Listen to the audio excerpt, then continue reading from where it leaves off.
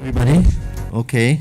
I think we are ready to start, and sorry for the a bit delay due to the success of the event. I mean, we are very large number of people attending, so very nice to have you here.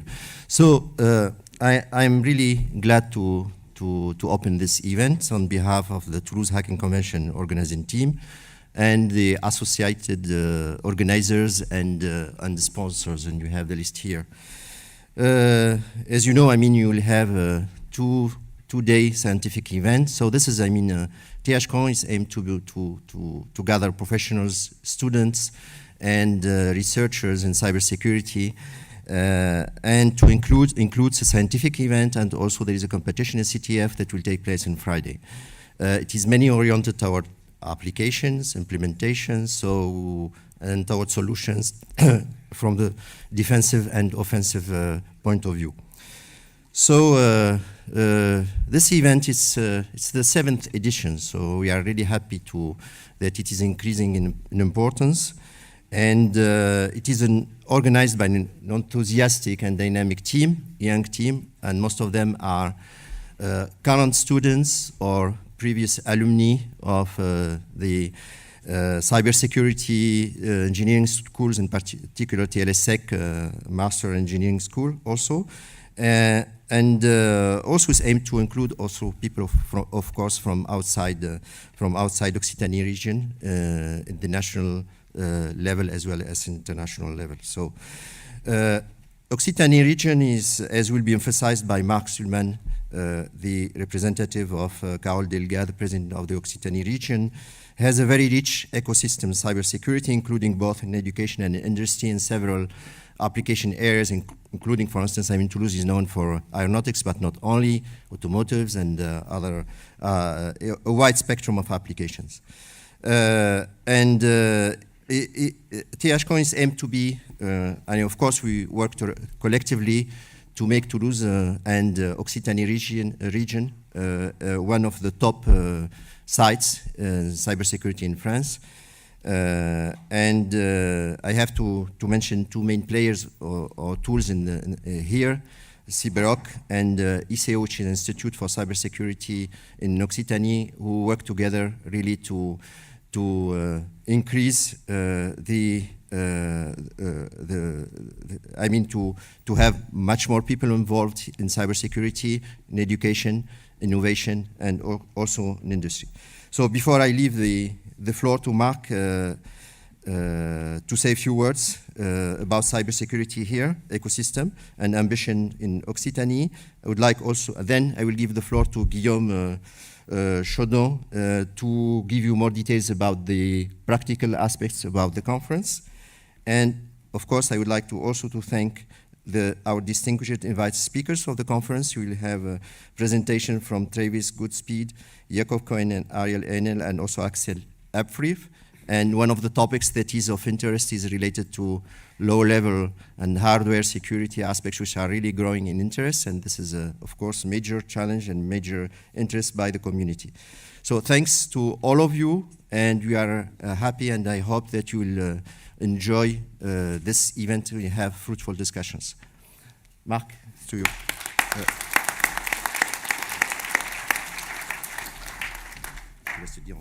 Ouais. Alors bonjour à tous. Avant tout, je vais m'exprimer en français parce que j'ai pas envie de finir comme un mème sur Reddit, donc avec mon accent anglais, donc vous m'en voudrez pas. Ce sont les informaticiens qui, depuis 80 ans, gagnent les guerres. Concrètement, Alan Turing a permis de gagner la Seconde Guerre mondiale. Von Neumann a permis de gagner la guerre froide. La prochaine guerre, on le sait, c'est la guerre qu'on est en train de mener aujourd'hui, qui est en train de se mener aujourd'hui sur ce qu'on appelle les réseaux, mais globalement, c'est la question de la cybersécurité. Et cette guerre-là, elle est hyper particulière parce que contrairement à ce qu'on connaissait de la guerre classique, eh bien concrètement, elle n'a pas de champ de bataille, elle n'a pas de soldats, elle n'a pas d'objectif clair. Et on n'a pas de doctrine. On ne sait pas pourquoi on nous fait la guerre, on ne sait pas qui nous fait la guerre, mais on sait qu'on nous fait la guerre. Et cette guerre-là, elle crée des enjeux. Et elle crée des enjeux pour une collectivité comme une région. La présidente de région, Carole Delga, répète souvent que la question de la cybersécurité, la question de l'avenir de la cybersécurité, ce n'est pas du tout la question de l'avenir de la filière de la cybersécurité, c'est la question de l'avenir de toutes les filières. Parce que, concrètement, quels sont les enjeux de la cybersécurité? Ce n'est pas uniquement d'avoir les meilleurs pentesters, d'avoir les meilleurs DNS, d'avoir les meilleurs firewalls. Les enjeux, ils sont simples, ils sont de 3 natures. Première nature, économique. On sait que 50% de nos entreprises seront touchées dans les 5 ans à venir. On sait que sur ces 50% s'en remettront pas. Traduction, si on n'a pas un haut niveau de robustesse en matière de cybersécurité, on a aujourd'hui 25% de nos entreprises qui sont déjà mortes et qui l'ignorent. Promenez-vous dans la rue, faites 4 magasins, supprimez-en un. C'est ça, la cybersécurité. Si vous êtes patron d'une entreprise, si vous travaillez dans une entreprise, toutes les 4 entreprises, vous pouvez en supprimer une. C'est ça l'enjeu en matière économique de la cybersécurité. Le deuxième enjeu, il est social. On l'a vu, on le sait, les ingénieurs du chaos, les manipulations électorales, ce sont des problématiques de cybersécurité. Et ce sont des problématiques qui, dans une démocratie, doivent nous inquiéter. Ça n'arrive pas qu'aux autres. Et en Paoli, celui qui a écrit Les ingénieurs du chaos et qu'aujourd'hui on connaît pour le mage du Kremlin, il a très clairement montré que finalement, ce sont des pirates informatiques qui s'étaient intéressés à la Hongrie, au Brexit, à l'élection de Donald Trump, qui ont permis après l'éclosion de certaines démocraties libérales qui sont contraires à nos valeurs. Donc, deuxième aspect de la cybersécurité qui est très important, c'est l'aspect social. Et enfin, le troisième aspect, et on le voit aujourd'hui à travers les questions d'IA, mais en fait, ce sont des questions de cybersécurité, c'est l'aspect géopolitique. On a clairement un axe de pays pas très sympathiques qui essayent de piller nos données, qui essayent de s'attaquer à nos cadres de vie, à nos services publics. Quand à la région Occitanie, on a décidé d'envoyer de l'aide humanitaire pour l'Ukraine, eh bien, on a eu une explosion des attaques sur nos serveurs. Alors, il y avait des attaques faites par des scripts qui disent pas très très graves, des tentatives de déni de service, mais on a eu des attaques beaucoup plus élaborées qui venaient de groupes para-étatiques. Et face à ça, la collectivité territoriale que je représente, la région Occitanie, sous l'influence de sa présidente, eh bien, on avait 2 possibilités très simples. Le déni, dire la cybersécurité, ce n'est pas un problème, ou c'est un problème de geek, ou c'est un problème finalement individuel de chaque entreprise, de chaque association, de chaque collectivité territoriale, ou bien d'essayer de répondre. Et répondre, ce n'est pas répondre en disant on va tout faire et on va tout faire mieux que les autres, ce n'est pas le sujet. C'est répondre de façon humble et de façon mesurée et proportionnée. C'est pour ça que la région Occitanie, à travers un certain nombre d'actions, et je ne vais pas toutes vous les présenter parce que sinon il me faudrait 2 heures et pas 5 minutes, mais à travers un certain nombre d'actions, on a essayé d'apporter de nouvelles réponses à ces anciens défis. Par exemple, au travers de ce qu'on a appelé le contrat de filière. Le contrat de filière, c'est qu'on a demandé aux entreprises, aux clusters et aux universités et à l'ensemble des opérateurs sur la question du numérique, sur la question de la cybersécurité, de s'organiser, de montrer que finalement, parfois, la bonne solution ou la brique manquante, elle n'est pas de l'autre côté de l'Atlantique ou à Bangalore, elle est de l'autre côté de la rue ou elle est au Sicoval. Deuxième chose, on a créé et développé CyberRock. CyberRock, c'est le premier centre de réponse à incidents public. Il est ouvert, le centre de réponse à incidents est ouvert depuis 1 mois et demi. C'est le 0871 13 13. Et c'est une vraie fierté, CyberRock. C'est une vraie fierté, et ce centre de réponse à incidents, c'est une vraie fierté, parce que finalement, on va permettre aux TPE-PME, celles qui n'ont pas les moyens d'avoir une cybersécurité élevée, qui n'ont pas parfois même l'appétence pour ça, la culture pour ça, ou même l'idée qu'elles sont des cibles, eh bien d'avoir un centre de réponse à incidents. Et ce n'est pas un centre de réponse à incidents où la collectivité va faire à la place des entreprises, va faire à la place des experts, mais c'est un centre à réponse à incidents où la collectivité va accompagner en présentant des listes d'experts locaux, en présentant des entreprises locales aux entreprises victimes d'attaques en matière de cybersécurité. Autre élément, on a mis en place ce qu'on a appelé des défis clés, c'est-à-dire des accompagnements financiers sur les questions de cybersécurité. Tout ça pour vous dire que finalement, la prétention de la région, c'est d'être la commande sudo des collectivités territoriales en matière de cybersécurité. Notre prétention, ce n'est pas de faire à la place d'eux, c'est d'accompagner au mieux. Parce que, et l'ICO en est le meilleur exemple, et tous les universitaires qui sont présents, tous les élèves dans les écoles d'ingénieurs qui sont présents en sont aussi le meilleur exemple, la cybersécurité, elle a évolué. C'est plus Kevin Mitnick, seul dans le garage de ses parents, qui pirate IT. Aujourd'hui, de façon très concrète, on a des sociétés criminelles qui ont des moyens qui nous feraient rougir. On a des groupes de pirates para-étatiques qui ont des moyens qui nous feraient rougir. C'est plus Néo seul dans sa chambre, c'est Metacortex qui a rejoint l'agence Smith et qui développe des systèmes de piratage informatique. Et face à ça, la région, on accompagne et on essaye d'accompagner au mieux l'ensemble des initiatives. Alors je vois le temps passer, donc je vais en venir à ma conclusion. Et il y a en 98 ou 99, Linus Torvald, je ne sais pas si vous savez qui est Linus Torvald, mais je pense que si, donc l'inventeur du noyau Linux, avait écrit sa biographie. Bon, c'est terriblement arrogant puisqu'il devait avoir 40-45 ans, mais il avait publié un livre qui s'appelait « Ma vie », où il racontait comment il avait créé le noyau Linux, comment il s'était enfermé chez lui pendant des mois pour dériver Unix et créer son noyau Linux. Et dans ses mémoires, il dit quelque chose d'assez intéressant. Il dit finalement qu'on a une invention, la première utilisation d'une invention, c'est la guerre. La deuxième invention, c'est le prestige social. Et la troisième invention, c'est l'amusement. La troisième fonction d'une invention, c'est l'amusement. Et si j'applique la grille de lecture de Linus Torvald à la cybersécurité, on retrouve exactement ça. Parce que concrètement, au début, la cybersécurité, les questions de cybersécurité, les attaques, on est aujourd'hui dans la question de la guerre. Quand on connaît la question de la pénurie de main-d'œuvre et les salaires auxquels les ingénieurs spécialistes en cybersécurité ou les élèves ingénieurs pourront prétendre dans les années à venir, on est clairement aujourd'hui dans cette transformation où la cybersécurité devient une question de prestige social. Et je ne sais pas s'il y a des lycéens parmi vous, mais ou des personnes en reprise de formation, d'études, mais aller vers la cybersécurité, c'est clairement l'endroit qui recrute le plus et qui recrutera le plus dans les prochaines années. Et donc la cybersécurité, c'est aussi aujourd'hui une question de prestige social. Et la bonne nouvelle, et j'en terminerai par là, et pour présenter la conférence de demain sur le Capture the Flag, c'est que finalement, on est aussi en cybersécurité, comme Linus Torvald le disait, on est peut-être au début de la troisième étape. La troisième étape, ça sera quand la cybersécurité deviendra un amusement. Je vous remercie.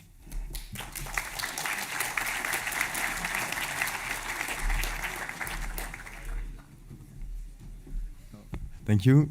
We will switch in English. So I would like to speak about some practical details on the conference and so on. So this year has come with some news, such as the pre-challenge, which maybe you saw on the website. There was some participant who successfully completed, so congratulations. There will be a write-up session by Benoit and Fabien this evening, so stay tuned. There will be also some rumps, so if you are interested to submit a 5-minute rump, come to us and we will say it's okay. And also concerning the CTF, which will take place this Saturday, from 9 p.m. and a half to 6 p.m. and a half, 9 a.m. and yeah.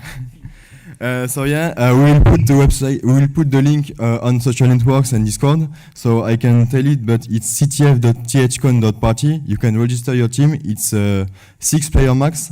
So yeah, we'll put more details and information in the day. So stay tuned. And we are really happy to see you today. You are a lot, so this is really grateful. We worked really hard on the event, so I would like to thank our staff and all the volunteers, our speakers, our sponsors, our partners, and so on. We hope that we'll enjoy the event and spend a good day with us. Thank you.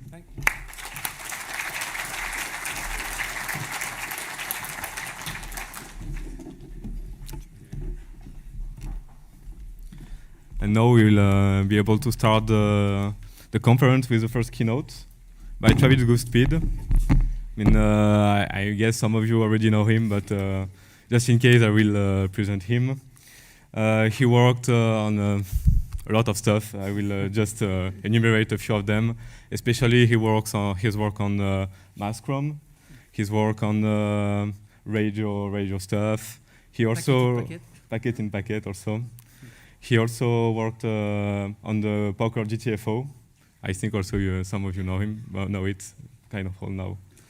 And yeah, I will let you do your speak. Thank you very much for being there, and I hope you will enjoy the conference. Thank you very much. Yeah. Thank you.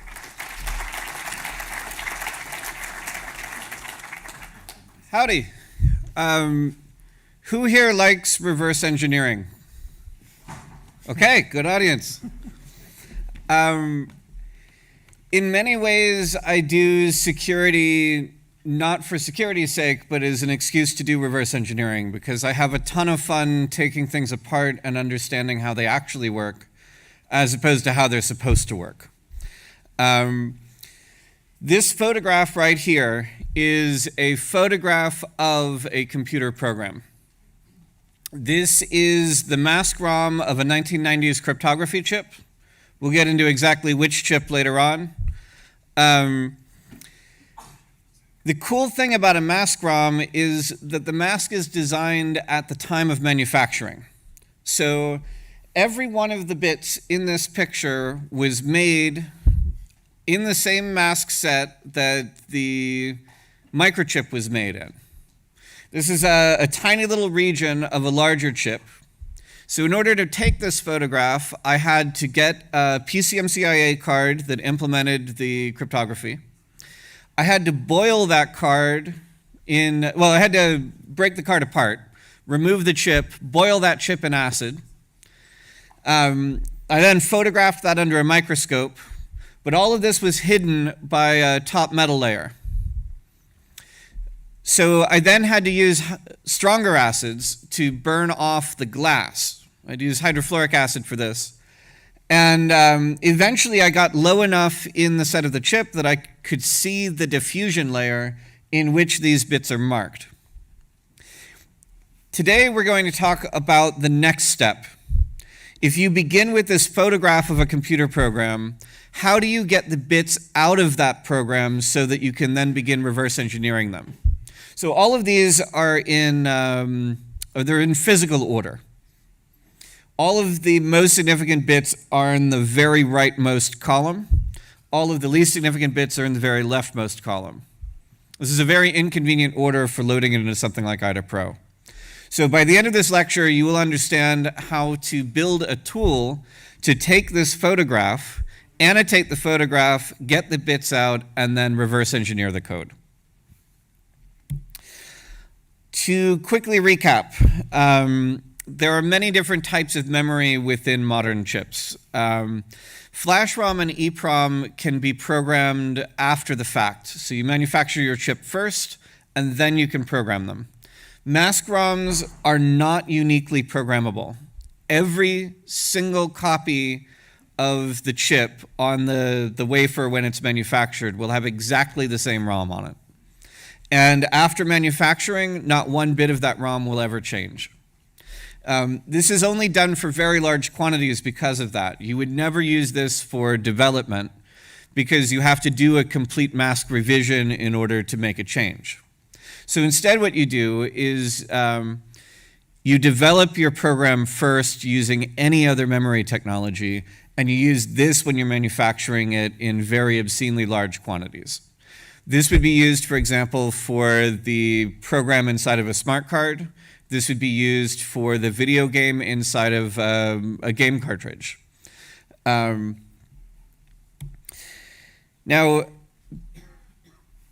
these ROMs, like anything else, they can contain different types of information. You can either put code here or you can put data here. Sometimes these are used for lookup tables. So when you open up a chip and you find a ROM in it, you might be finding the microcode ROM that implements the CPU instruction set, which is not the code that you necessarily want to read out. And there are plenty of cool targets for reverse engineering here. Video games use this. Do any of you remember when you would buy a cheap handheld video game and it would contain like an LCD screen and one game would be built into it? And you know, you could buy these at the store for like €10 or something. And these would be done as cheap games for children. Like when I grew up, we couldn't afford the expensive video games, so we would get these instead. Those have no cartridges to them. They have no external memory bus. If you want to read the code out of those games, mask ROM recovery is the way to do it. This is also used for copy protection in video games. So the Nintendo NES, the Super Nintendo, the Famicom, all of these devices have a lockout chip in them. And the lockout chip is designed to generate like a protection sequence. So this was done for revenue enforcement by Nintendo. If you wanted to make a Nintendo game, you could certainly program your own. You can write it by hand, you can flash that into a memory chip and put that memory chip in a cartridge. But there is a second chip that must be there for copy protection. And while you can steal that chip from any Nintendo game, you could not buy them in bulk except from Nintendo and except when having a license agreement with Nintendo. And this did not eliminate, but it greatly reduced the number of third-party cartridges that were available without licensing for the Nintendo. And for today's example, it's a great choice for cryptography. You can make a smart card or, in this case, a PCMCIA card. You can write the cryptography software into it, and then the code itself is not necessarily available externally. Here's another mask ROM, slightly less dense, so maybe it's easier for you to see the bits. We're going to look at just the right side of this. You'll notice that there are these pairs of rows. And in these pairs of rows, let's zoom in a little more. In these pairs of rows, there's a little blue spot or there's not a little blue spot. And the little blue spot is a 1, and if there's no little blue spot, that's a 0. Basically, the mask here is either creating a transistor or it's not creating a transistor. And these transistors are forming an array of AND gates. So you're taking the bitwise AND of the row selector and the column, and if there is a transistor there, they get connected and a 1 goes out. And if there's no transistor, they do not get connected and a 0 goes out. The software that I've written is designed to take this photograph and annotate all of the bits in it visually. I give the software lines to represent the rows and the columns, and then wherever my row and column intersect, visually, I sample a bit in the same way that the original circuitry would have sampled that bit electrically.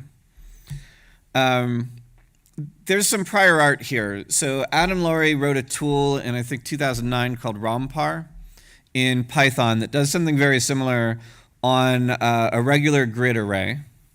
Bitracked by Chris Gerlinski works the same way, written a little bit earlier and published more recently. This is the first half of the problem, and the half that I'll be speaking about today.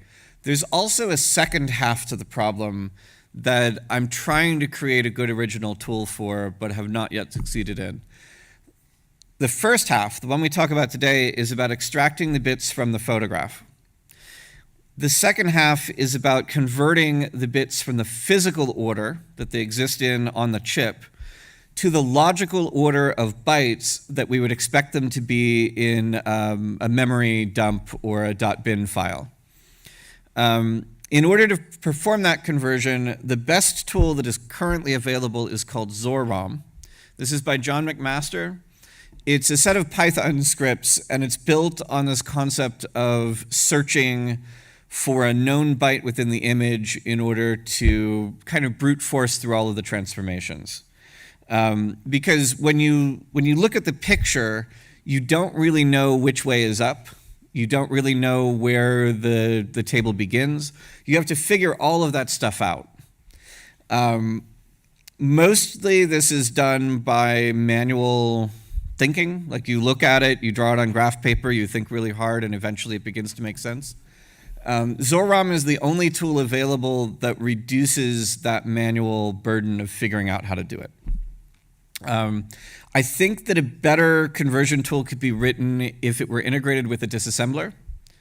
For example, in a CISC assembly language, you should rarely find meaningful instruction opcodes within immediate values of instructions, but if you scramble all of the bytes of a program, you will find a lot of them. First, we need the photographs. So we're going to do a quick little sidebar into the chemistry, and I'm going to show you how I take apart a chip in my lab in order to make these photographs. The first step is I'm going to use nitric acid. 65% is enough.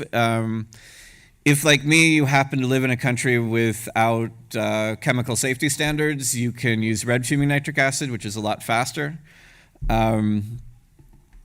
You can delayer the chips with hydrofluoric acid, but be careful with that because it will dissolve your bones. I'm not joking there. And if you show up with hydrofluoric acid exposure to a hospital and you look perfectly fine and you say, shit, I spilled some hydrofluoric acid, my bones are going to rot, they're going to put you in the psych ward and you're going to be a mental patient until your bones rot, and that'll be embarrassing for both of you. So never spill that stuff. And then the final step, sometimes these bits are not visible because they're encoded as the difference between P silicon and N silicon, which are the same color.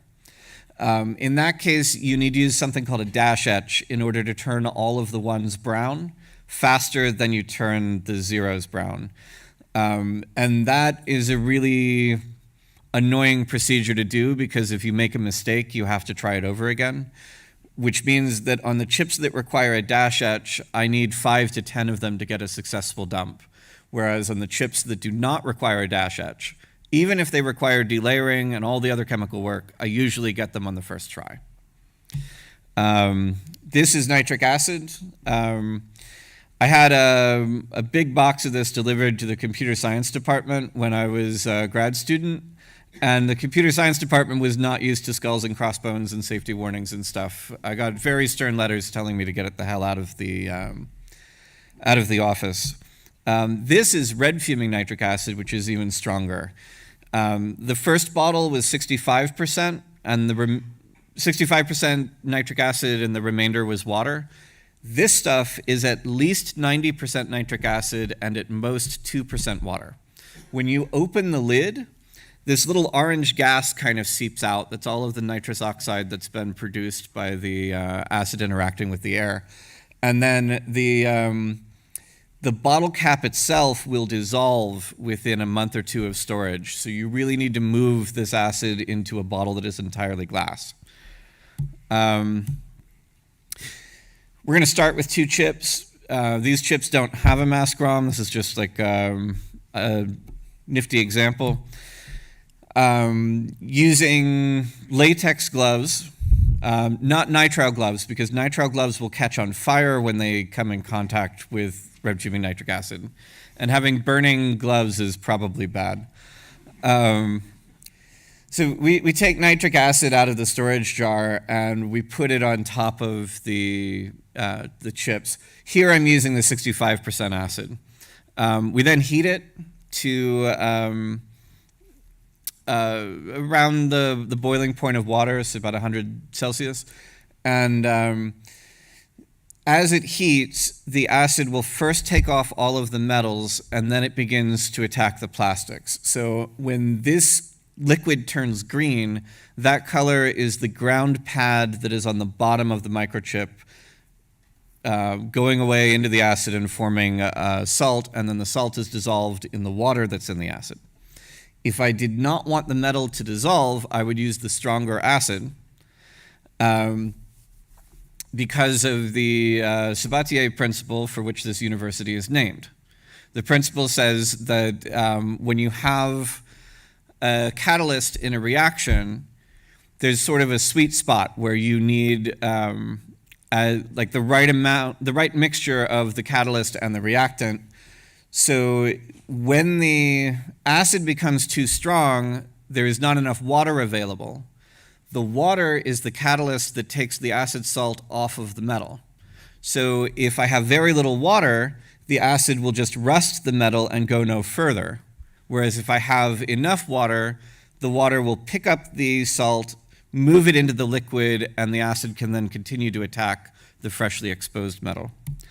At the end, the plastic that surrounds the chip and the metal bonding pad will both go away into the acid. They sort of crumble into a dust.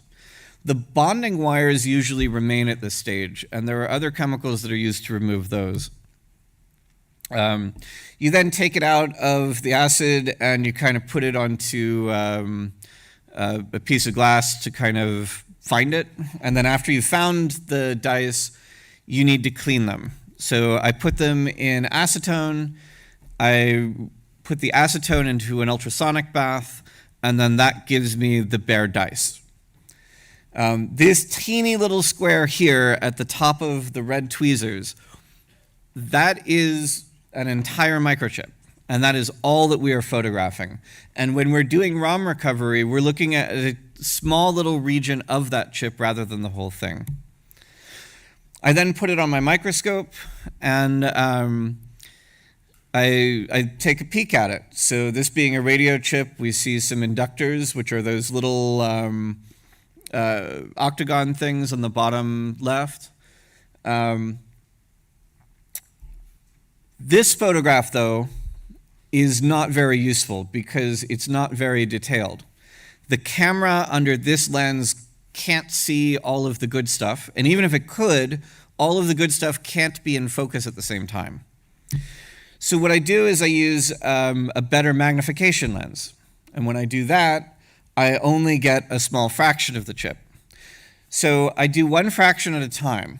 I'll grab the upper left corner, and then I'll move a little bit to the right, and then I move to the right corner. Another way to think of this is that I've got the left side, I've got the middle side, and I've got the right side. And if I go through these, you see how they kind of line up with each other. Well, computer software can then combine them, and it can take all of my photographs and give me a complete photograph in far better resolution than my camera and optics would allow, by sort of artificially merging all of these temporary ones. I use a program called Huggin for that. It's part of Panatools. There's also commercial software and other open source software for this. And then at the end, I get a giant high-resolution photograph of my chip with all the details intact. The next step is delayering. So nitric acid or sulfuric acid will get you to the top metal layer of your chip, but and sometimes you can see the bits there. Like if you take a Nintendo Game Boy and you take its chip apart, the ROM in the Game Boy, the boot ROM, the one that shows the Nintendo logo coming down the screen, that ROM is visible from the surface because it's encoded in the via layer. But most of them are lower, so you're going to need to remove layers from the top of the chip.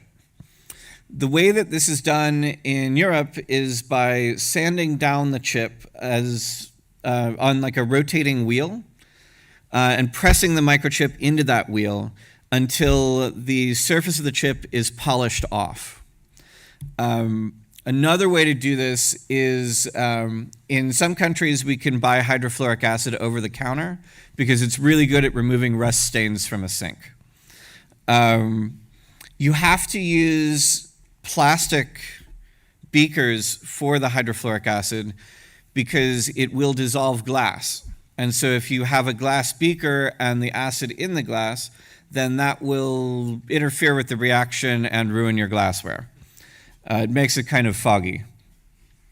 I was talking to a fellow in Paris who had done paleontology research abroad, and he visited a lab in which they were using hydrofluoric acid without a working fume hood. And when they did this, the hydrofluoric acid reached the windows of the room. So all of the windows in this room were fogged up permanently from the acid etching them. Do not work in a lab like that. This is the surface of a chip. I think this is the RF430 tag from a medical sensor that Axel April and I reverse engineered a few years back.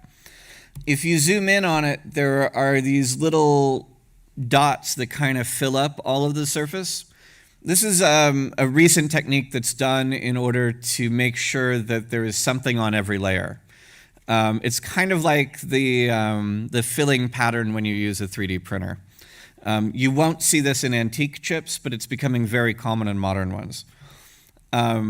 So this is the surface of my chip with all of that intact, and there are many different regions of this chip that you can kind of see, but not really. And as we burn off the top layer with the hydrofluoric acid, all sorts of different regions and organs become available. Like you can see that there are these like rectangles and seas of gates and stuff. And when you zoom in, you begin to recognize that certain ones are memories or certain ones are just logic. So at this point, we can now take apart the chip and we can see the bits, but we need to get them out. So in my software, which by the way is freely available, I'm not wasting your time with a sales pitch here. We have row and column lines. So we're going to draw a line horizontally with a bit of a tilt to it because our pictures will not be perfect. And we'll do the same thing vertically, also with a bit of a tilt to it.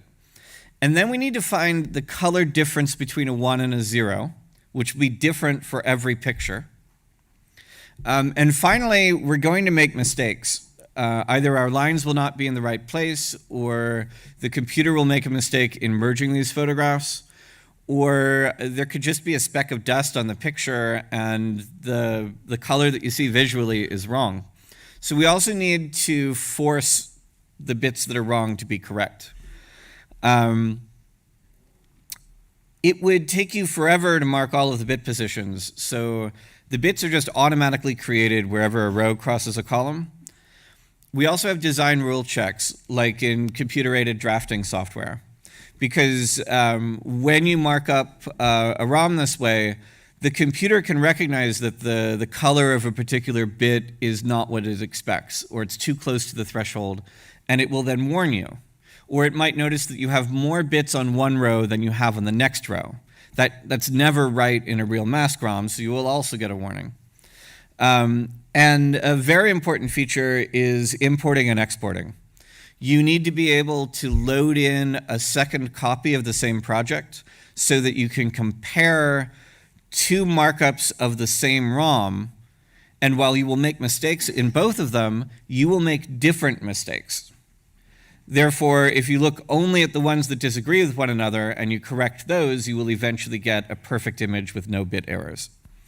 And then finally, you need to export it. You need to be able to dump this out into a .bin file or maybe some JSON for other parsing. Some people are mad and do reverse engineering in MATLAB or Microsoft Excel. So I also support comma-separated values. This is a doorbell microchip. In the 1970s, they got the great idea that in the future, we're all going to have computerized doorbells. And when you push the doorbell, it's going to play music instead of just dinging. And this particular music is Für Elise by Beethoven. So imagine that, we're all information pirates here, right? So imagine that we want to pirate a copy of Für Elise. We want to rip out this music and make our own counterfeit doorbells. If you look at it here, you can see that there's this like checkerboard pattern. And within the checkerboard pattern, Some blocks are kind of bigger than others. Like the little brown spots are sometimes taller than they are elsewhere. If we go in really close, you can see that these are all ones, by the way. There are no zeros in this region. If we go in really close, you can see that the squares themselves have these little black borders to them. This is where one layer interacts with another, and it's because this chip is so old. If we zoom out a little so that we can see both ones and zeros, we can draw these horizontal lines, and these horizontal lines will cross all of the bits. We then want vertical lines, but we don't want vertical lines in the center of the bit. We want the vertical lines to be where the color difference is greatest. And this happens here on the left side of each bit. Now, you'll notice that the 4 bits that we've marked so far are all blue. This is because we've not yet told the software what the difference is between a 0 and a 1. We can mark up all of the bits this way. And then my software gives us a histogram of the color channels. This camera is running in 8 bits per channel, and the channels, the primary colors are red, green, and blue. In the future, there will be fancier cameras, and maybe we will have more primary colors, but as software doesn't support that very well yet, we're sticking with the traditional 3.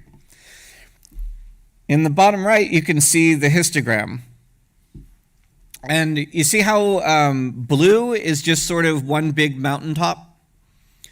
That's because there's no real difference in blue between a 1 and a 0. You don't see a large color difference in every channel. Green, however, does have a gap, and red has an even bigger gap.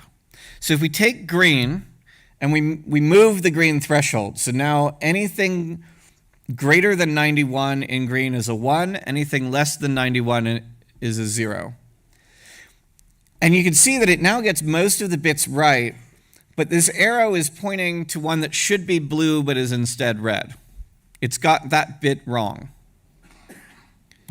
And there are others. So instead of using green for 91, if we do 124 for red, see this vertical red line instead of the vertical green line? Then all of those wrong bits get corrected, and we now have all of the bits correct. The next step is that we need to run design rule checks. We need to ask the software, like, hey, everything looks good to me at a glance, but there are lots of bits here.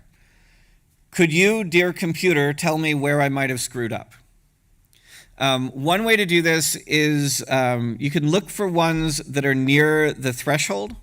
So even though I've told it that 124 is the threshold, any bit that is exactly that color is too close to be sure about. So anything that is too close to that threshold, I throw a warning about. You might also give a warning for an inconsistent row count, or when I draw these rows, I do it by hitting the spacebar and moving my mouse. If I hit the spacebar twice, I might drop 2 rows very close to each other, which would make a lot of bits that overlap with each other. So wherever bits overlap, I screwed up somehow, and that needs to be corrected. The software does this by giving me a list of my warnings, and whenever I click on one, I can jump to that position. So this yellow square around that blue tells me that it thinks that that blue bit might be wrong. And sure enough, that ought to be red. Here's another one. This one is correctly marked. So it's unsure about this, but this blue one should be blue. There is no bit there.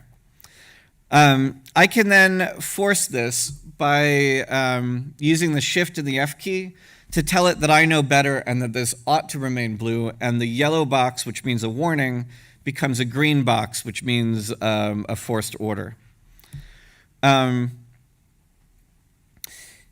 As you scale this out, you then get all of the bits marked. So now the computer knows where they are, but we still need to do something useful with it. So I export it, and I have all of these different exports, and I'm adding new ones regularly. So the ones before the break, those are useful ones for the reverse engineer to use. I might export ASCII text of just the bits. I might export a CSV file for MATLAB or for Microsoft Excel.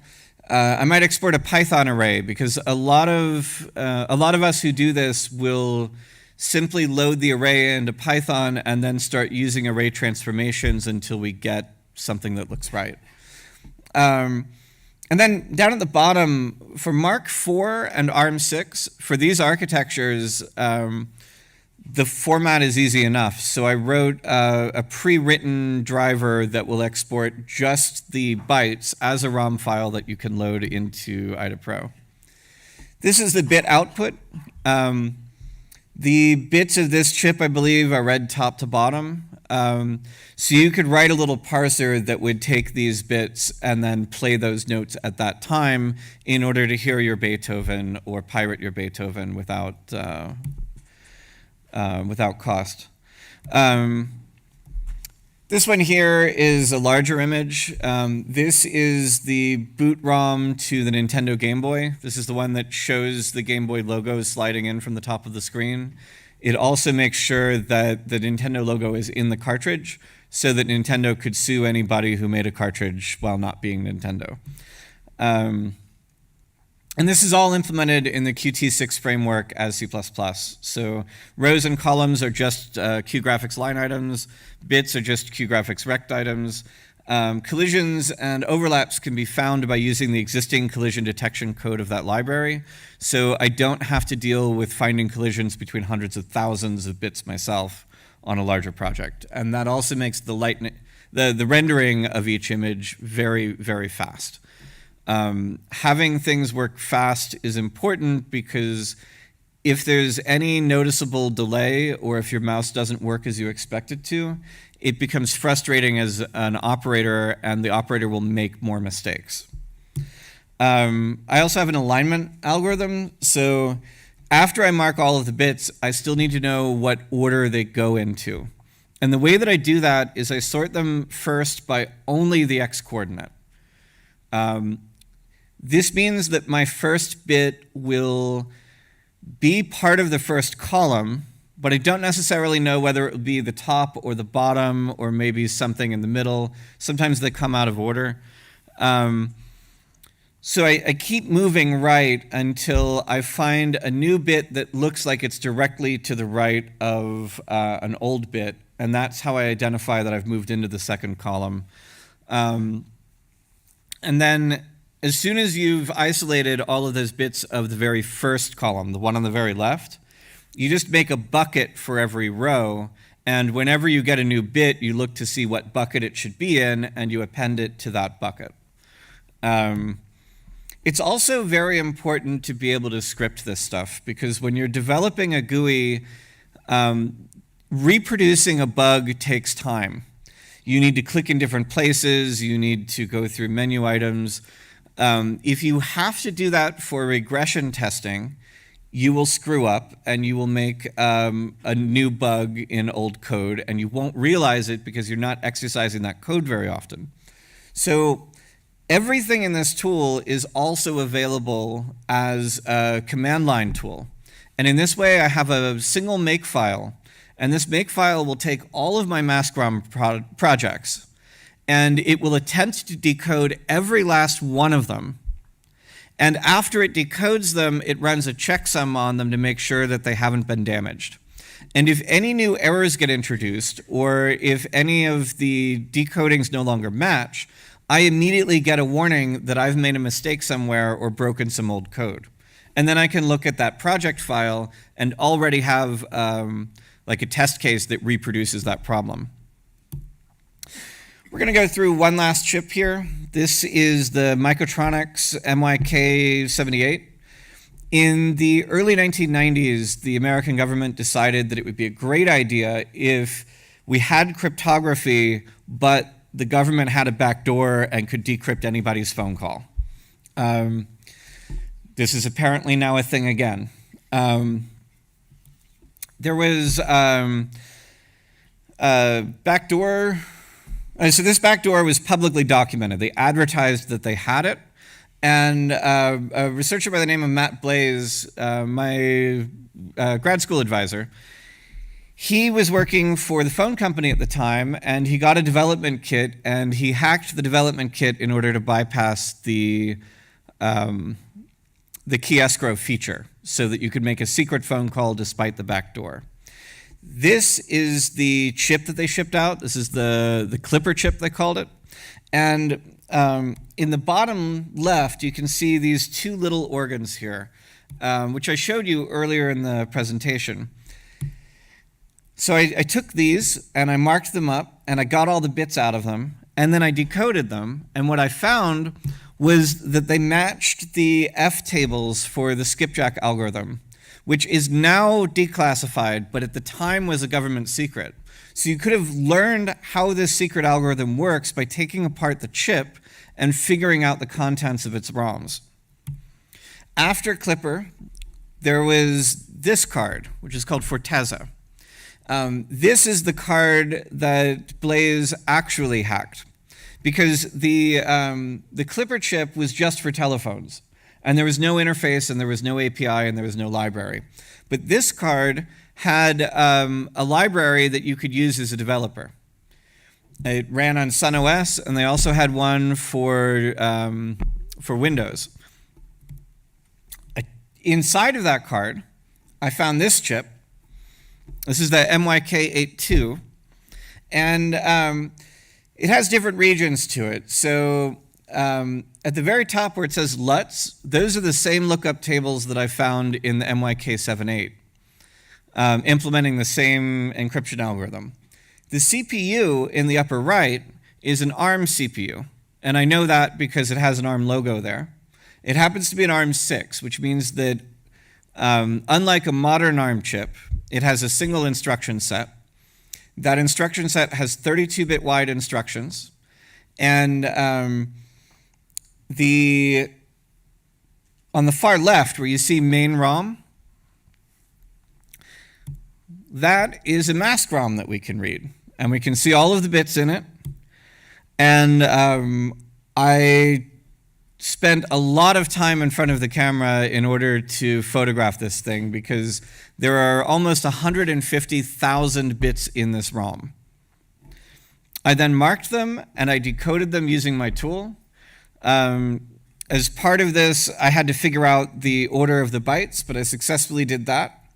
I'm going to bounce back to the picture for a bit. Do you see how every one of these words begins with an E? The very first one is EA00069B and so on. All of them begin with an E. And then if I jump back a bit, do you see how in the right two columns, the one on the very far right is entirely dark? There are some exceptions. Not all the bits are dark, but the vast majority are dark. And you see how the one just to the left of that is dark on the right side, and it's kind of light on the left side? If we read this from right to left, we see that this is an E. This is 1110. And seeing it in almost every row, well, we also see it in the code in every row. And that's because in full width 32-bit ARM instructions, an E means that the instruction will always be executed unconditionally. It's a way that you can recognize ARM code that it always begins with an E. Not always, but almost always. And so that was the tell that allowed me to know what order the bits were in the ROM. This is the code that does the decoding. This little snippet of Python is all that you need in order to convert all of those bits from their physical order to the logical order. And then at the end, I have my ROM image, and I can run that through tools like binwalk in order to make sure that I've got an accurate image. And finally, I can load it in IDAPRO and Ghidra, and I can reverse engineer it and figure out how a secret cryptography chip from the 90s was made. And I just love this sequence of being able to take a physical thing, a microchip that is supposed to be set in stone. I mean, it literally is a black box covered in black epoxy. And with a home laboratory and a little bit of equipment and a little bit of cleverness, we can reverse engineer that to the code itself, and then it all becomes a software problem. And for you to reverse engineer this software is no more difficult than any other software you've ever reverse engineered. The hardware part is new and it's exciting and it's tricky, but it's not magic. And the end result of it is turning a reverse engineering problem from a black box into the same old software.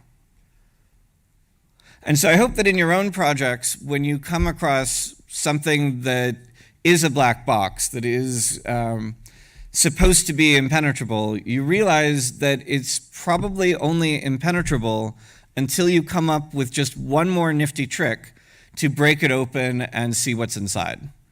And as reverse engineers, seeing what's inside is what we do. If you would like to play around with this tool, it is available at maskromtool.com.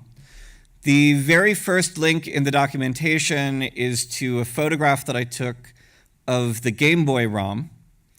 And it's a tutorial where you begin with that photograph and you end with the exact same bits and bytes of that ROM as you find within an emulator, like the MAME collection. So thank you kindly for your time and attention. I need to ask this. I believe, do we have time for questions? Yes. All right. Yeah. Thank you very much.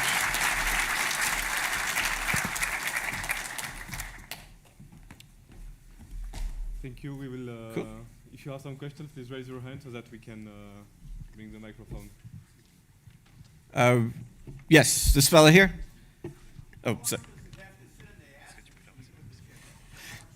So I'll repeat the question. This fellow asks, how long does it have to sit in the acid? How much time do I have to spend on it? That varies widely by the type of packaging. So in the modern day, we try to make the packaging as small as possible because that makes our electronics as small as possible.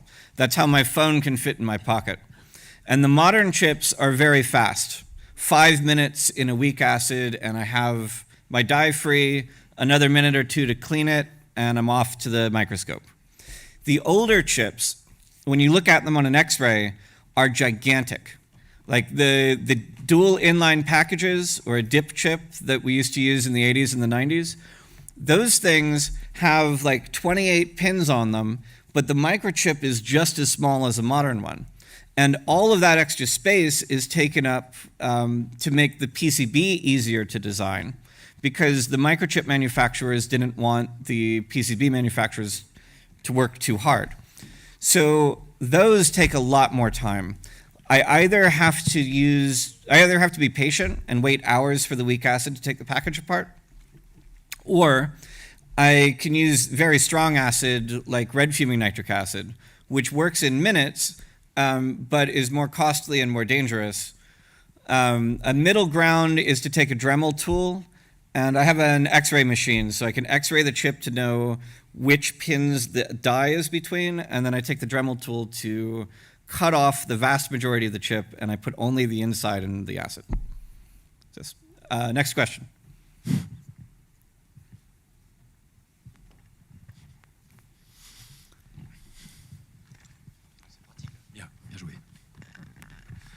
Thank you for the presentation.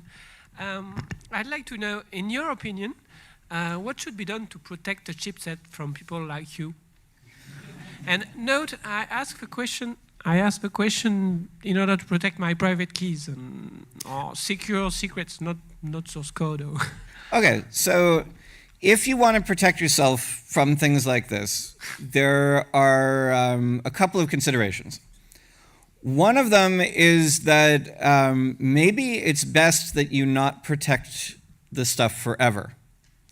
This cryptography chip that I'm taking apart, they all stopped working in 2001. All of their batteries died. None of these are functional anymore. So from the perspective of the designers, if I'm the first person to get the ROM out of this chip, they succeeded. It was not reverse engineered while the chip still mattered. For video games, this sort of reverse engineering is the only way that we have preserved copies of some antique games. There are many arcade games that you can only play today in emulators because this technology was used to take them apart. There are also arcade games that you will never be able to play because the very last one has a dead clock battery, and the battery-backed SRAM that held the game is gone, and there is nothing that anyone or any god on earth could possibly do to get it back. As far as your keys go, because certainly I agree that you have every right in the world to keep your keys private, this technology, this sort of an invasive attack, it is useful for the first attack against a chip. It is useful for me to get the ROM out to try and find a software bug. It is very difficult to scale this attack or other invasive attacks like it to target very many individual chips. So while this will get me a copy of the read-only memory out of a chip, it will not get me the keys that are unique to that chip. And the other invasive hardware attacks that will get me the keys unique to that chip will not get me the keys to the next 100 chips cheaply. So when these are being used by attackers against things like satellite TV receivers, the invasive attacks, the expensive ones, the ones that require a chemistry lab and needles and that sort of stuff, they're only used for the foothold situation. They're only used to get the initial firmware dump. They're only used to learn more about the target so that the cheaply reproducible attacks, like software memory corruption or voltage glitching, can be written. This is a bit of a long-winded answer, but I hope that answers your question. There are different things that we're trying to protect, and what this is good about getting out is a design rather than individual keys. Yes? Thank you, Travis. I'm sorry we are late, so this is the last question. Thanks again. Thank you. Thank you. I think you will be here during the break. And I'll be around the whole conference. Feel free to grab me in the halls if you have further questions. That's okay, during the break. Okay, that's good. Next speaker, please.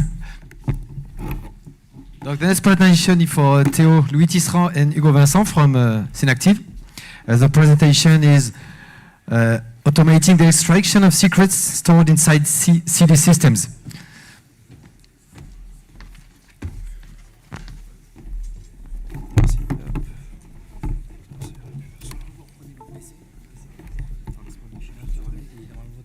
Si vous voulez, il y a ça pour contrôler directement, pour éviter d'être sur l'ordi.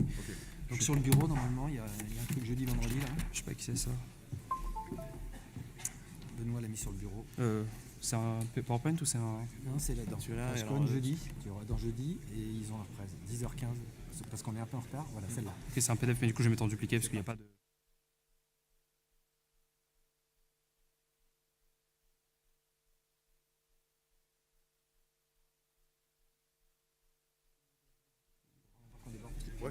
C'est long, vous avez... nickel. Mais arrêtez, essayez d'arrêter au pire à 35. Mais 5 minutes de questions. Ok, ça marche. Ouais. Okay. Si tout va bien, ça fonctionne, mais je peux pas le faire. Bon, ça marche avec PowerPoint, je sais pas avec les PDF. Ok.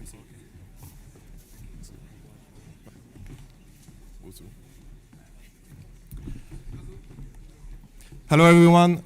Today we will present with Hugo some techniques that we use during our red team assessment to loot secrets that were stored inside CI/CD systems.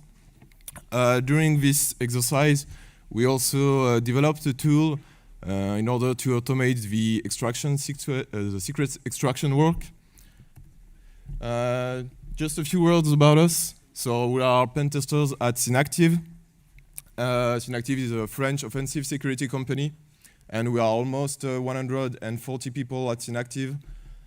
So we mostly do pen testing, reverse engineering, secure development, digital forensic, and also incident response And we have offices at 4 locations for now. So we are in Paris, Rennes, Toulouse, Lyon, and soon at Lille.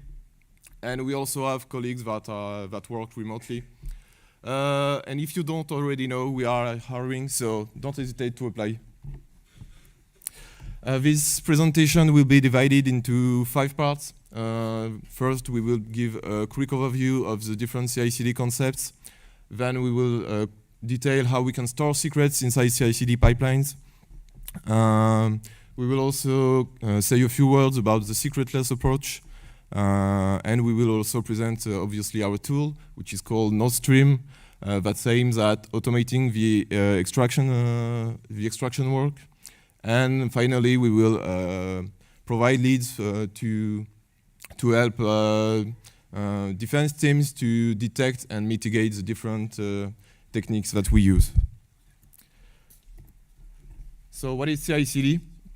It is part of the DevOps culture, and it aims at improving software delivery throughout the entire development lifecycle.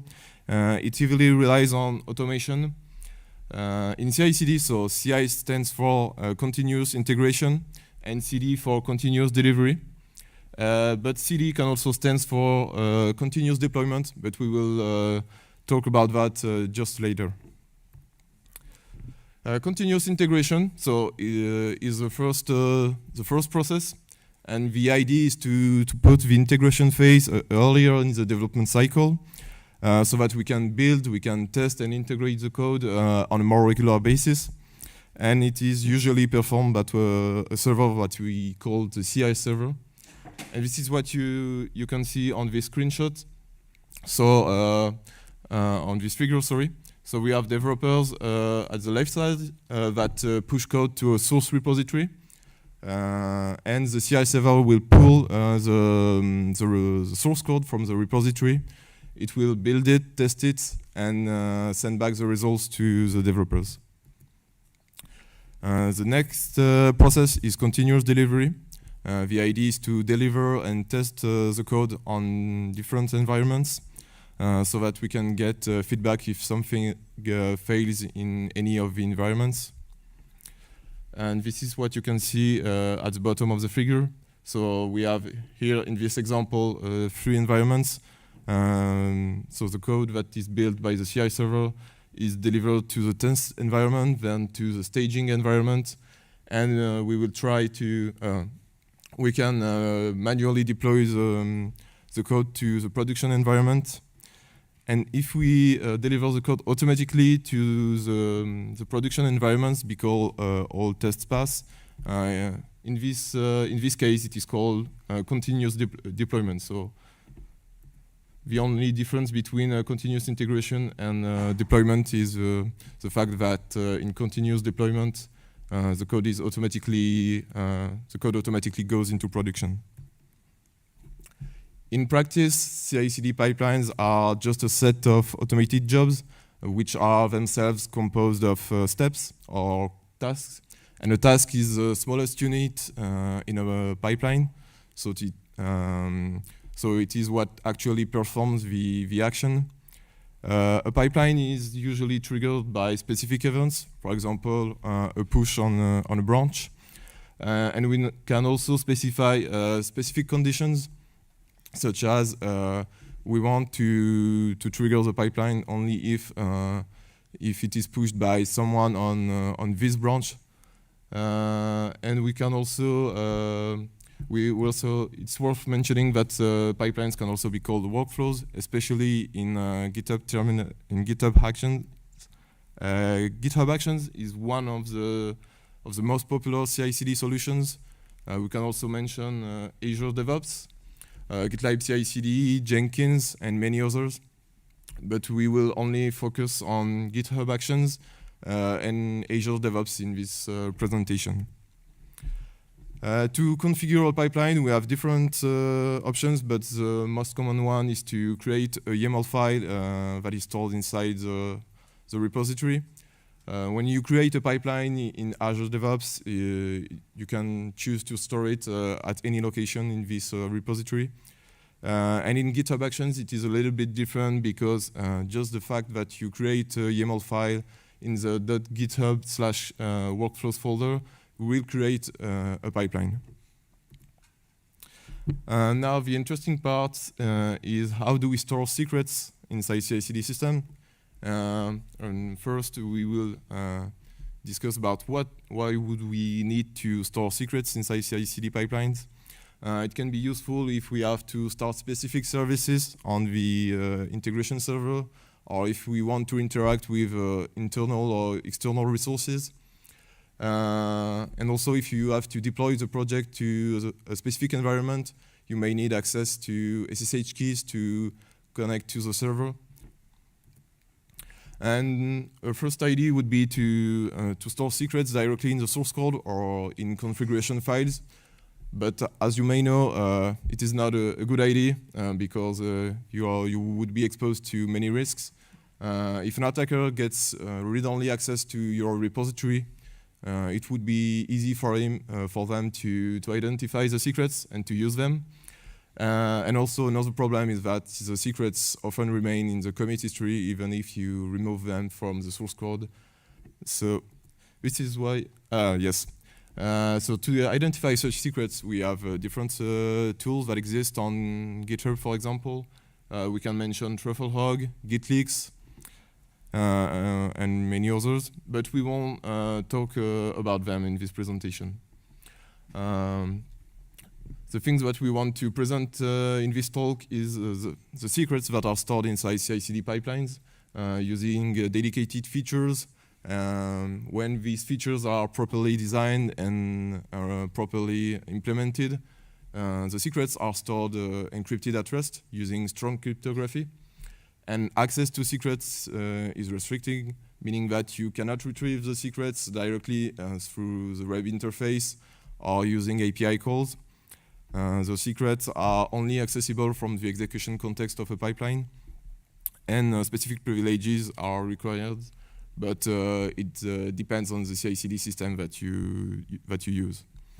For example, in Azure Pipelines, which is part of Azure DevOps, the secrets are stored at the project level in different resources. So you have basically three options that are variable groups, secure files, and service connections. A variable group is just a list of name-value pairs that are called variables. And when you create a variable, you can choose, you can decide if the value is public or secret. As you can see is in this screenshot. So you have two variables. The first one, called not secret, is obviously not secret. And the second one, secret, cannot be retrieved in plain text in the web interface. We can also use secure files that can store any text or binary file, such as SSH keys, and it is always considered as a secret. You can also create them and list them in the web interface or in Azure DevOps, but you won't be able to download them directly through this web interface. And lastly, we have service connections. A service connection just holds credentials for an identity to a remote service. For example, we can have a service connection that is associated with an Azure Service Principal. And an Azure Service Principal may give access to other secrets. For example, you could use this service connection to access secrets that are stored in Azure Key Vaults. But you have a lot of options to create. When you create service connections, for example, you could create a service connection between Azure DevOps and GitHub. And to use the secrets in Azure pipelines, you will need the permissions to use them. So the first one is the permission to push code and to create pipeline. Usually, you have this permission when you are a member of the contributors group in Azure DevOps. And if you want to actually use the secrets, such as variable groups or secure files or service connections, you have to have the user role on those resources. Or if you already have access to an authorized pipeline, so a pipeline that is authorized to use the secrets, And if you also have the edit build pipeline permission, so you will be able to use the secrets on this pipeline. And if you don't have specific privileges, you will only be able to use secrets that you created.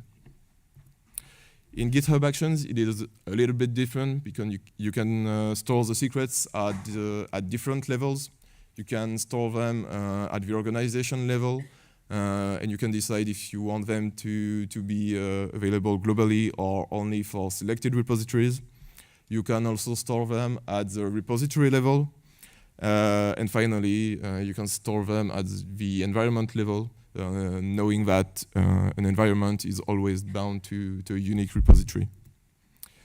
And to use the secrets in GitHub Actions, you will also need permissions. For an organization repository, you will need the right role. For a personal repository, you will need the collaborator permissions. And if you authenticate to GitHub, not using a login password, but using personal access tokens, you will need the repo and workflow scopes on this token to be able to push the code and create the pipeline. And as you go, we'll present at the end of this talk. We can use some hardening settings to have a more fine-grained access control on the different resources that give access to secrets.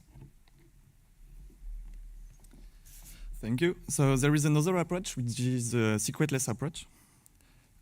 Because why not using secret at all? Because if a secret is compromised, you need to revoke the secrets. You need to revoke the secret in every repository, because sometimes secrets are needed in different repositories, so it can be very time-consuming to change everything. And also because rotating secrets on a regular basis is a good practice, but can be also time-consuming to perform by hand. So we can use OpenID Connect to use the secretless approach. The main idea here is to authorize a pipeline to get a short-lived and unique access token from a cloud provider. It works by configuring the trust between the cloud provider and your repository. It's configured on the cloud provider side, and it's conditioned by the origin of the pipeline. For example, you could define a pipeline from a specific repository on a specific environment to access the token. So using this approach, you don't need to define any static secrets. This feature is only available on GitHub, and GitHub supports the following cloud provider: Azure, AWS, and GCP, and others. So here it's a graphic representation. So on the left side, you have your cloud provider, which will define the OpenID Connect trust. It's defined on specific resources and specific roles. Then on the right side, you have your GitHub action workflow, which will trigger the pipeline. The pipeline will request an access token by sending a GWT to the cloud provider. And if the cloud provider, if anything match, like it's the right repository, right environment, the cloud provider will give the access token to the pipeline. And then the pipeline can use this access token to access resources like the Microsoft API graph. On Azure, you can configure an OpenID Connect trust by going to your app registration in a specific service principal. You can add the federated credential. And here, we can define the trust between a specific repository and a specific environment, and even specify a specific branch. So it's very granular, and you can, it's very granular. And then here it's an example of a pipeline. It's a YAML file. So here it's an example of a YAML file which uses the OpenID Connect trust. You have the name, then you have the on directive, which tells the pipeline to run on every push. Then you need some specific permission. For example, the ID token permission, write access is mandatory to get the GWT. Then you tell the pipeline to run on Ubuntu, and here we have 2 steps. So the first steps will perform the OpenID Connect exchange to get the access token. As you can see, we only need the client ID of the service principal, the tenant ID, and the subscription ID. And then this specific task, which is a built-in task, will perform the OpenID connects and store the secrets inside the pipeline execution context. And then you could run authenticated command, and here we are listing Azure groups. Okay, so we talk about storing secrets or using secretless approach, but those secrets are used by the pipeline. So if the pipeline is able to use them, we might also be able to retrieve those secrets and expose them to directly authenticate or directly use those secrets. So we developed a tool which is called Nordstream, which performs this extraction. It abuses privileges, so it's a post-exploitation tool. If you don't have enough privileges, it won't work. The tool is only focused on secrets which are stored inside a dedicated feature of CI/CD systems. So it won't look at secrets which could be stored inside configuration file or directly inside the source code. And the general idea here is to list the secrets, use them in the pipeline, and expose those secrets inside the output logs of the pipeline. What Nordstream does not, it does not exploit anything. It just rely on API provided by the different CI/CD platforms. So no exploit, no authorization bypass. And it won't replace tools like truffle-hog or GitLeaks. It just extracts secrets from dedicated CI/CD features. The tool is written in Python. It's available on our GitHub. And as I said before, yeah, it's based on API provided by the CI/CD platforms. So how does it work exactly? First, you need to list the different secrets that are available in a specific project or organization, or you need to list the secrets. Then it will clone the repository, create a new branch, because we'll want to make modification to trigger a new pipeline, so we don't want to mess with the master branch, for example. Then it will generate a pipeline file, so a YAML file or a workflow. The YAML file will be generated automatically based on the secrets that have been identified in the first step. It will read the secrets and display them on the output log. Then it will push the YAML file to the new branch. So since we've configured the pipeline to run on a new commit or new push, the pipeline will trigger automatically. Then we wait for the pipeline to finish. We download the logs and obfuscate the secrets. I'm going to explain this a bit later. And finally, we remove other traces because we want to use this tool in red team exercise. So the first step is to list secrets. Here you can see that we want to list the secrets on a DevOps environment on a project which is called test CI/CD, and we can see that we have two variable groups which contain different secrets. Then we want to automatically generate the following YAML file. So it will tell the pipeline to run on an Ubuntu. We are using the bash task, which is a predefined task inside Azure DevOps. This task is displaying the environment variable and grabbing for the secret. And we use double base64 encoding to evade some prevention, which are because if you would just want to display the secrets on the output logs, the CI/CD system will detect the secrets and replace your secret with a wildcard character. It even detects if you base64 encode your secrets won't. So by doubling the encoding, it will evade this little prevention system. So to use the secrets, we want to expose them to the environment variable. So as you can see here, we have the test variable and the path variable, which are here in the first variable group. So this is automatically generated. We tell the pipeline to trigger on every bench, on every commit. And then since we want to use a variable from the variable group, which is called CI/CD secrets2, we need to expose these variable groups. Then we push the YAML file to the remote repository. Here it's the view of the pipeline inside the web interface. So you can see that our command was executed, and we have the double base64 environment variable. So here it's the full output of the tool. You can see that it found 2 variable groups, so we need to deploy 2 pipelines to get the secrets from the 2 variable groups. And yeah, this is a small example just for the variable group, but it can also exfiltrate other things. And I'm going to show for each secrets that can be extracted. So first, here we can exfiltrate secure file with this YAML file. There is a specific task which is called download secure file. We need to give the name of the file, and then we can access this file by just simply executing this bash script which cuts the file, and we can get the file from the output log. Then we want to extract Azure Resource Manager service connections. So here we have a predefined task which is called Azure CLI.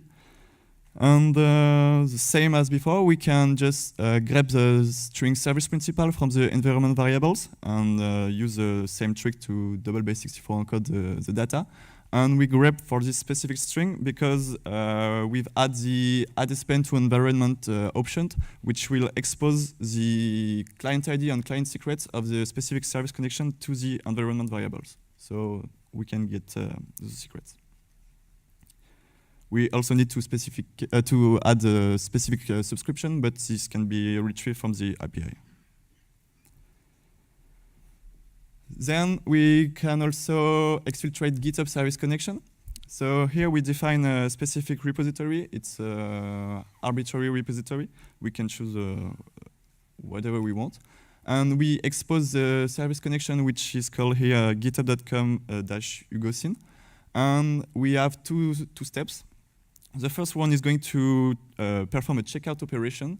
And we add the persist credential option, which will store the access token to the local execution context. The access token will be stored inside the .git config file. So by getting this file, we can get the access token related to the GitHub service connection and use it to access private repository or private GitHub.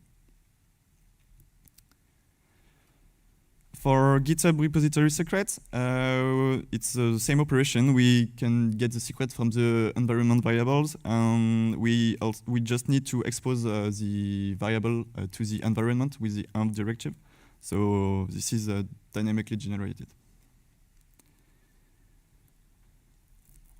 And finally, we talk about the OpenID Connect trust, which could be a good secretless approach, but we could also exploit this to get an access token.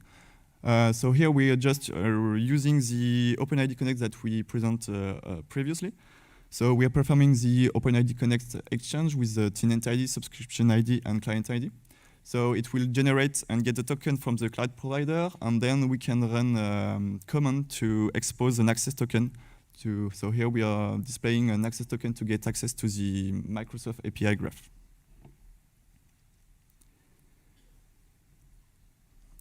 And the last part about detection and mitigation. So first, how to detect this? How to detect secret leaks in different GitHub repository. We could deploy a pipeline which would scan the repository and scan the commit on a regular basis or in each new commit. We could run truffle-hog from a pipeline which could send an email alert to your security team if a secret is detected in the log or inside the commit. Or you could also use paid solution like GitHub Advanced Security, which basically perform the same. It will scan commits, scan code, and send alerts if the secret is detected. You could also create some rule based on the audit logs. The first rule could be to detect mass cloning of a repository. If you have a specific user who is trying to clone every repository of your Azure DevOps or GitHub organization, it could be really suspicious. We could also apply the same rule to the mass pipeline run on different repository. If a user starts deploying pipelines on every repository, it could be also a good compromise detection rule.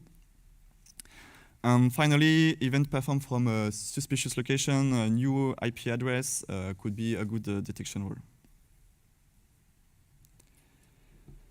About the mitigation, we could apply the principle of least privileges, because when we perform a penetration test on for our client, we often see when we get access token, it's often it has full access to the repository, administrator access to the GitHub organization. So applying principle of least privileges on those tokens could be a good mitigation solution.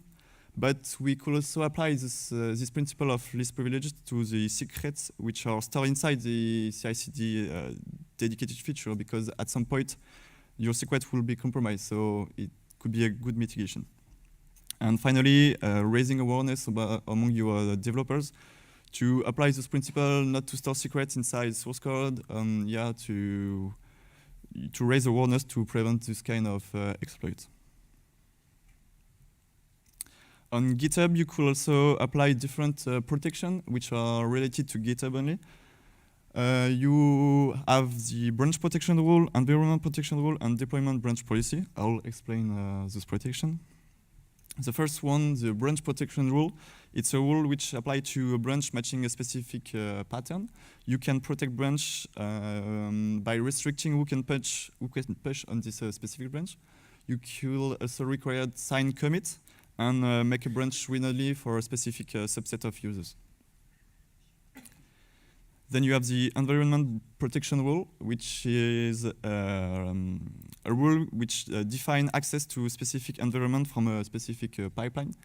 You have two protections. The first one is required reviewer, so you could allow a pipeline to run after some approved reviewer validates the pipeline.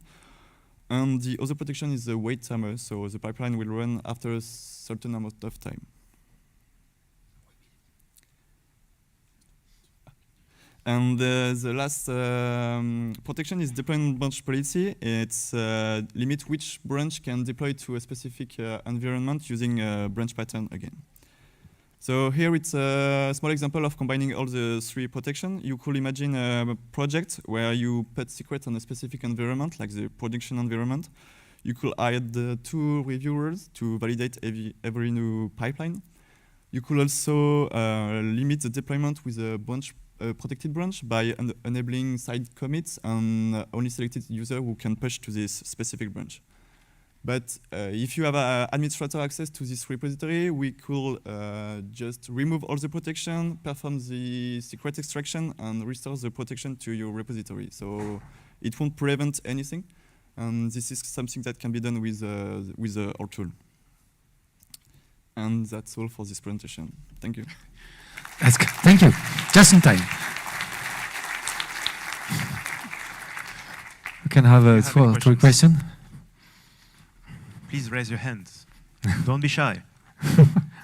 I will actually eat you, but that's not. I have one, Benoit. I have one. Thank you for the presentation. When you are using OEDC, so you have a short-lived token only for the pipeline, but the token can be accessed from everywhere in internet. Let's say if it's exfiltrated or something like that. Oh, yeah. Or maybe, could you restrict the access of the token which is generated only for the pipeline? Let's say IP filtering or something like that on the cloud provider side. Is it by default possible? I think you can't restrict access token given by specifically for a pipeline, but you can restrict the access to the Microsoft Graph from any location. But this is by default, let's say, that only the IP of the pipeline will be able to make call to the Azure cloud, or not? Or is it possible? I'm just thinking about that in terms of different in-depth. So you have the token, which is temporal, but also you have, let's say, some kind of firewall to not allow everywhere. Actually, I don't know if you can block, but maybe you can specify detection. So in our case, our client choose to make detection rules in case an identity that were configured to communicate between GitHub Actions and Azure. So if it was used from a different IP and this IP was not from GitHub, it was detected and an alert was raised. So I don't know if you can block, but you can detect it at least. Okay. Thank you. Thanks for the presentation. You said that your tool could delete the traces after you retrieve the secrets. Could you elaborate a little bit more, please? Yes. So first, it creates a new branch to deploy the pipeline with the YAML file. So if you don't specify any branch, it will create a predefined branch, delete the branch after the pipeline extraction, and it will try to, because when you deploy a pipeline, you have multiple logs, like deployment logs. So it will try to just delete the logs related to your user and your pipeline deployment. And if you try to use a specific branch, because sometimes you have branch protection, for example, you could deploy your pipeline to your master branch. It won't delete the branch because you don't want to mess with the master branch, but it will try to hard reset the commit with a force push. So you need to have the privilege to perform a force push. And if you can't, it will try to revert the previous commit to the previous commits, but you will leave traces. Okay, thanks. Perhaps just one more question because we are very late. One more, if there is. Last chance. No? Okay. Okay, let's close it. So thanks a lot again. Thanks.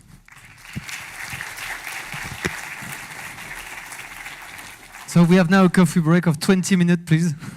20 minutes. We start at 35. Okay. And if you want to participate to the Rump Session, please come and see me.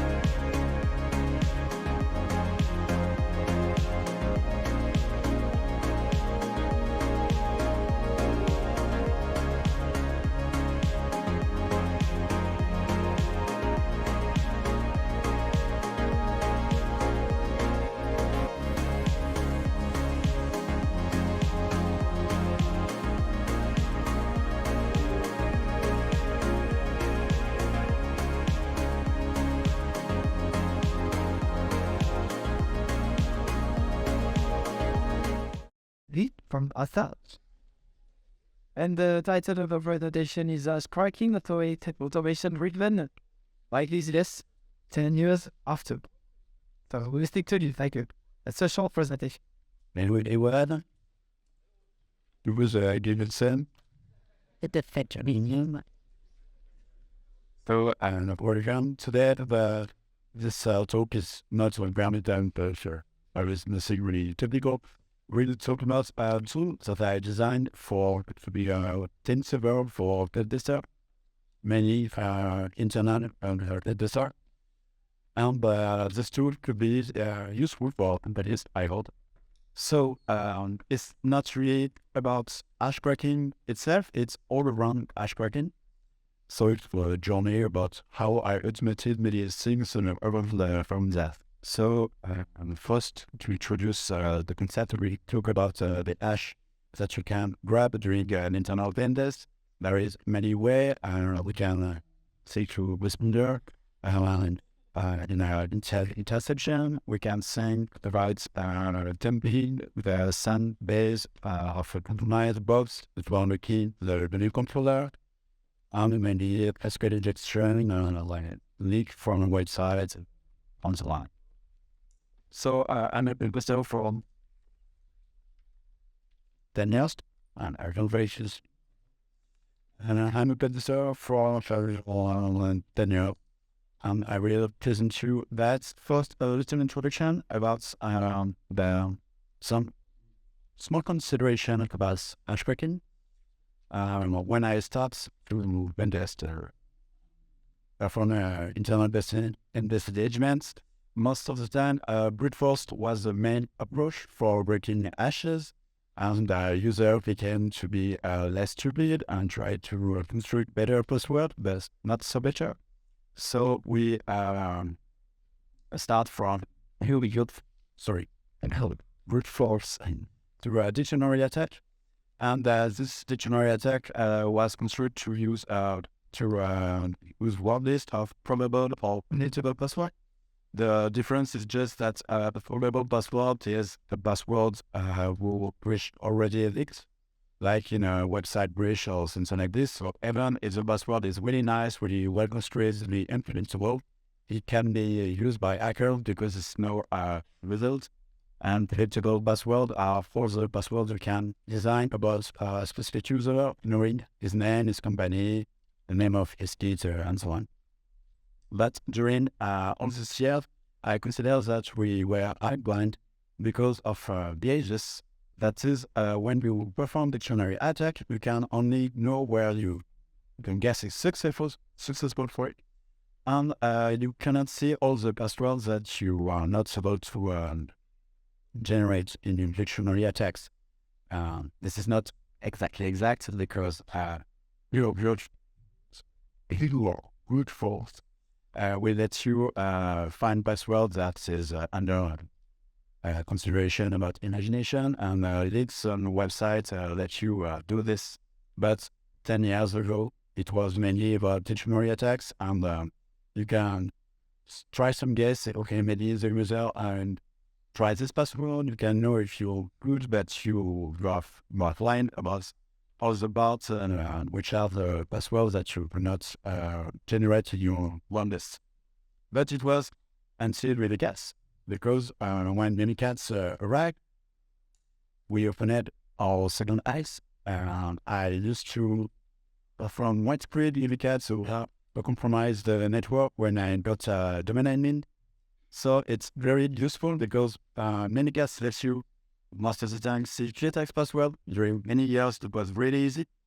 And so even if you are still a domain admin, is quite useful to perform a widespread Mimikatz to see the clear text password, because you can learn about how the user constructs their password. We can discover some new habits that you didn't imagine before. And it was a very good way to fine-tune my dictionary attacks. So when you perform a Mimikatz, some of the passwords are quite good. You do not see any way to improve your tactics. You see the password and say, okay, the guys do the job. It's there is nothing to adapt in my strategy because I couldn't find a way to predict this password. But all the time, there is really obvious way to build your strategy and to find some common patterns and so on. So this is really what's summarized in this very famous scarcity comic. And the password true value, which is a good example about what is the main habits of users. They actually use what we call a root. A root is a predicted, pronounceable part, something that you can put into your head, and you'll make some embellishment around this root by adding keys, digits, and special punctuation at the end. So it's really far from the idea proposed by security experts when they say your password will be uppercase, lowercase, digits, punctuation, and so on. Actually, we found that many users have some patterns really widespread over them. So it's quite easy to find some tactics to crack hash even of those complex passwords. And during the first years, I used to use HammerScope, which is a smart tool, design tool, at least quite embellishments. Adding uppercase, adding in speed, and some prefix and common suffix and so on. For an example, the usage of HammerScope is that you can delete a little text file with words, keywords, and it will combine all those words and add some embellishment.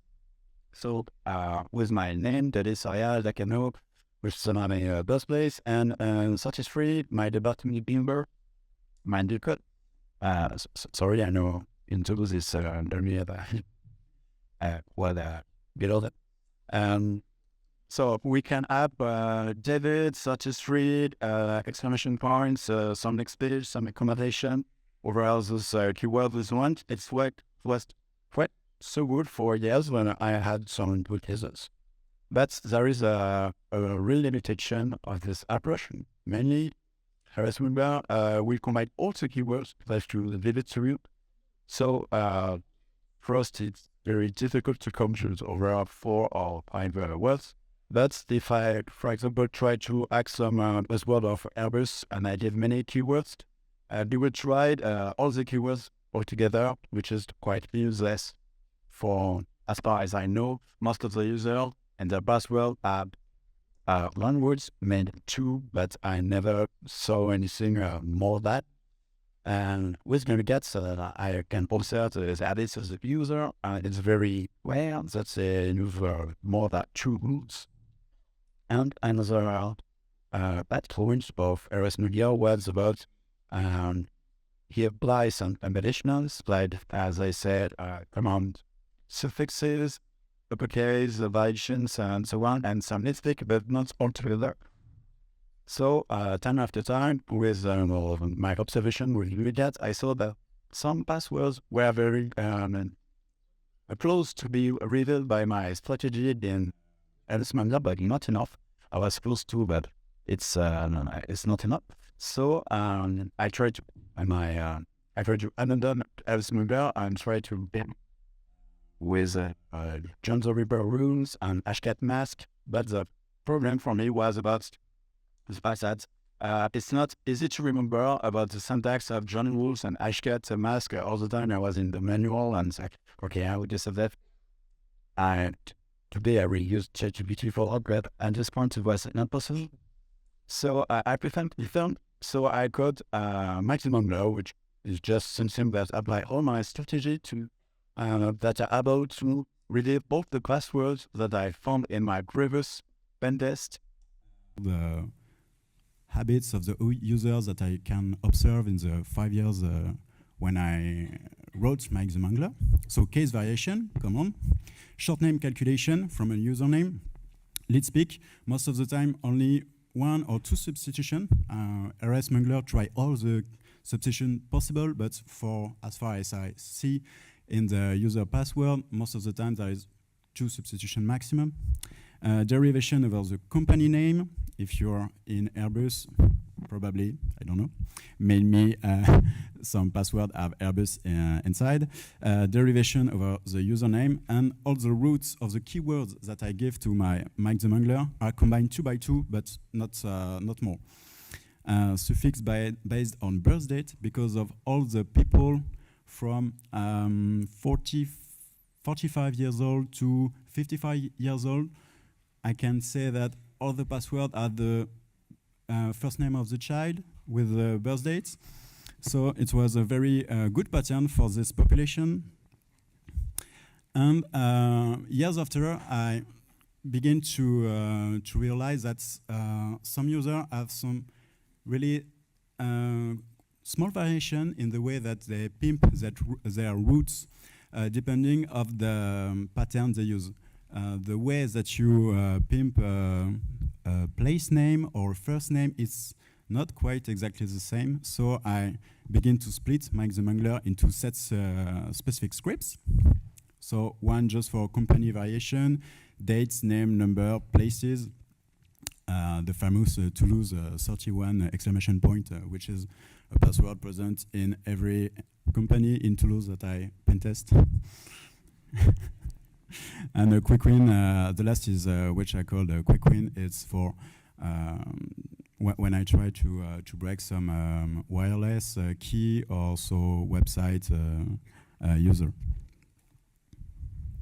So the good thing with that is I just need to store those scripts that generate the word list on the fly and not the word list themselves.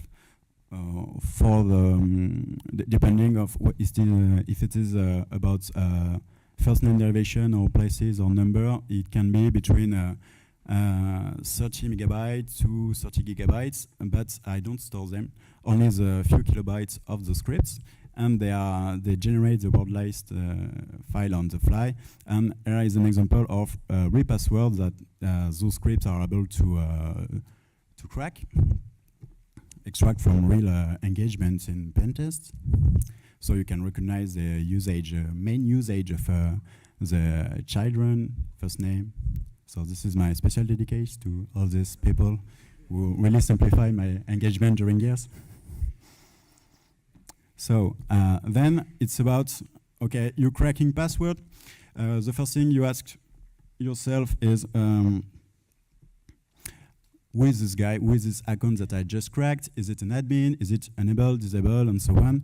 My first approach about that was to just develop a small RPC client. We just asked to the domain controller, give me the groups, the privileges of this account. It was quite okay. 4 years, but there is some limitation. The main one is that you need to be on the network itself, because each time you have to request the domain controller. And after some years, I began to use a crack station and not just made the hash cracking.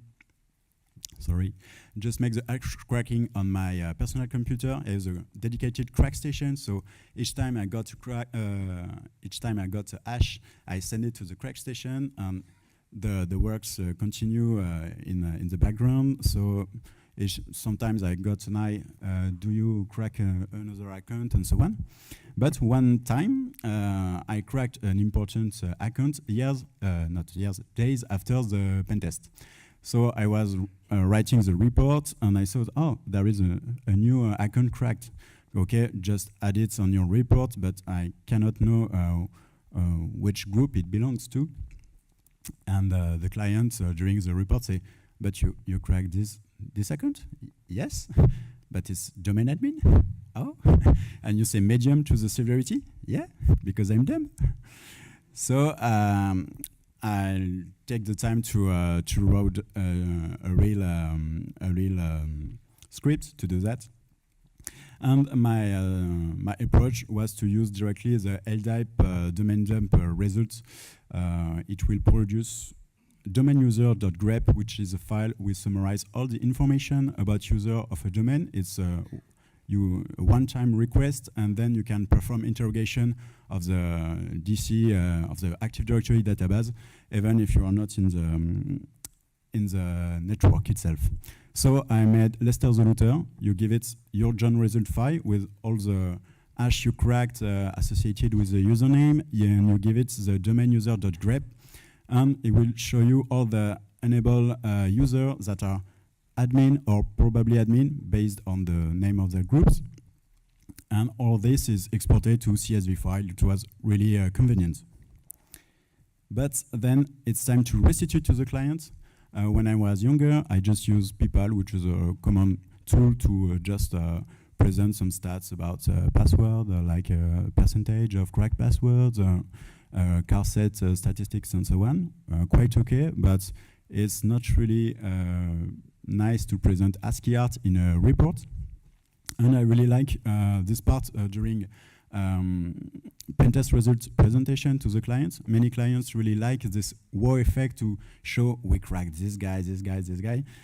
This is one of the best way to show them that security is very important.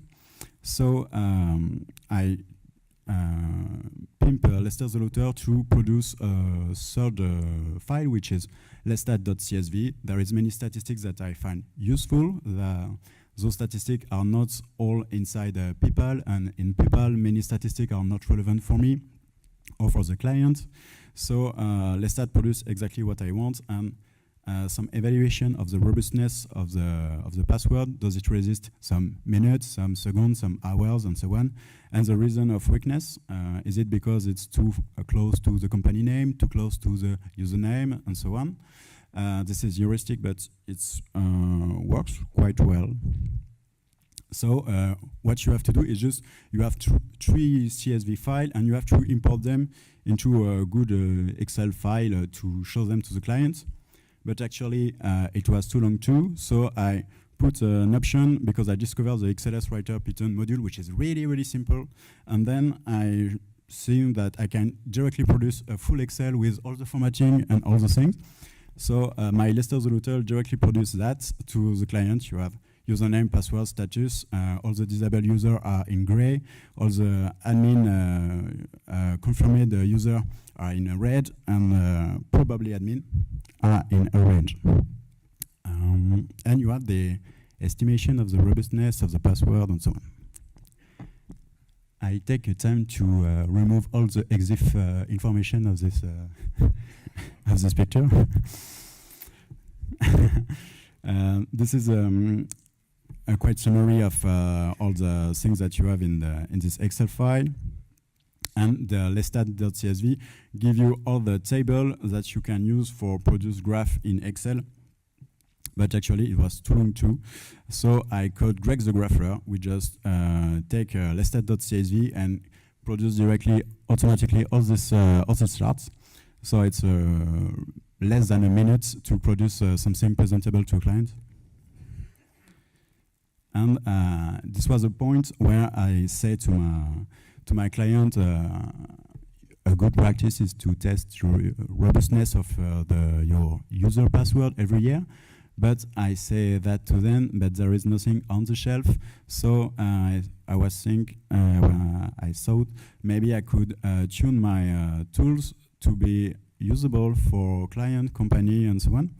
So I coded a quick Rob the Robber, who just performed the LDAP domain dump and secrets dump with admin credential, because in this approach, you are the domain admin and you want to know if your user has a good password or not.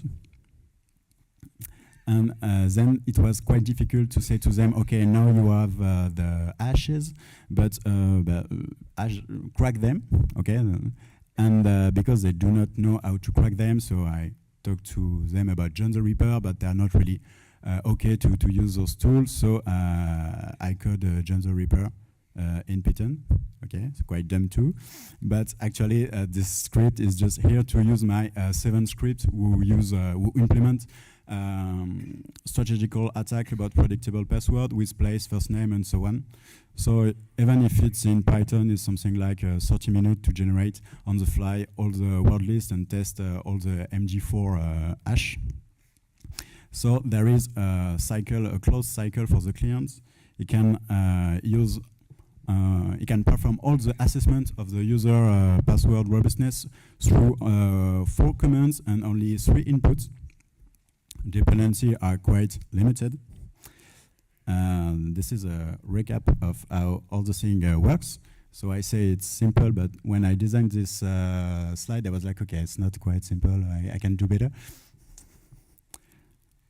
And this is my roadmap, but I'm lack of time, so this is the end. Thanks for your attention. And if you have questions. Thank you.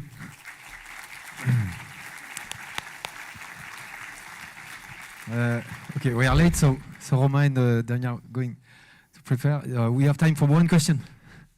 Just one, please. Any questions from the audience? Even from teachers, you know.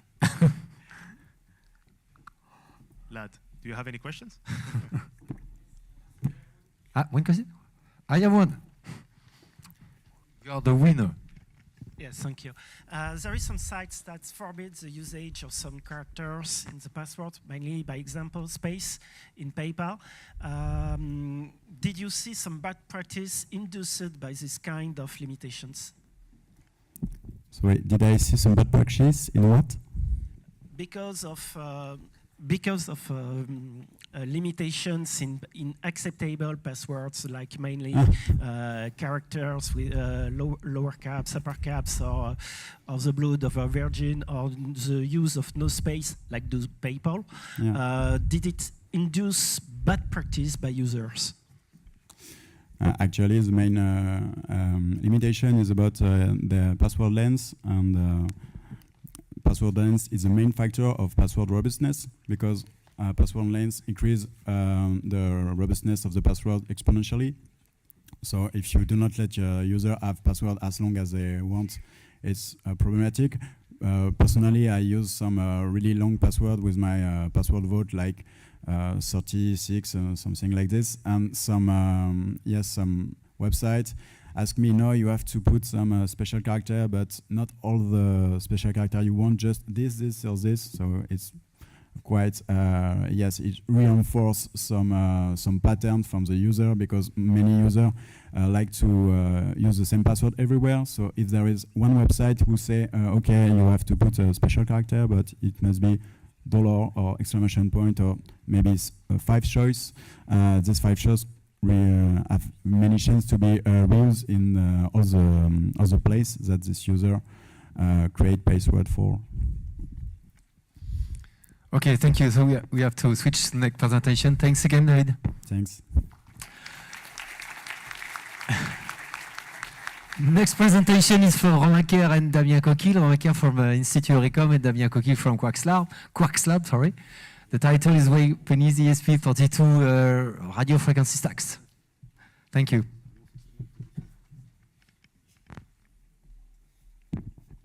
Okay.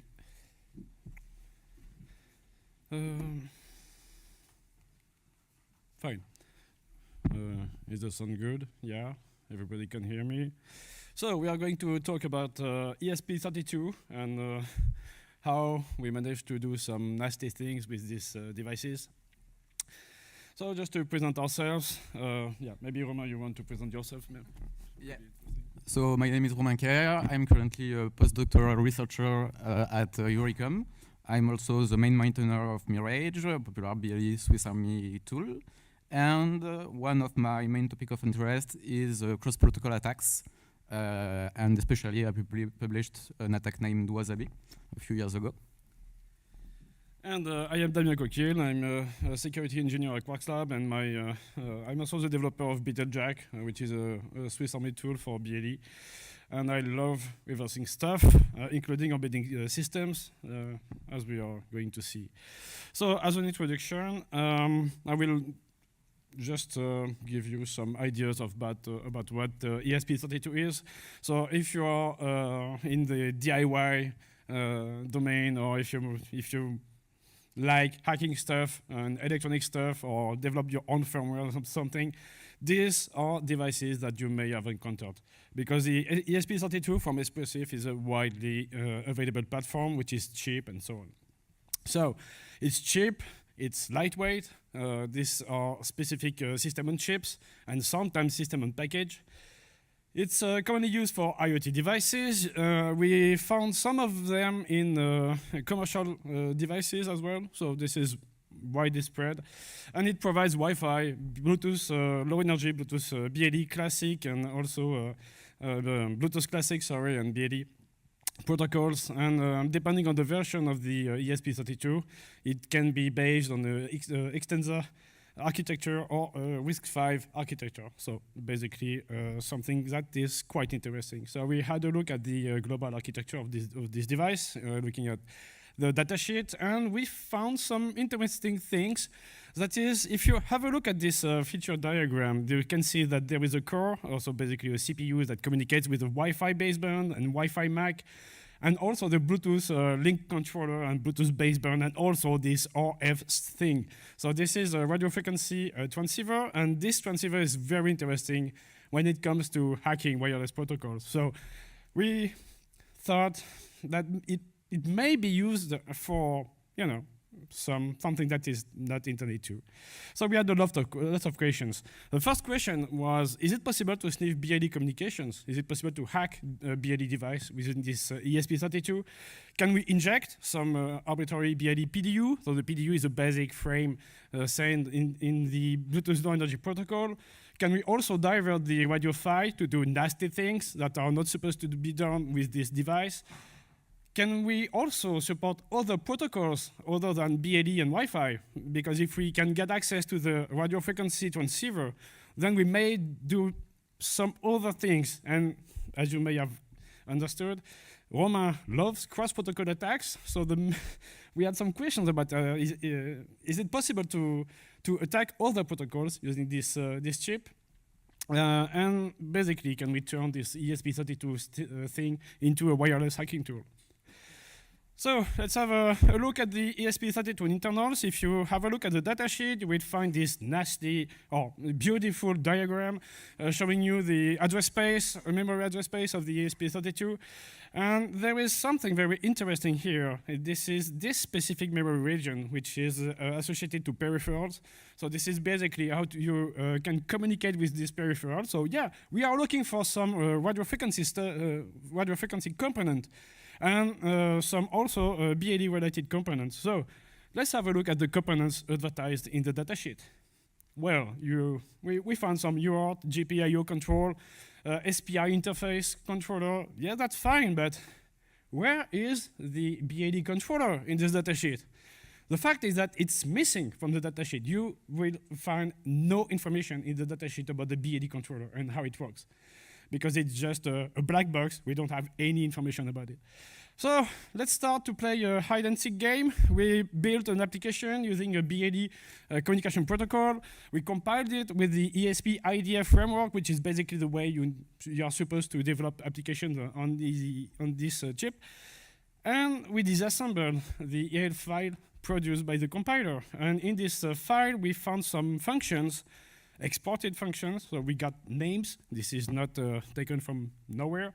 And in these names, we quickly identify some function names related to BLE. So basically, we have some BLE functions. And the first thing I did when I stumbled upon this was to look at on the internet if somebody had put something, I don't know, maybe on GitHub, maybe in another place. And I found this passbin, and this passbin had the exact same function names.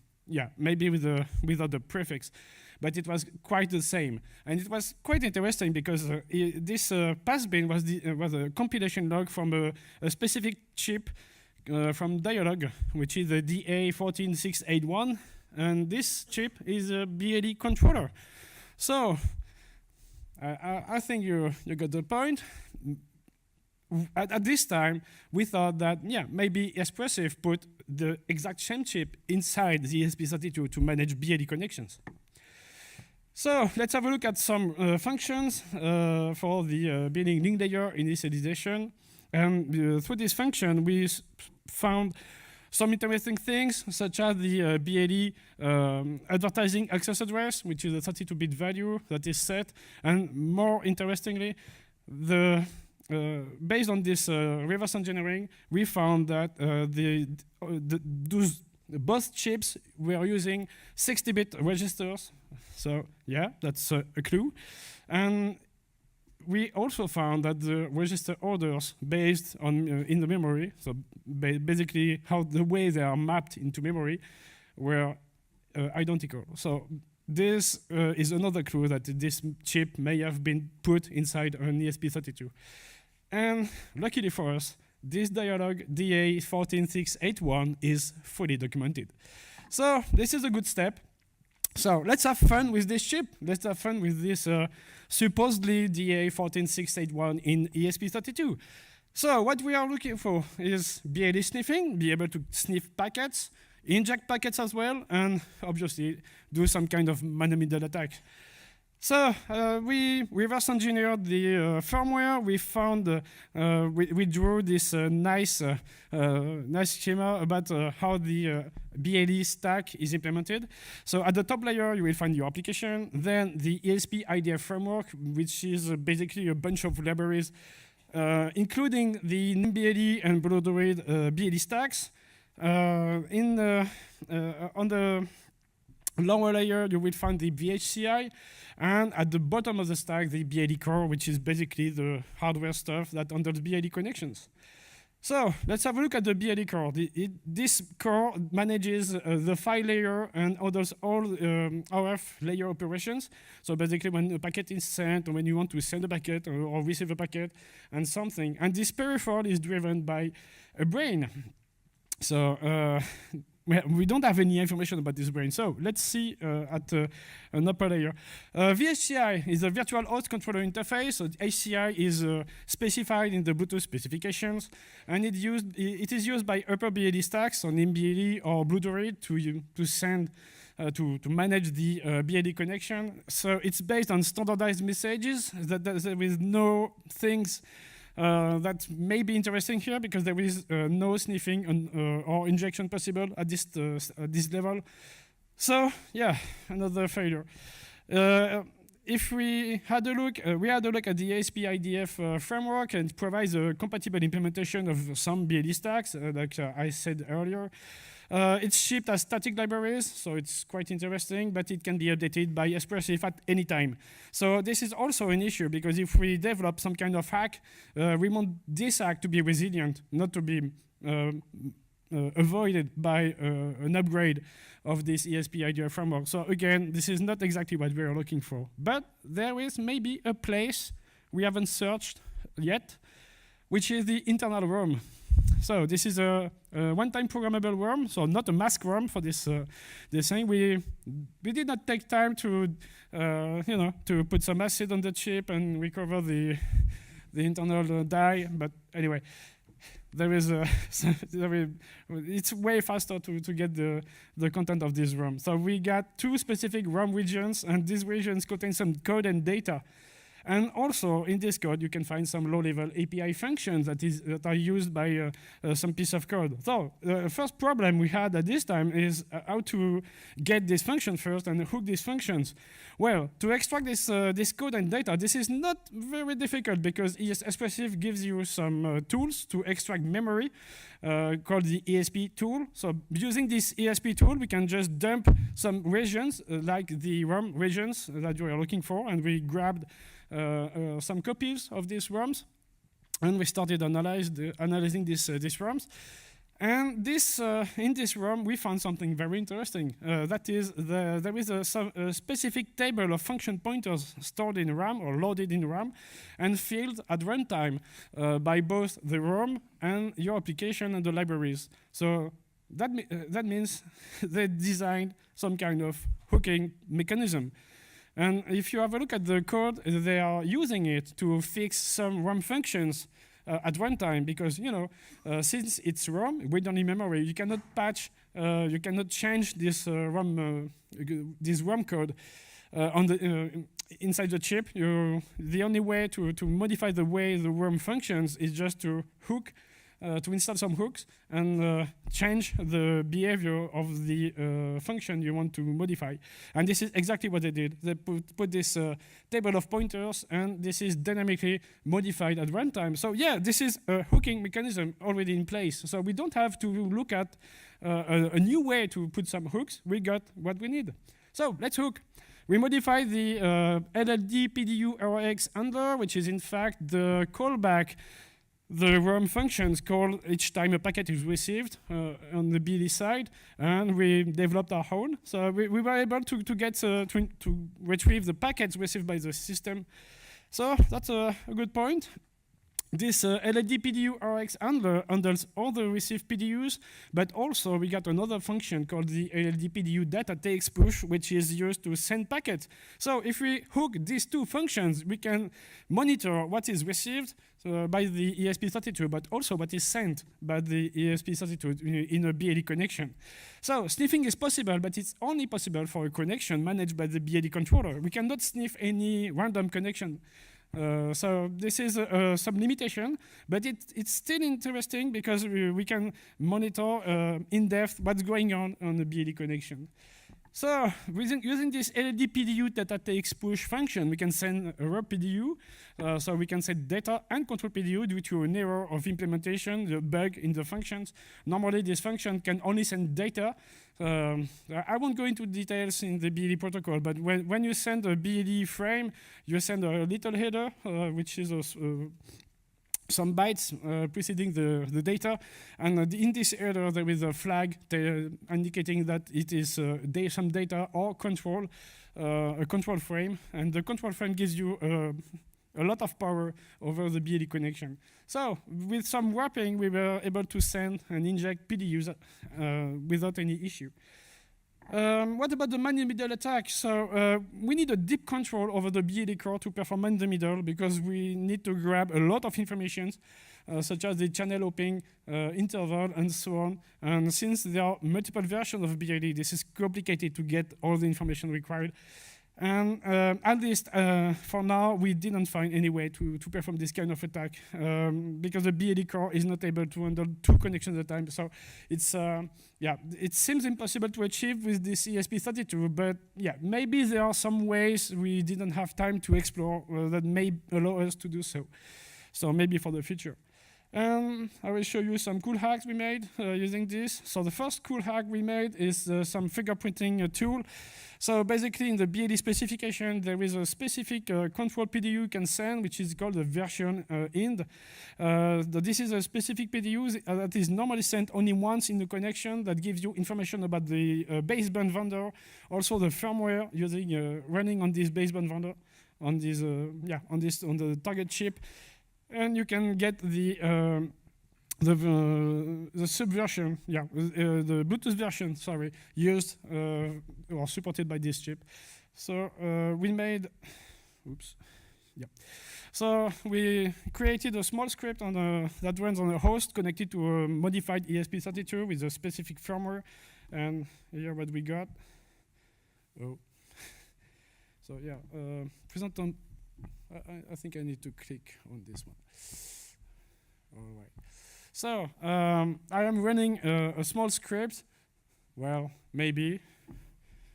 Well, yeah. Okay, fine.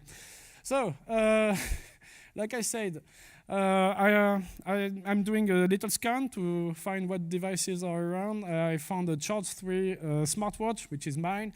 And I'm using my Python script connected to an ESP32 to create a connection and inject this version PDU. And I get some information about the baseband used by the smartwatch, which without having to open the smartwatch itself. So you can use it to passively fingerprint or actively fingerprint without disassembling a device and get information as well.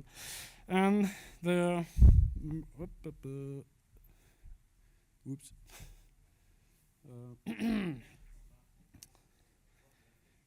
En bas à droite de la feuille, me dit-on. This one will be do.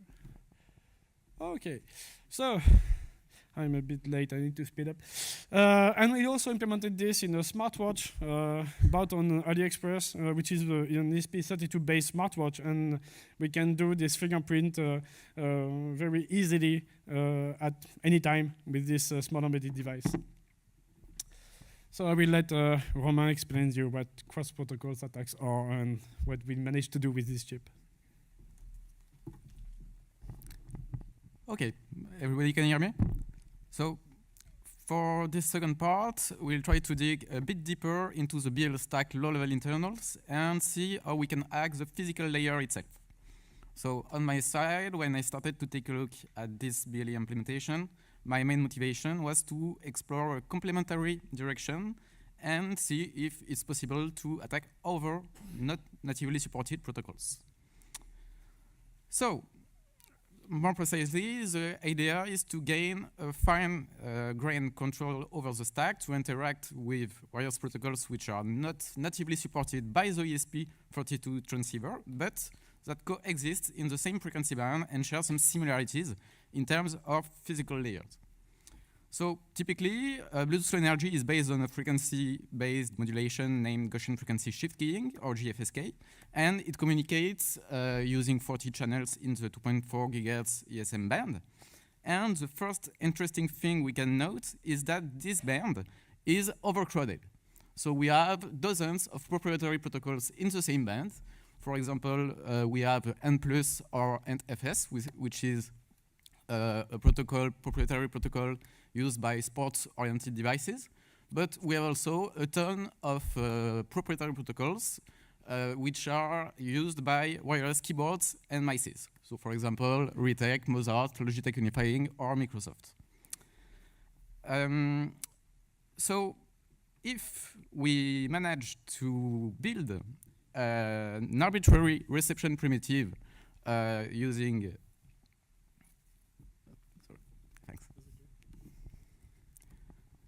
So, if we take the BLE protocol and try to use only the modulation, we can potentially communicate with protocols which are not natively supported, like this one, and that share the same frequency modulation. But we have also the attack I mentioned earlier, named Wasabi, which allowed to establish an equivalence between the offset quadrature phase shift scaling used by Zigbee or Thread and the 2 megabit gigahertz, the 2 megabit per second BLE protocol. So basically, if we manage to get control over the modulated packets, we can transmit and receive in all these protocols. So, to better understand what we want to achieve, let's take a look at a simplified overview of the radio operations involved during the synchronization step for received BLE packets. So, once the packet is received by the analog stage, the baseband signal is fed as input to the Gaussian frequency shift keying modulator, which is configured by the data rate and the central frequency. So then we will have the access address synchronization step, where the access address will be used as a synchronization pattern to detect the incoming packet. And once extracted, the packet will be extracted from the bit stream according to the expected packet format and the packet maximum size. So how can we divert this synchronization step to match arbitrary packets? For the first block, we need a control over the central frequency and, if we can, the data rate. It will allow us to configure the receiver to demodulate a bit stream from a signal received on a given central frequency at 1 megabit per second or 2 megabit per second data rate. Then the idea is quite straightforward. You can use the access address as a synchronization word to match a specific pattern in the bit stream and synchronize the receiver on packets from other protocols. So by carefully choosing this value, it's possible to synchronize the receiver on an arbitrary preamble, immediately followed by a predictable pattern, like an address, for example. And we can also sometimes match a subset of communications by leveraging common values for the demodulated noise before a packet and the expected preamble. So once detected, this synchronization word will lead to an extraction of the packets according to the packet format and the maximum size expected. So here our goal is to remove as many checks as possible because we want to receive packets which are obviously not valid BLE packets and won't necessarily match expected opcodes in headers, for example. So a good way to ignore these checks is to force the packet format as Eric's test mode, which is a dedicated mode described in the specification for physical layer testing. However, once your BLE packet has been extracted from the bitstream, you still have two blocks. So it will be processed by first deterministic algorithm called dewhitening, and this algorithm will apply a digital transformation to your packets.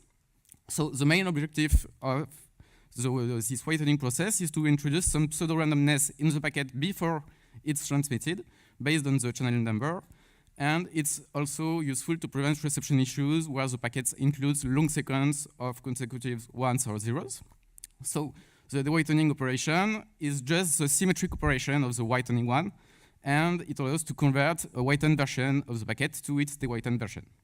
And finally, we have a cyclic redundancy check that will be computed and compared to the one at the end of the frame to check the frame integrity. So if the values are equal, the frame is transmitted to the upper layers. Otherwise, the packet will be dropped. So in our case, we obviously don't want our packet to be processed by these two blocks, as it won't be a valid BLE frame. So the most straightforward solution is to fully bypass these operations by disabling them completely. So in the case of ESP32, it can be done easily by manipulating some registers, but it's not always possible. Another option would be to reverse the dewhitening algorithm by applying again the whitening algorithm. As the operation is symmetrical, it would allow to retrieve the initial bit stream, even if the dewhitening transformation has been applied. So at this point, we should be able to receive arbitrary Gaussian frequency shift keying sequences. So we can control the data rate, the central frequency, the synchronization word, and filter the traffic using various techniques. So on the transmission side, we will have a symmetrical workflow to transmit a BLE packet. So first, the PDU is transmitted to the CRC computation block that will calculate the CRC value and append it at the end of the frame. Then the whitening operation will be applied to the packet. And finally, the whitened packet can be passed as input to the Gaussian frequency shift keying modulator that will produce the baseband signal. So on this side, on the transmission side, we can apply another strategy to facilitate the transmission of arbitrary Gaussian frequency shift keying packets and implement our custom transmission primitive. So we know that we can disable the whitening operation to prevent any modification of our packet during the transmission processing, but we still need a way to control the input bit stream provided to the modulator.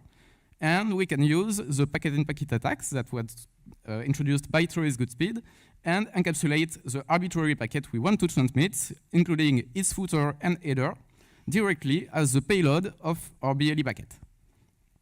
So let's imagine you want to transmit a ZigBee packet using this approach. While the BLE packet header will still be appended before our packet, it will be ignored by our target ZigBee receiver because it's configured to match ZigBee preamble only, and the BLE header won't be interpreted as a valid preamble. However, the ZigBee frame encapsulated into the payload will be effectively detected and trigger the reception workflow. So, if we manage to implement this plan, we should now be able to divert the transmission operation to transmit arbitrary Gaussian frequency shift keying packets. And at this point, we have a plan to build arbitrary reception and transmission primitives, but we still need to understand how these low-level operations are handled on ESP32 and if we can find a way to hack them without too much pain. So, if we come back to the datasheet of our BLE core, we can note that it can be programmed using a shared memory zone, which is named exchange memory. So, if we take a closer look at this memory zone, we can identify that it is split into several memory regions, which are related to different low-level operations. So typically, the first memory region is a frequency table, which is used to map a channel number in BLE to its corresponding central frequency. The second memory region contains control structures, which can be seen as a set of 16 bits registers dedicated to the control of the radio component. And then we have some reception and transmission descriptors, which source some metadata for a packet and a pointer to the actual transmission and reception buffers. So, how can we control the frequency? The main idea is quite simple. We will just overwrite we will select a given channel and overwrite the corresponding matching frequency in the frequency table. If we take a closer look at the control structures, we have access to several 16-bit registers that allow us to control different parameters. So for example, we have the synchronization word that can be controlled using sync low and sync registers. We also can configure the data rate on ESP S3 and C3. And we can also control the channel hopping algorithm, for example. Then we can also modify global registers. And this global register allows us to disable the whitening process and the CRC checking mechanism. We can also control the number of errors that will be tolerated during the synchronization process. So, finally, to build our arbitrary reception primitive, we have to hook a function that will be triggered when we initiate a scan, modify some error parameters during this configuration step. So we alter the frequency table, we force the channel to the corresponding channel number in the control structure, we disable the channel hopping, we configure our synchronization word, the data rate, and force a test format. And in the global register, we disable the whitening and the CRC. And we can also reuse the reception callback mentioned by Damien earlier to extract our packets. So on the other side, we can also build our arbitrary transmission primitive by hooking the RLLD PDUTX push function, which is used when a packet is transmitted. We modify the RF parameters, and during this call, we will find the TX buffer in the exchange memory and write the packet into it using the packet-in-packet attack. Finally, we start the radio in the transmission test mode. So here you have a small demo. So, oh, sorry. So here you have a NAND plus smartwatch, and we will use the packet-in-packet strategy to mimic the ANT protocol. And as you can see, it's detected on the ANT smartwatch as a valid sensor. So here we will mimic heart rate monitor. And as you can see, the value is a bit high.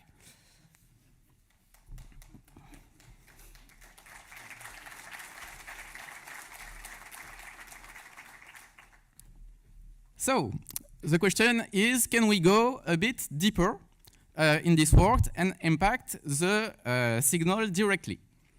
Gain fine-grained control over the signal. So there is one thing that is really interesting with the chip. It's that the transceiver architecture implies some imperfections when a signal is received. More precisely, there is a potential mismatch between the in-phase and the in-quadrature branch that could have an impact on the amplitude or the phase of a given signal. So here we noticed by looking at the code and reading the documentation that these imperfections are corrected using a digital calibration technique. So the idea is simple. You create a loop back between the TX and the RX path to estimate and compensate this mismatch. So here we can try to use this process and hack it to transmit arbitrary signal. So first, we have to force a full calibration because the calibration is only triggered if the calibration data stored in the non-volatile memory are not found. So an easy way to force this full calibration is to shut down the controller, flush the calibration data. We have some functions in the SDK provided by Explosive for it. And we can re-enable the radio module to force a new calibration. Then, if we take a look at the reverse engineering process, we can notice that similarly to previous hooks, we have some physical layer related functions which are stored in a specific function pointer array named jfunc, and we can get a pointer on this array by using a specific function fig_get_from_func. And in these functions, we can see that there is the function which will be called when the loopback mode is triggered. So, to divert our calibration process, first, we disable the hardware frequency control using a specific function. Then, when the ROM loopback mode is called to enable the loopback mode, we run an infinite loop, and it allows us to prevent the activation of the loopback and transmit the signal directly to the antenna. And then we can transmit arbitrary signals and have fun with some signal control functions and play with the frequency or the gain, for example. So here you have some examples of signals that have been generated from an ESP32. So we have a sine wave, a glitch signal, and another glitched signal. It allowed us to jam a Wi-Fi access point. So here you can see the output of the iwconfig command with the jamming disabled or the jamming enabled. And one thing which is quite interesting with this jamming scenario is that we have very small latency between two consecutive calls to modify the frequency. So we empirically estimated to 80 microseconds. And it means that we can potentially use it to switch very fastly from a frequency to another one and jam multiple channels simultaneously. So here you have an example with BLE where the packets transmitted on the advertising channel, which is the broadcast channel, are automatically jammed. And I have a small video for that. So here the jamming is not enabled yet. As you can see, we can receive the packets transmitted by surrounding devices. Here we start the jammer and we hop rapidly between the three frequencies used by the different channels. And as you can see, we are not able to see traffic anymore.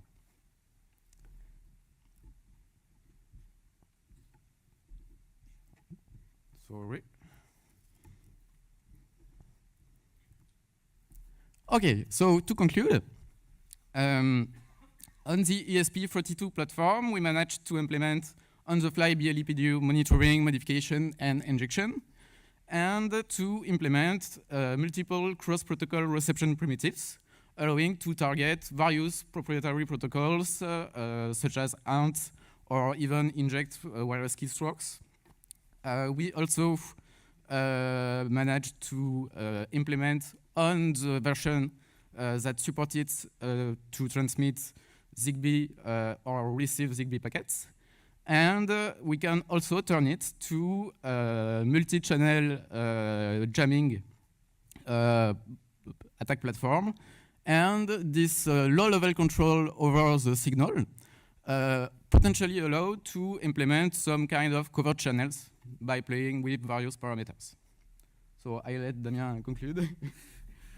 Yes, and for further research perspective, it could be interesting to have a deeper look at the radio frequency stuff.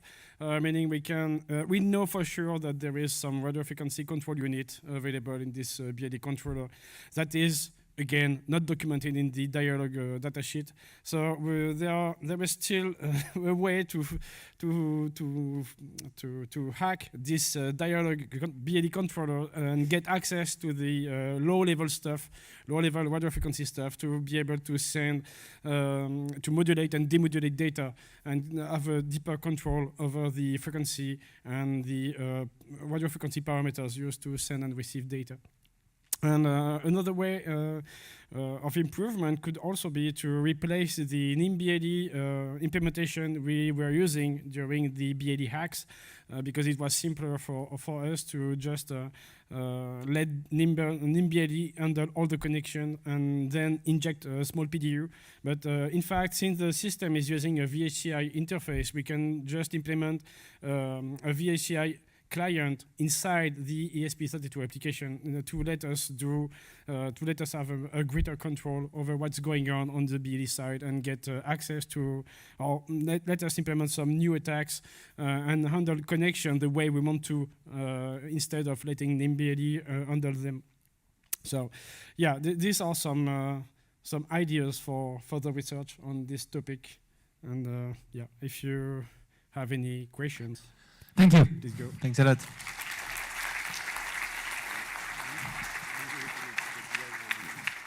We have time for one or two questions. Oula. Ah oui. On s'y attendait de toi. Thanks for the presentation. What would be the global cost of the attack, and what would be the effective range? The global cost of this attack, just you have to buy some ESP32 chips, which is about $6, something like this. Expensive. So yeah, this is totally affordable, and the range is not that great because it's just a tiny device. There is no power amplifier or anything else on this device. But yeah, I guess you can achieve some maybe 20 or 30 meters range. For this, not obviously for the jamming attack, but at least if you want to connect to a device and get some information from the BLE side. If you want to jam, I don't have any idea of the effective range for this attack, but a few meters. A few meters, Romain says. So I will believe it.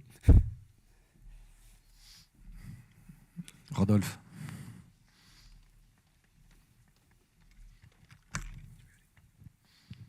Thank you for the presentation. Can you compare, it's probably a follow-up to the first question, in fact, can you compare this setup with a classical software radio system or Bluetooth test equipment, if you have access to them?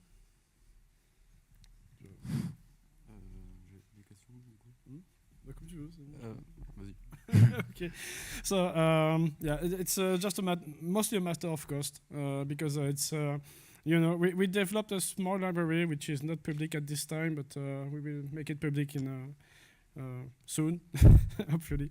But it's just a matter of cost for us because even if RKF is affordable for security researchers, it's not totally.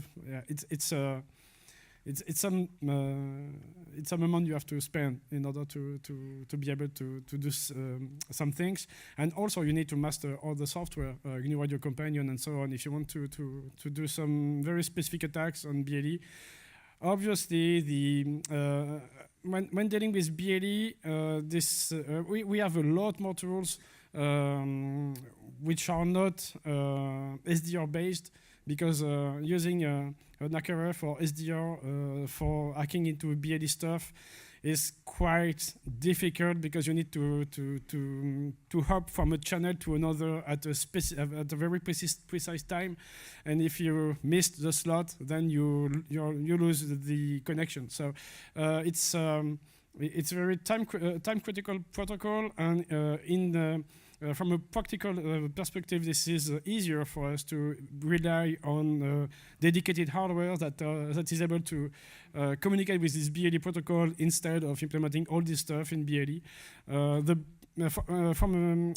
I know some devices based on SDR that just listen on all possible channels and then grab information and extract the information based on this, but it's a very expensive device. So if we can just tear down the price to $6 instead of 10K, yeah, we definitely want it. Okay, thank you. Thank you. So we are very late. So we stop here. Thank you. Thanks a lot.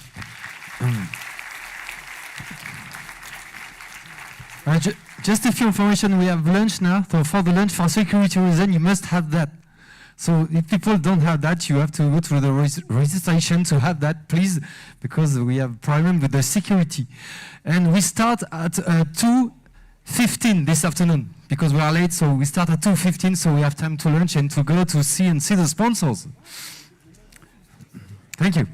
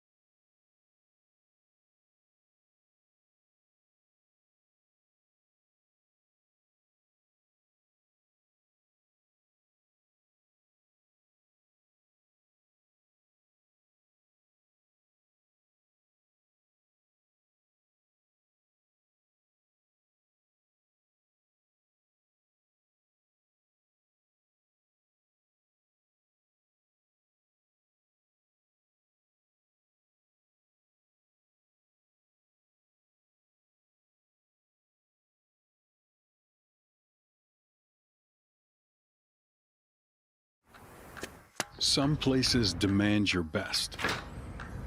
They lift your eyes to the horizon. Redefine what is possible. Adventure is right outside your door. If you have the curiosity and the courage to open it. A place where innovation is what's expected. Where you leave the known behind. A place where dreams are realized. And where opportunities are attainable for the gifted. For the motivated. For the impassioned.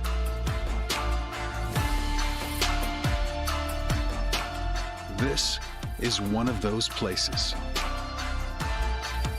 This is KAUST.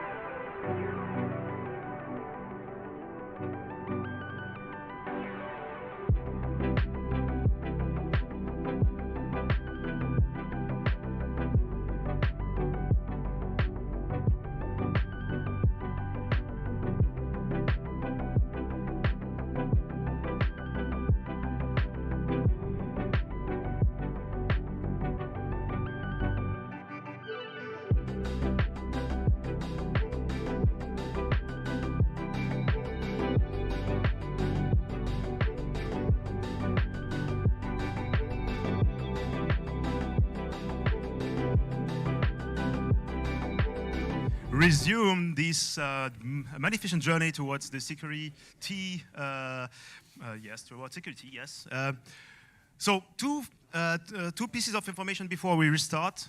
First thing, we don't have enough Rump submissions, so please do hurt yourself and come to these people here and submit something to present. That's going to be a lot of fun. That's going to be a lot of fame, but no rewards, unfortunately. Then also another thing is that we're going to reward the challenge winners live on stage. So please stay here if you want to, see the good, the nice faces of the winners, and going to have also nice T-shirts to show you. So yeah, it's a surprise, as you can see. And last thing, but not least, is that we have what? Social event. Yeah, we have a social event after this first day. So from 6 to 9 p.m. We're going to serve you food, beer, and music, because as we have invited one of the famous bands in Toulouse, led by this guy here, who is going to be playing some music for you. Okay? So I think I did everything correct. Yeah, and yeah. But seriously, we have food and beer and all that stuff for 300 persons during the social event tonight. So please stay. So it's time to present the next speakers, the next keynote, sorry. So the first speaker is Arieh Anael. He's a principal engineer in Intel and is leading a third team, who is an offensive security research team. He has 25 years of experience in offensive security research. And the next speaker is Yaakov Cohen, also part of the same team, and is also an offensive security researcher, and they're going to present us today how they turn RowHammer into a side channel primitive. Thank you. The floor is all yours. Thank you, Benoit.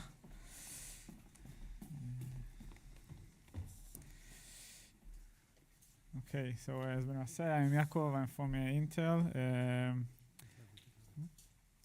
Okay.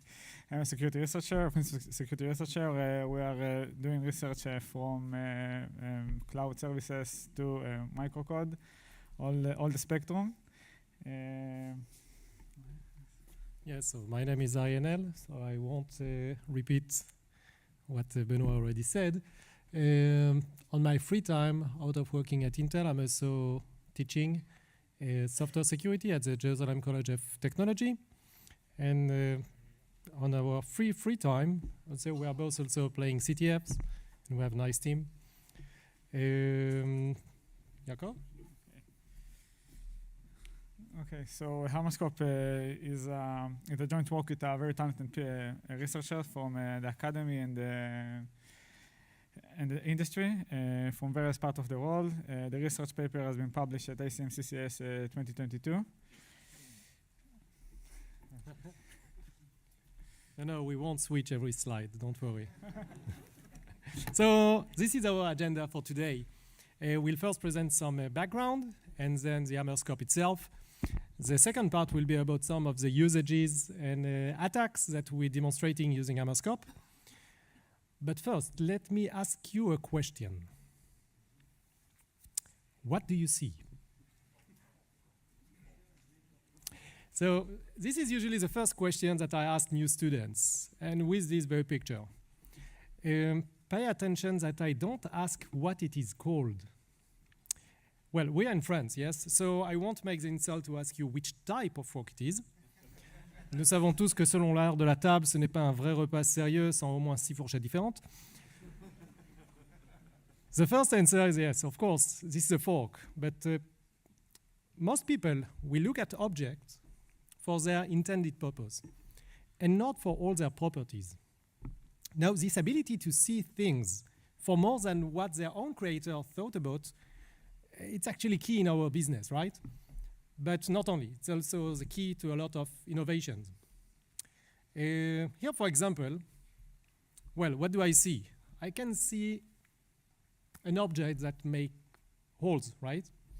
I can see something that can be used as a lever.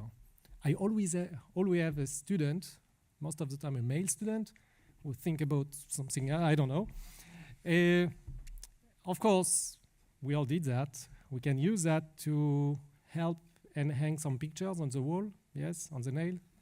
We also the video. But it's also a heat dissipator, an electricity conductor. You got the idea. So when we start from a tool or a method, we need to look at it for more properties. And we can then use it as a new tool. But keep in mind that we can also go for second, even third order, meaning that this new tool can open more doors for others, etc. Now, with this little intro, we can start speaking about HammerScope. So what is HammerScope? HammerScope is a method and a tool to observe DRAM power consumption using RowHammer. It's built from a hammer, well, RowHammer, and a scope that we will now describe. Okay then, but let's do a quick reminder of RowHammer, what RowHammer is about. Let me first tell you a knock-knock story. So some kids in our building were knocking on some doors and immediately ran away. So the landlord would open the door and no one behind. And they were doing that again and again. Yeah, they were enjoying themselves. But sometimes, when they were doing their misfits, something odd was happening. And another door was opening. The neighbor next door to the one that was knocked on would open the door. And they got crazy and they made that in big. And they started knocking on the doors on both sides of all the floors. And of course, the apartment owners would see who's there. And they were doing that again, and again, and again. But sometimes one of the neighbors from the middle row would open, even if nobody knocked on the door. And in fact, this is what's happening not only in my building, but also in your DRAM chip.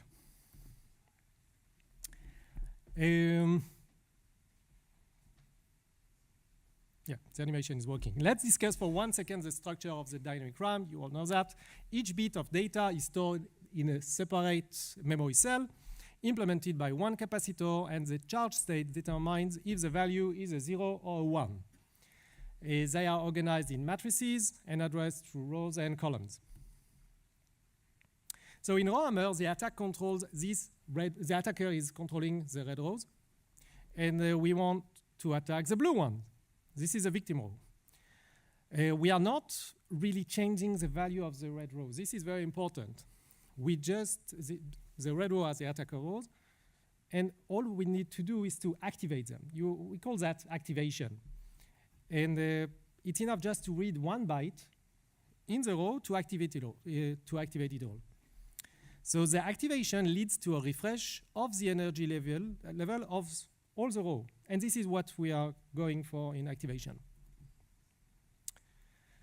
And this is the original observation of RowHammer, something like 10 years ago, that frequent row activations, this is the hammering part, have been observed to induce higher than natural discharge rates in capacitors belonging to the nearby memory rows.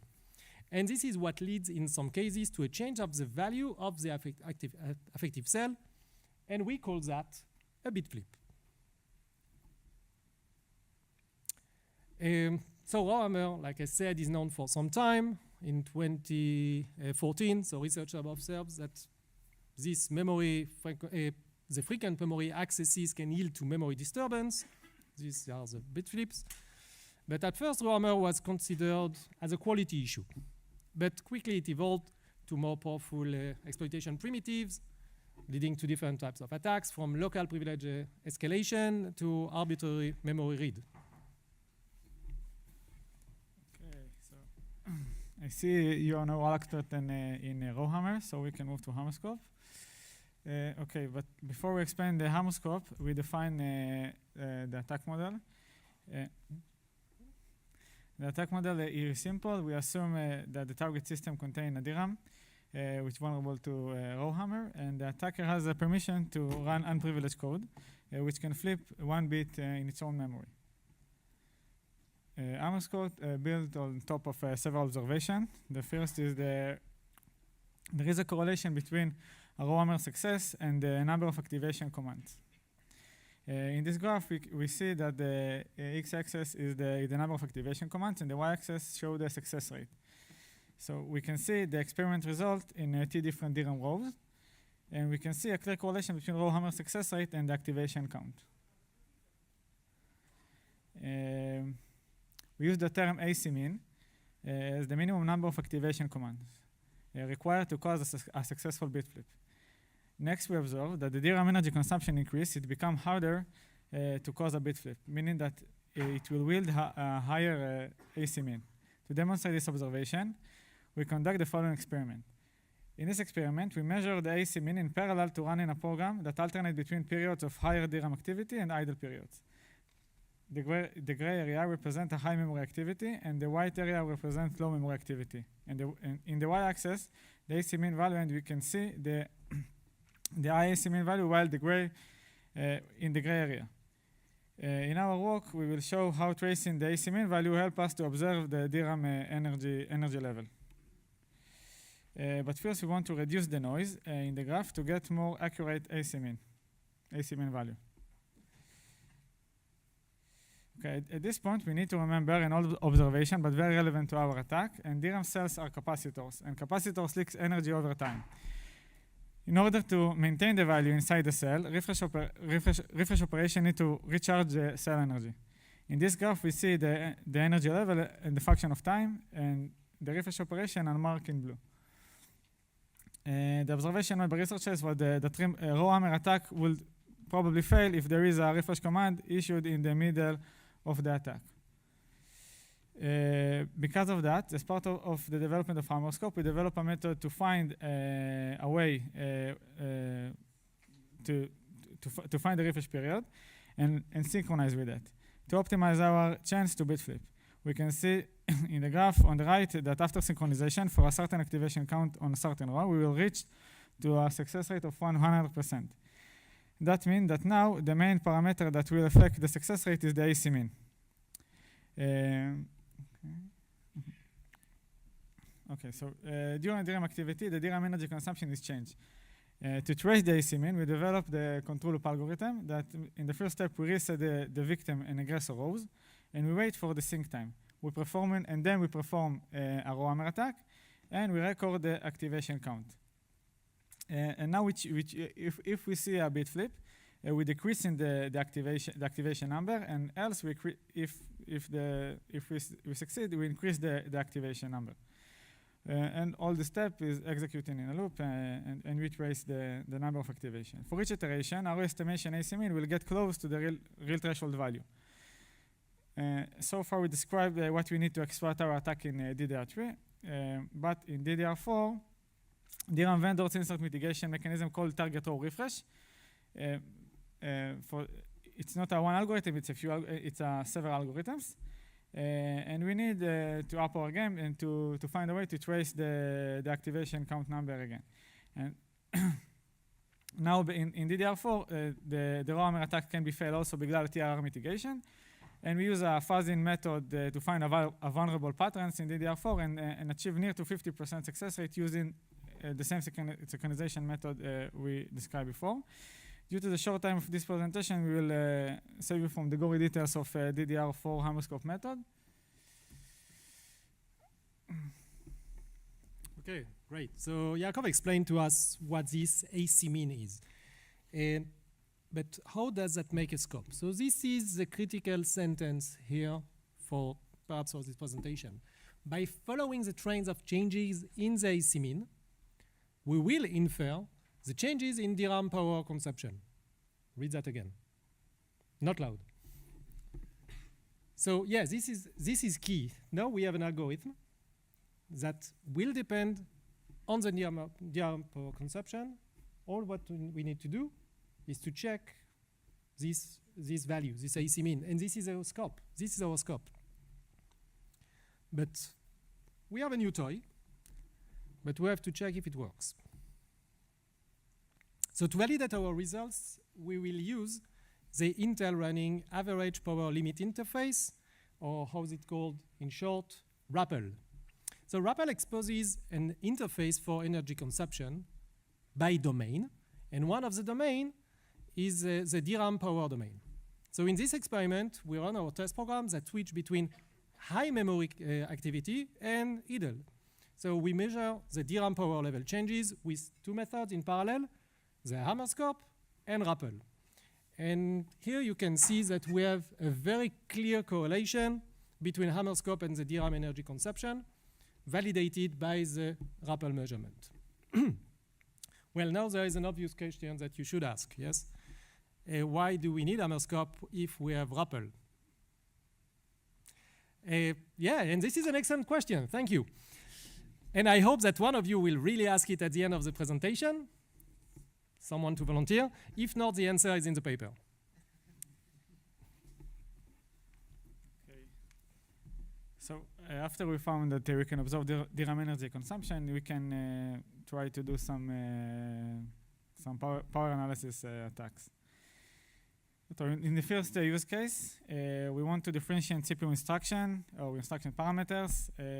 So we interleave two types of commands, one that activate the DRAM and one that not activate the DRAM. And we show that the overall average DRAM power consumption will depend on the proportion of the time during which the DRAM is active. Without getting into too much details, in this graph, each color represents another set of parameters to the division instruction. And we see that we can differentiate between those groups by the success rate of the HammerScope during the time of the execution of the operation. Okay.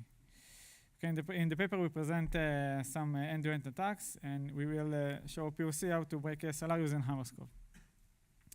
Okay, KSLR, kernel address space layout randomization, is a mechanism that protects against code reuse attacks by randomizing the memory location of kernel code and data. The test segment of the kernel is aligned to a 2 megabyte boundary with a 512 possibility per base address. Previous work showed that the prefetch instruction has some time difference between mapped and unmapped addresses. This time difference can be measured using HammerScope. Okay. So at the beginning, so we just print the terminal, the real KSLR address, just to know what is the addresses. And next we allocate, it will take some time now. So we allocate 100 huge pages without root privilege, exporting the body info allocator public info. We use this pool of memory to search for a DRAM row vulnerable to a RowHammer. And it takes some time because it's a big range of areas, so we need to find this one bit flip that is enough density that we can work with. It's DDR4, so it's also we add some statistic here, and okay, so we found the bit, and now we try to calculate in the cycle time. And finding the best slot to start the RowHammer attacks.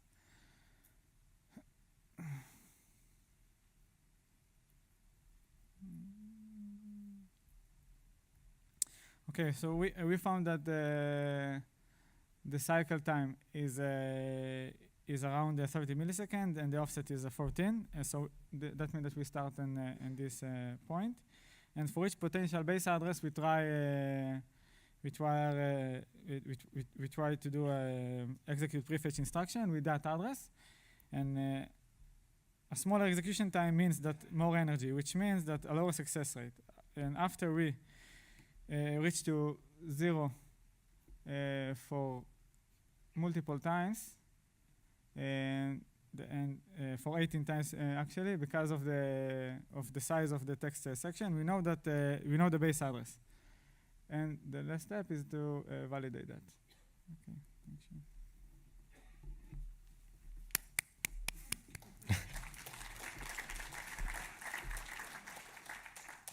thank you. So that would be all, but just for you today, yeah, we have decided to add a bonus attack.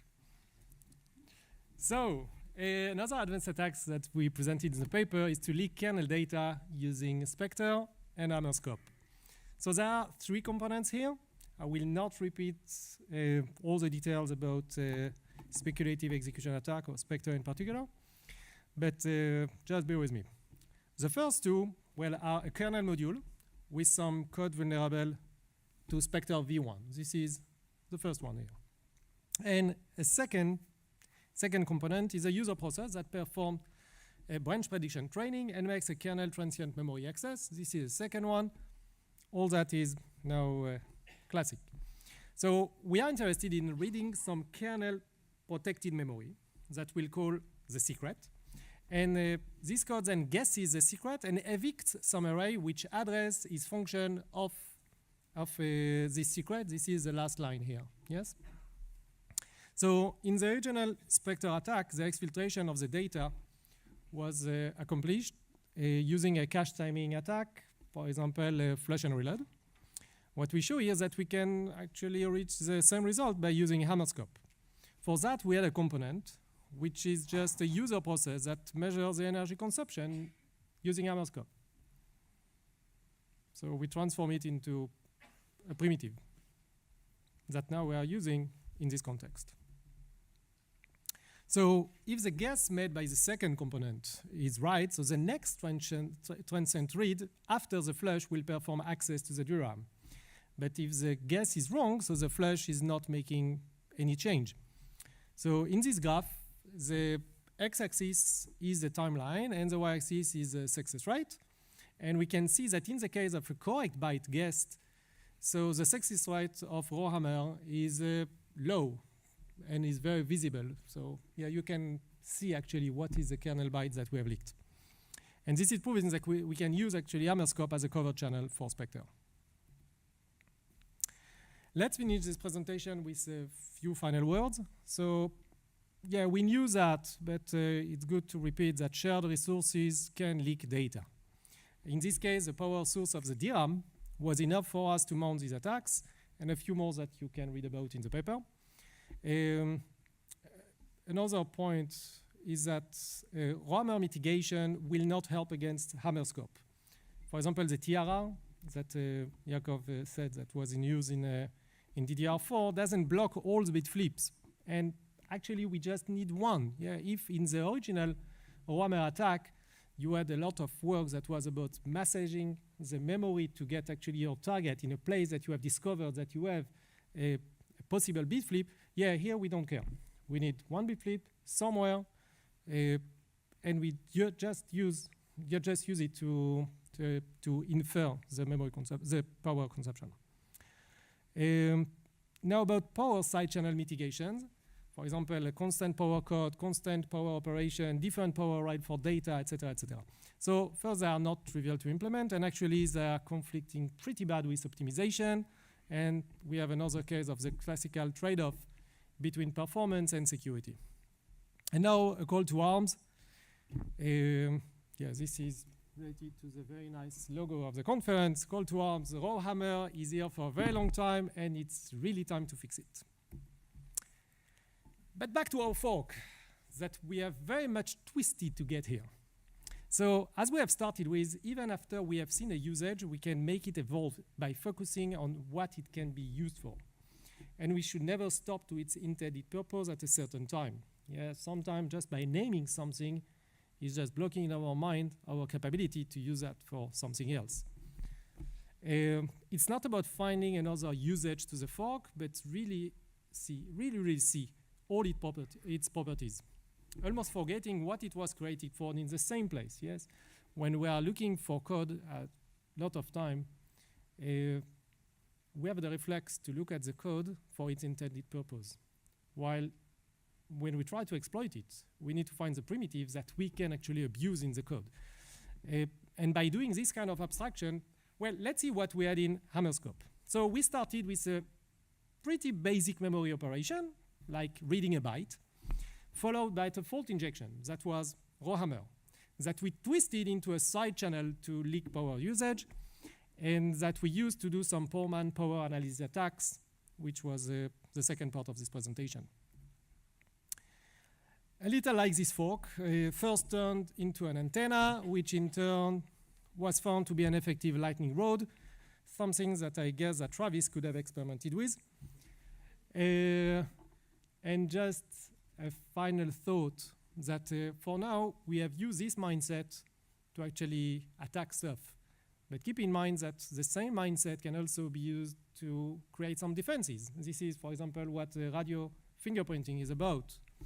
But this is probably for another presentation. So to conclude, in this work, we introduced HammerScope, a method for software-based power analysis using a RowHammer attack. We showed how it can be used to compromise secret information in some scenarios. This is the link to the paper. This is the link to the GitHub repository with attack code and POC demos. Please read and visit. Tell the story to your friends, neighbors, and family. More attacks and details and tons of fun can be found in the paper. Thank you. Thank you.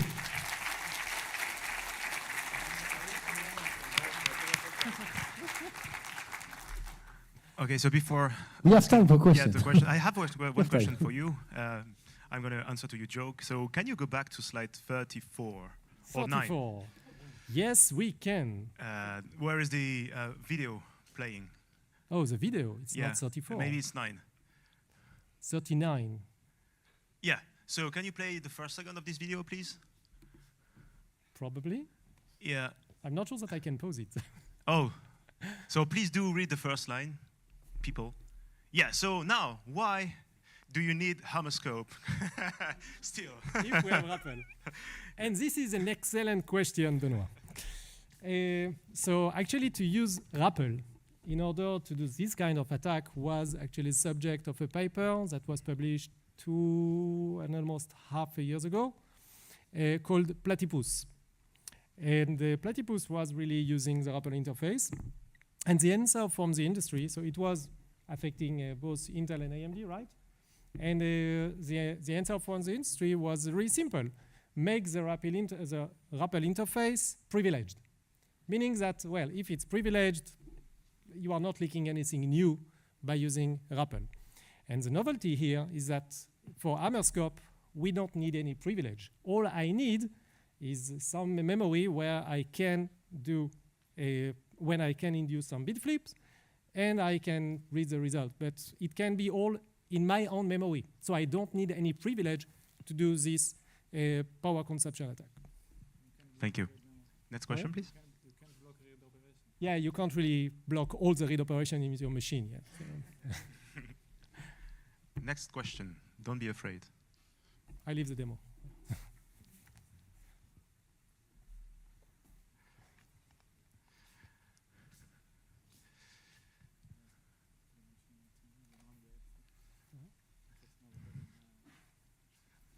I had one question, but I am afraid I've forgotten it. Any question here? Oh. Thank you for your work. I have a question with respect to the granularity of consumption information you get. Do you get information about power consumption of the whole memory, or only of some banks of DRAM memory? And then a more general question about the impact, because is it limited to really the memory component, or do you think you could infer information about the state of the CPU also?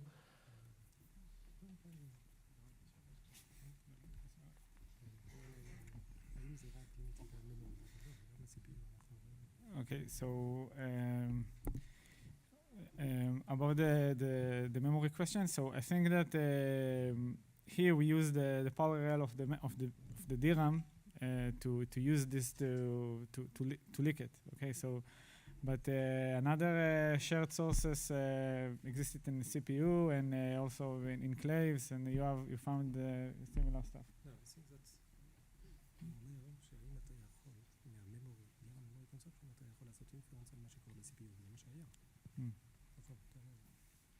Okay, can you repeat the question, because I don't think. It was twofold. First, about the granularity. Did you measure the power consumption of the entire memory subsystem of a motherboard? We measure the memory usage. Yes, if someone activated the memory, that consumes some power, and we can review it using the RowHammer or HammerScope. And then it's because sometimes some memory reads and they are not. We can infer the values. Yes, you can infer that some data is tracing on the bus. You can infer the values themselves, but you can infer the usage. Yes, but sometimes when you have memory flushes from CPU caches, they are done in batches. Okay. So you cannot really know if we can know what is the data that is transferred on the bus. Yes, we can do it.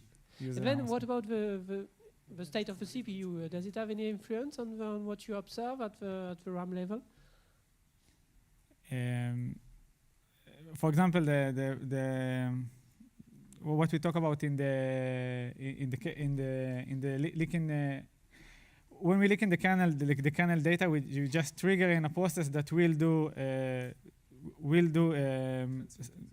memory operation when we want to when the value is correct. So we extracting, we making the CPU making a DRAM operation when the value is right. So that's leaking also data, yes. But what we don't observe the data himself, we observe the memory activation. Okay. Okay, thank you. So I do have one question. So you can. It's okay. Guys, so I understand that one prerequisite for your attack is to use the same DRAM chip as the victim, right? So did you ever try something across DRAM chips? Is it possible for you, or is this like a dumb question? Maybe it's a dumb question. Yeah, if you have, let's say, if you want to attack across, in a different DRAM chip. Different. Yeah. Okay. So do you think we can do something? So I think, from my experiment, I think that will not work with HammerScope. But in Rappel, for example, they also can infer CPU subsystem, and they can infer data from another DRAM chips. Okay. Yeah, this is a limitation. Yeah. Thank you. Other questions? Oh, yeah. Yes, but actually, this is the same problem, just a lot simpler to solve. That was the case with the original RowHammer. So sometimes you need to do some messaging to get your target where you need. So if for RowHammer, the original RowHammer, you had to do some messaging. So if you wanted a local privilege escalation, I think that there was a demo like that, where they were messaging to get actually the memory used by sudo to get the access to the right bit, to the right place. So yeah, that was some messaging. Here, what you will have to do is to message that your target will be in the right DRAM chip, and it's a lot easier. Yeah, it's a lot easier, yeah. Okay. Thank you.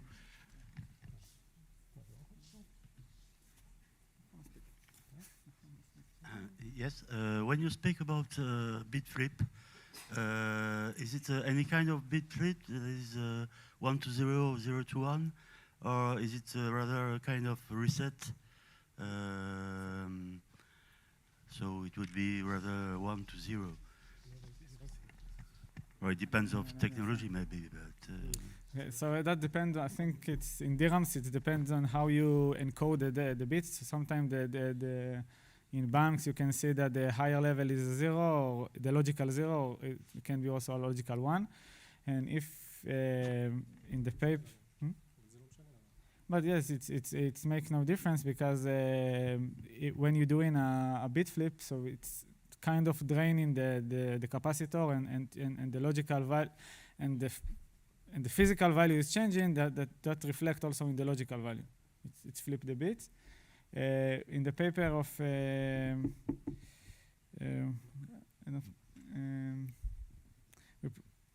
in one of the papers that I represent, so there is a very good explanation how they read data also by RowHammer, and they use this and they use the fact that if the both bits in the victim row, in the aggressor rows are the same value, so there is more probability that the value will change to this value.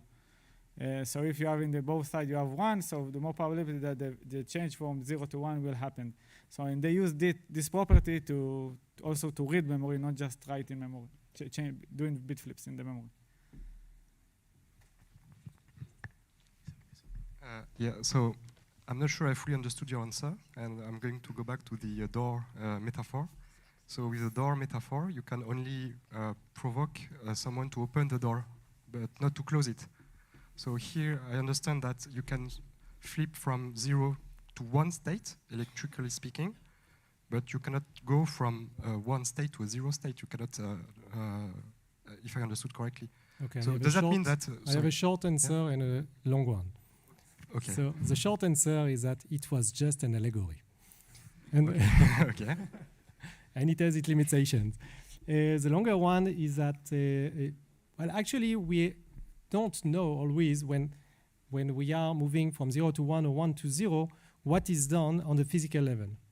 There are some obfuscation even made sometime, and actually, like Jakov said, it doesn't matter so much for HammerScope itself.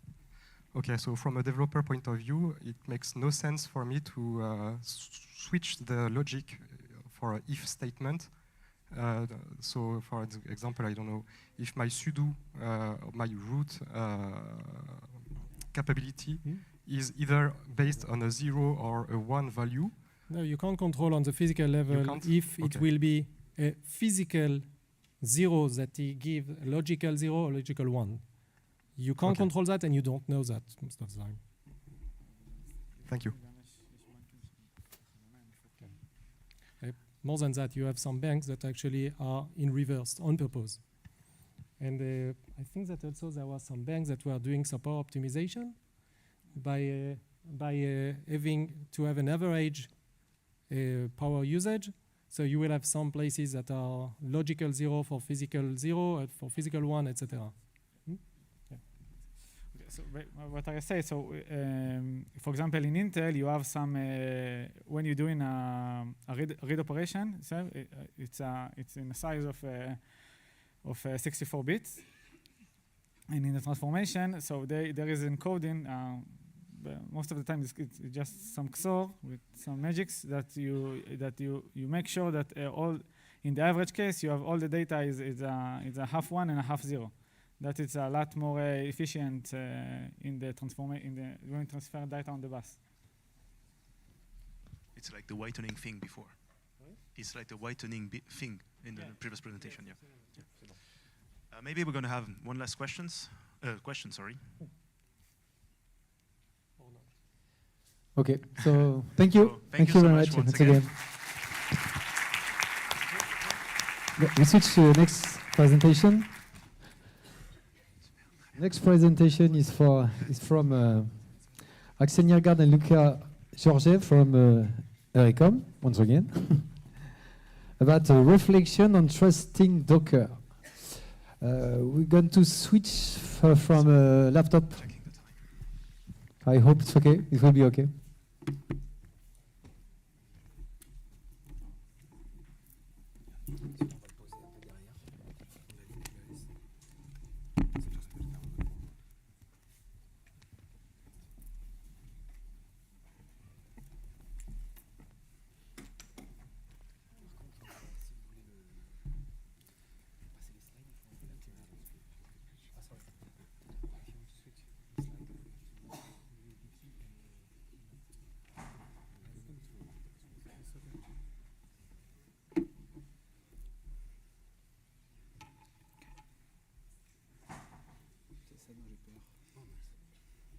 c'est bon, c'est vous ça, je pense.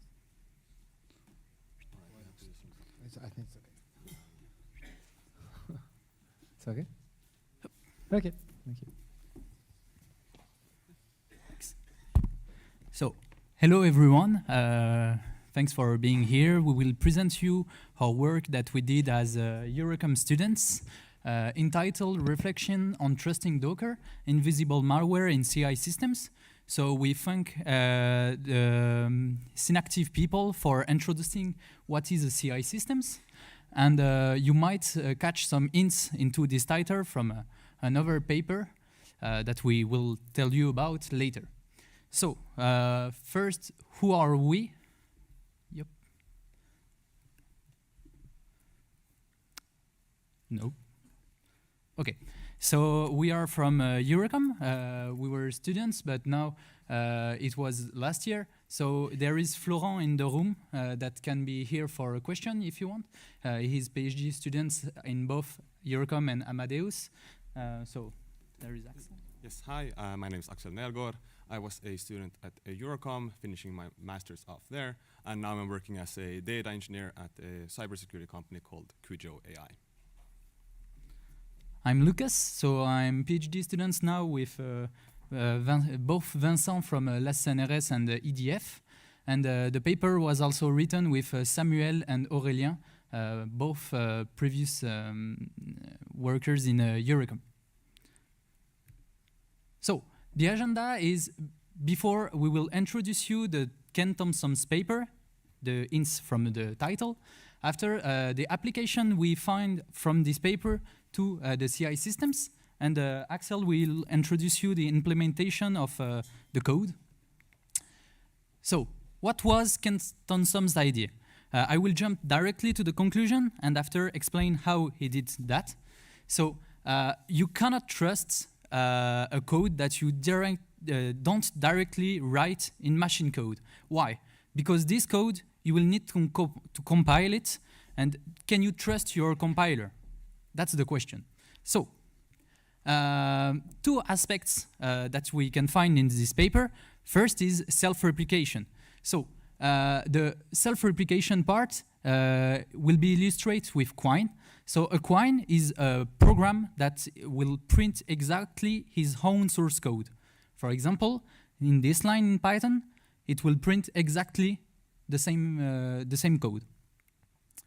Secondly, you have the learning process that can happen in the compilers. For example, if we take the example I put here, so if you have in input the anti/v character, but you don't have any rules into your compiler. When you will compile it, as there is no knowledge, it will output anti/v. But now you had a rule in your compiler, you're compiling it, and if you take in input the anti/v, you will get the ASCII 11 character, which is the pipe symbol. But now you remove the line from this rule from your compiler, you compile it again, but it will keep the knowledge of the anti/v, and it will output the pipe symbol. So if you mixed the self-replication and the learning that is due to the self-hosted architecture, you have the Ken Thompson's backdoor, and it can be extended to every self-hosted architectures. For example, on compilers, you can have GCC. It was the case for the paper. Samuel also did an experiment on Make, so you can also put the backdoor here. And for us, we put interest in Docker and also in the CI systems, because you build your CI system image from your CI system. So why it is interesting to go on continuous integration system? Because as people from Synactive explain, you can extract secrets. You can also modify some produced artifacts. So you introduce the backdoor, and then you can navigate into, for example, for us, the Docker image. And there are some vulnerabilities that you can combine too. If you take the case of SolarWind, you can first use that to infiltrate the system and then use the attack. And it can be done if the connections are here to do network scanning. So, as I said, CI system is often self-hosted. So how does it work? You will download from a public or a custom private source a CI build image. It will go into your continuous integration server, but only once at the beginning. To build your container image registry, you will use your continuous integration server with all the commands here. And to build again your continuous integration server when needed, you will use what was inside your container image registry. So that's the loop of the self-hosted architecture. So our approach was first an initial infection, and then you can use the self-reproduction and have the payload for the malware that you will put into the system. So at the very beginning in your source code, you will put the malware that has the self-injection and the attack payload. You will put it into your Docker container that is safe, but when you are building your CA image, it will be infected. And so this CA image will build the CI container that you used for production. So even if your source for production are safe, as the image of your CI container is not, it will, for the self-hosted part, also infect the CI image, but it will also infect the software that you use for your production.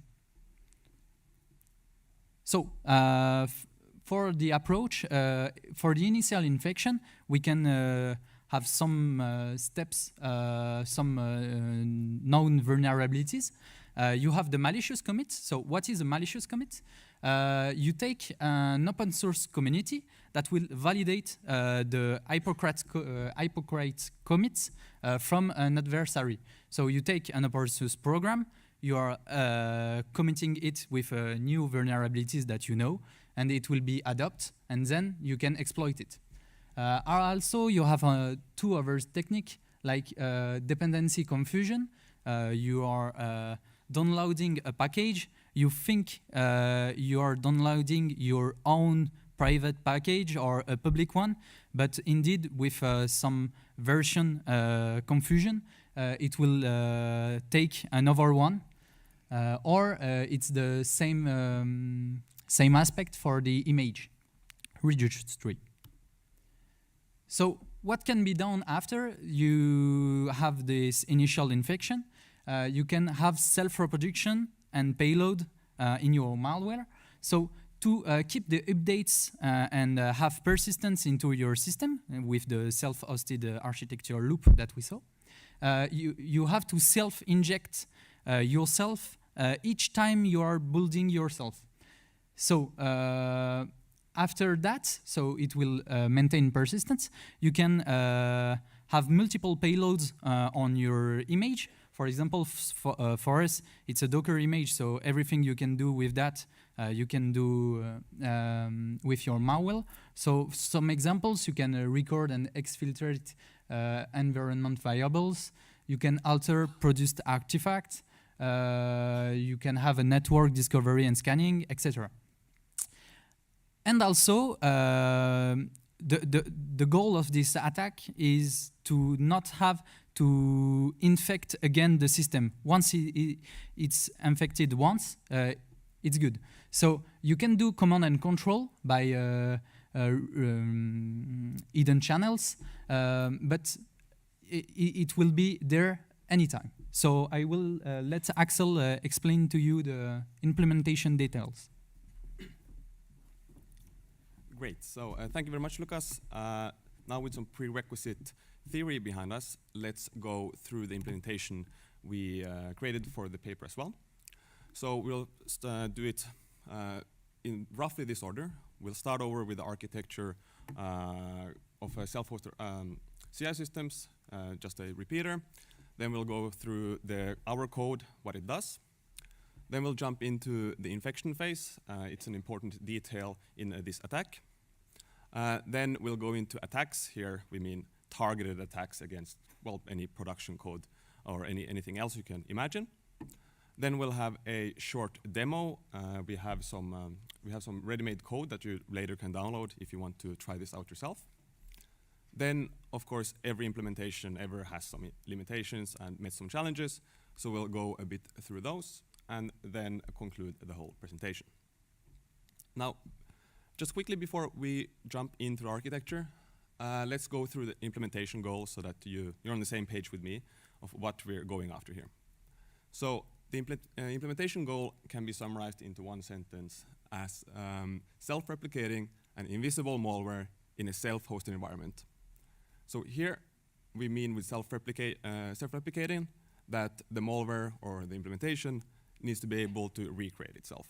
So it needs to be able to always re-inject itself every time this self-hosted CI system is building itself. After that, it also needs to be invisible. It's kind of useless if you can see this happening all the time, then it's, well, you can just remove it. Malware here, we mean that the implementation needs to be able to do something. Self-replication in itself is pretty cool, and it is I really like coding this. However, if you're not able to do anything with this implementation, then you just have, well, wasted CPU cycles. Then self-hosted environment here, we're just mentioning that to be explicit about our intention here.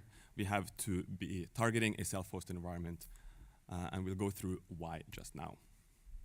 So again, a self-hosted architecture is an architecture where the program is able to build itself. This means that it needs to have access to all of its dependencies, all of its building blocks and components, to be able to spit itself out again. In CI systems nowadays, that usually means that the whole CI system is container-based. So you have to be able to output a CI or a Docker image or any kind of container image that represents your CI image. And if you're building this with Docker, that means you need to be able to interface with Docker.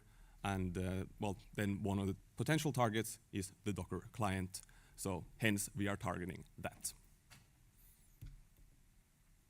Now, let's go a bit through what the client actually needs to do. So I'll refer to our version of the client as a malicious client. The client needs to be able to, well, always recognize when a CI image is being built. Then it needs to be able to, on the fly, manipulate any kind of instructions that it's going to send to the builder. That means, like, for example, the Docker daemon. Why on the fly? Well, it can't really go into the context, the source code that is, and start changing things there, because then anyone could go and or look at those static files and see that we changed anything. So it will just change everything or anything it wants before it sends it to the builder to keep itself hidden. Then, of course, it needs to be able to send this, as said, to the daemon or any other builder. And then it needs to be able to do this perpetually, so essentially starting from the beginning. So a bit more detail, just so you understand more on a closer to code level what's actually going on. So the Docker client needs to be able to recognize every time it's building itself, or the CI image. That can be as simple as this up here.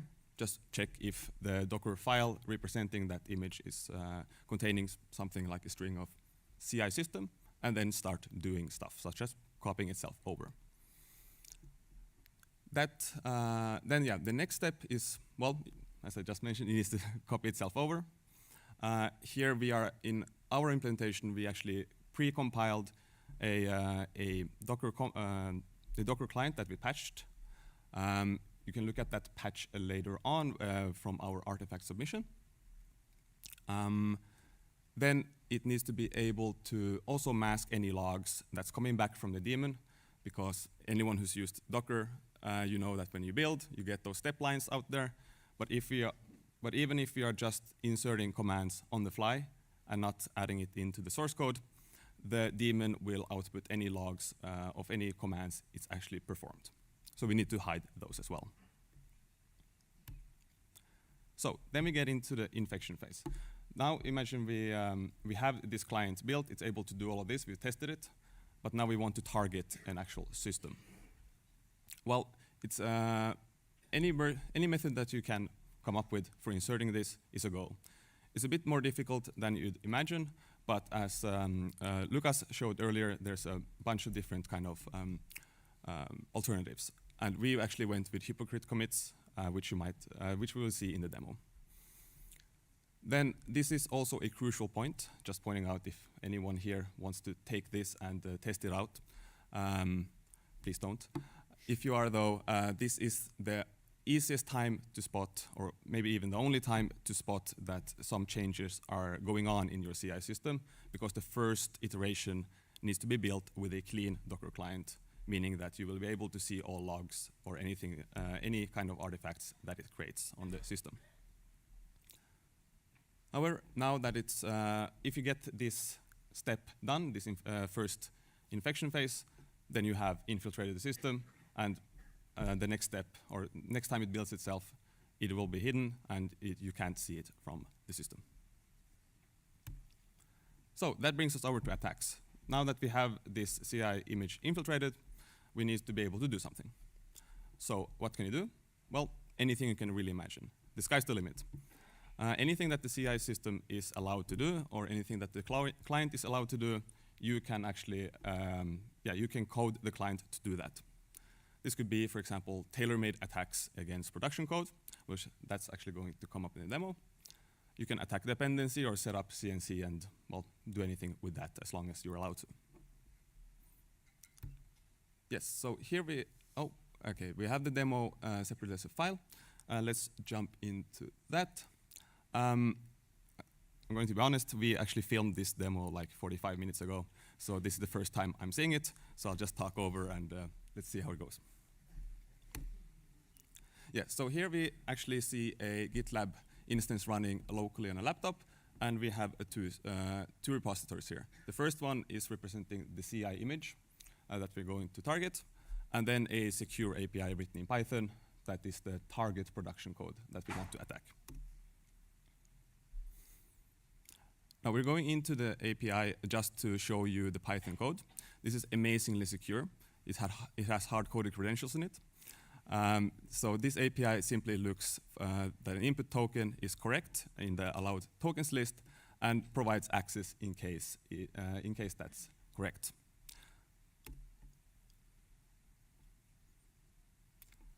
Next up, we are actually going to execute or run that API. So now, as you can see up there, we are running the latest version of the secure API. That was actually built with a clean CI image, so there should be no funny business here. And we'll see that by calling the client with a random backdoor token. And as we can see down on the left there, access was indeed denied. And well, you can guess we want to change that.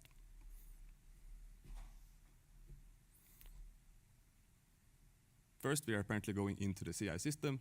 We're going to look into the Docker file here to see that, yes, there's no funny business going on here. This is the CI image Docker file. So as you can see, we're just depending on Docker. And then we're installing pip and some dependencies for Python so that we can analyze our Python code. Yes, now actually we are going to run a helper script. We won't go through the code simply because you'll have access to it later and you can go and verify all this yourself.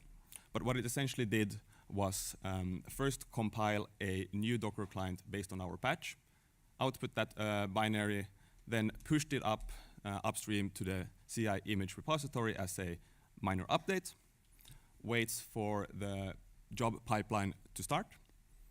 Then once that has run, we have infiltrated the system with the first infection phase, so where you can see the logs.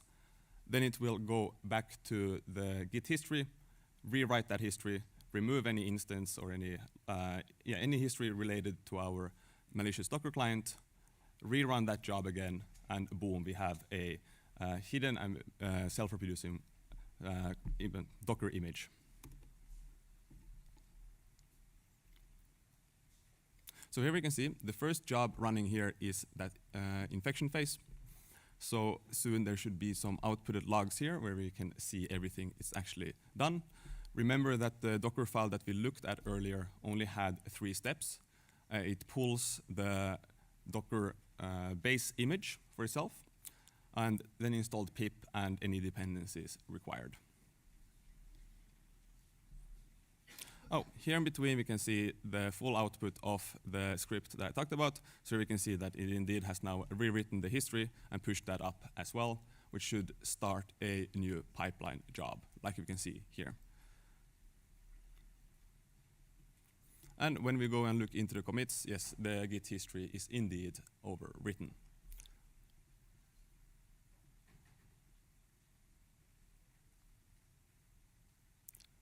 I do not know what Florian wants to show me here.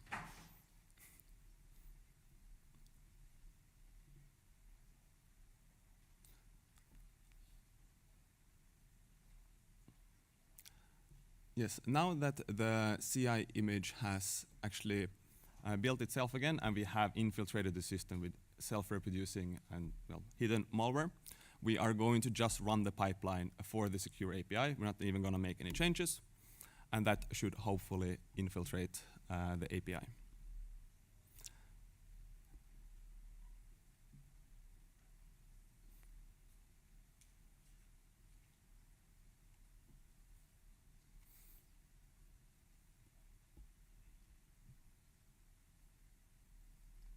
Should I jump over this?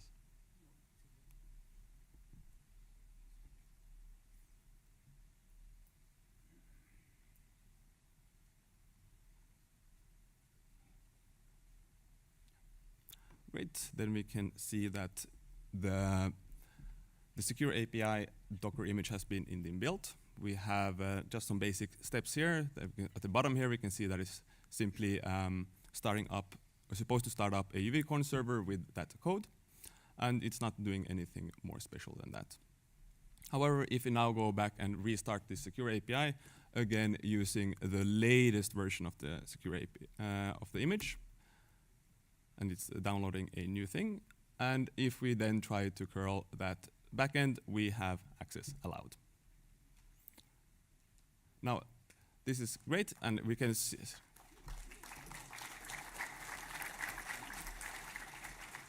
And just to verify, even if it's just a video, there's nothing that happened in the code itself. We can see here that the allowed tokens list is still just that one token. However, if you want to go and look into the image, you should be able to see that it has actually changed it on the fly. But we'll leave that as an exercise for anyone interested. Great. So yes, as I said earlier, every engineering project ever has some limitations and challenges, so let's quickly go through that. In our case, we actually targeted a pretty old version of the Docker client simply because we had to start somewhere. We used major version 20, while the major version now is 23. We haven't updated that, nor can we actually do it on the fly.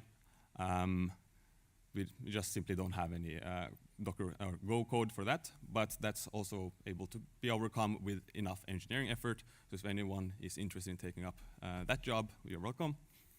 Another limitation, which is more just related to the actual design of everything, is that the target CI environment needs to be self-hosted. So this is to meet the original Ken Thompson paper. You can't run any architecture. It needs to be self-hosted, since it needs to be able to inject a payload somewhere in the dependencies.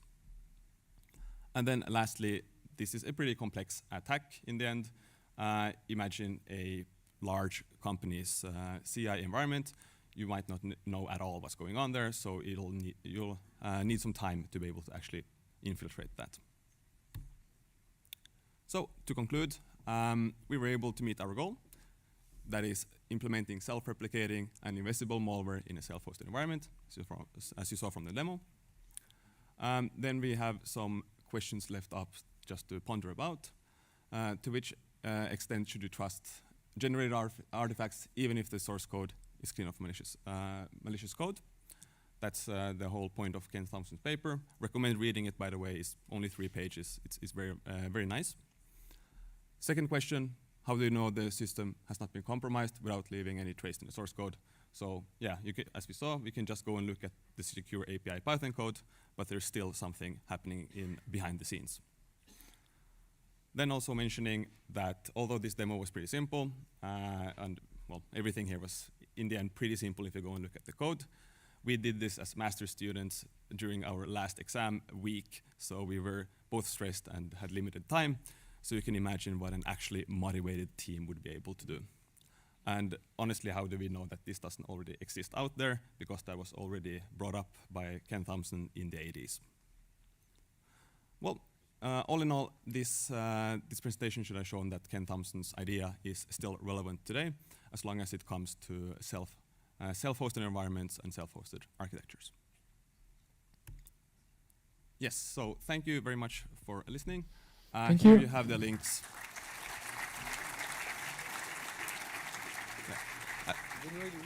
I said links if you're interested in the demo or in the paper. And yes, questions, please. Question? Yes. Christian. Hi. As far as I understood, the only way to recover is to source an update from a trusted source to break the self-hosted cycle. Yeah, if you want to recover, you have to rebuild everything from scratch because it will be kept in the CI system. So you have to take a public build source that you trust and go from the beginning. Okay, so this only means that now we have to check the official sources that are not compromised. Yes, you basically have to check both the source code and you then have to actually trust binaries if there are any, and then if you want to actually compile it, you need to trust the binary that you already have, unless you want to go and write the whole binary from scratch by hand. Yeah, but that means if the official Docker repositories are compromised through something like what you presented here, and if the job is done well enough to hide the attack, and it's not readily obvious in the generated code, we are all screwed, right? Yeah, basically. But that's the same problem that you have on the original Thomson paper. Like the compilers, even that you take on the public space, can you trust them? But, we hope so. You have 10 minutes to answer. Classic paper. So, what about the classic solution? Double compiling diversification. So, if you do diversification building with independent, have you considered using diversification to prevent and to try to detect the backdoor? So there was for the Thomson paper some countermeasures such as diverse double compiling, and you compare the results from both compilers to see if one of them was infected. Just to see if they were different. Yeah. But you cannot distinguish which one was infected. But for us, you can maybe try with some different CI systems. Solutions, but yeah, I don't know. Yeah, the main difficulty with that is you should have something which is reproducible. So for C code is, let's say, quite possible, but for Docker image, you have to, let's say, specify all versions of all software in your Docker image to ensure when you rebuild your image on a different system, you will have exactly the same Docker image with exactly the same hash. This is one of the let's say, complexity to put this kind of countermeasure in place. Or you could study the number of branches in the generated code, for example. That was some of the optimization of the idea of a double compiling. You look at the control flow structure of generated objects to try to see if they are similar. But I agree, it's probably even more complicated to reach a solution, tentative solution with diversification in the context of Docker because it's too complex, in fact, as an environment. You have a lot of things, and having reproducible Docker image is a bit more challenging. What you can have in kind of countermeasure is instead, okay, we demonstrate that scanning your source code might be useless because the source code is clean, but you should, let's say, analyze your Docker image. It's like binary analysis versus source code analysis. It's the same for Docker. You should put effort on scanning your Docker images to detect these kind of things, like the added token in the production image. Or you can also break the self-hosting architecture by not rebuilding your CI image in your CI, but with another CI or locally or what else. But still, you have to think about some engineering effort for the countermeasure.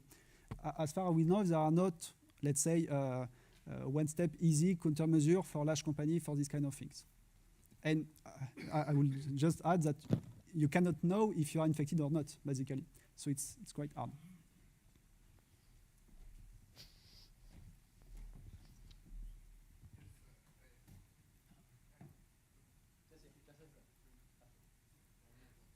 Okay, thanks. Yeah, it's interesting, very interesting on, I'd say, at least on an intellectual point of view. now I'm going to ask the kind of obvious question, I think. What is your intent behind this? Why did you do this research? And what do you intend to do with it? You do realize you've created a self-replicating malware, and that is the exact definition of a virus, okay? So what, are you going to use this for a CTF? It would be an awesome challenge, as a matter of fact. What was the intent when you did that? Yeah, Florent will answer because he's the one that proposed us the subject. So. Okay, so yes, it's true. Bien joué, bien joué, ouais. So what was the original idea? It was yes, a project in Eurocom. I'm working in a large company called Amadeus, and so we were thinking about this kind of attack just out of curiosity. And with our supervisor at Eurocom, we basically would like to try if the Thomson ID was still relevant today. So probably yes, in terms of continuous integration. There are some countermeasures. Okay, basically, let's say, if it's not us that will do the job, probably another team will do the job, and even maybe a malicious one, or or bad actors. So in our opinion, it's maybe better to just let's say, release it publicly, so companies and market and so on can see the problem and create solution for that. But we are maybe a bit in advance. There are no clear solution at the moment. Sorry, there is a question here first.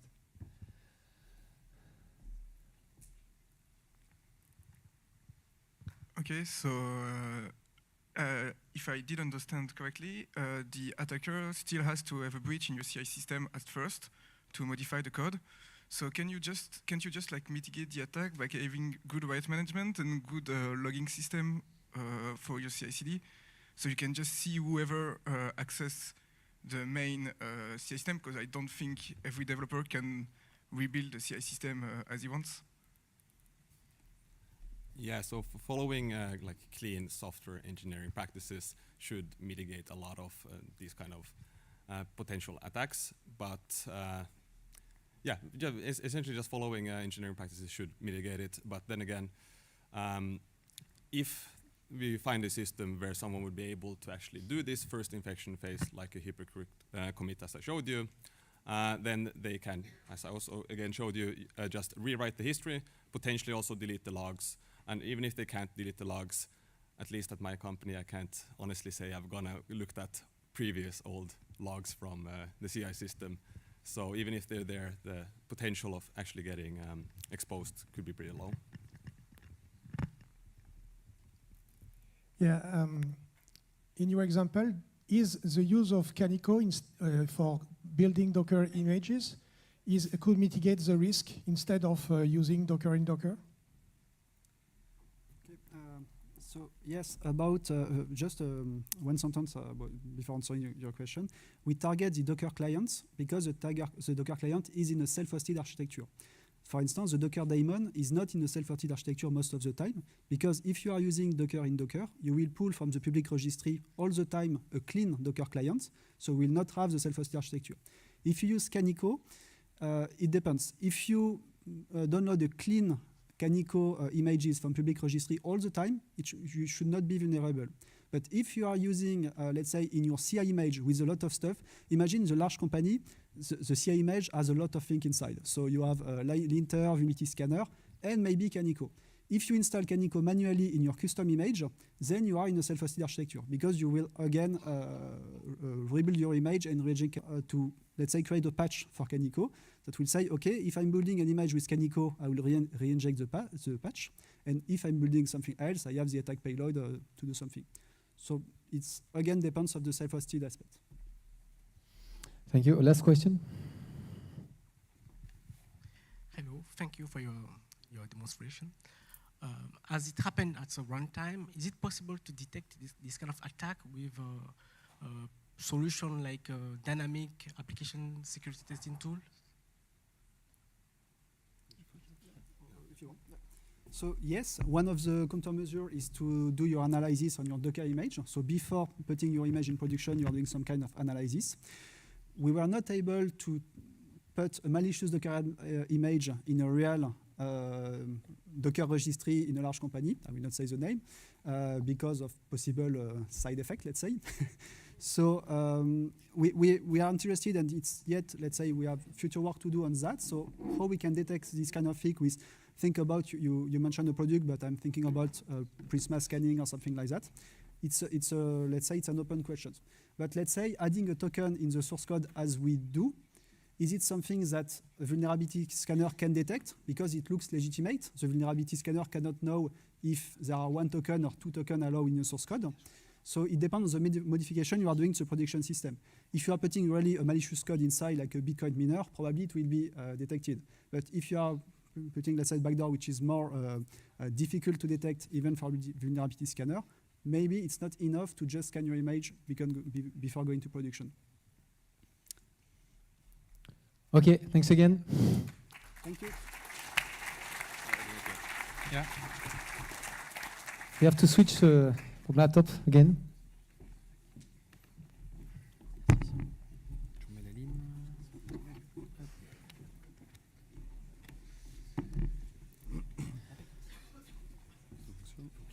Tu lances ta bête, on vérifie que ça marche. Comme ça. Yes. Après on fait quoi? Il faut que tu mettes ton écran et eux ils vont switcher automatiquement. Comme ça? Ouais, je pense que c'est bon. Alors peut-être pas. Est-ce que c'est en duplication là? Merde, visiblement non. Je sais pas comment tu fais, il y a un truc de dupliquer sur Windows. Je ne connais pas Windows.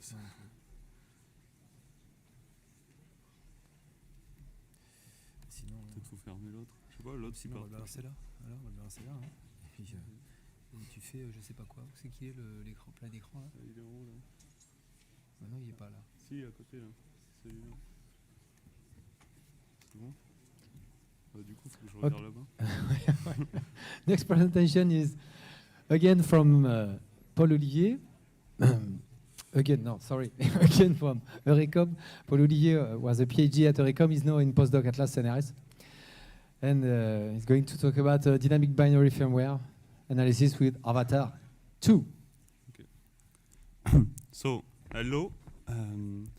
So this short talk is about to present some challenges on binary analysis for firmware, and mainly to present the tool we developed at Eurecom called Avatar².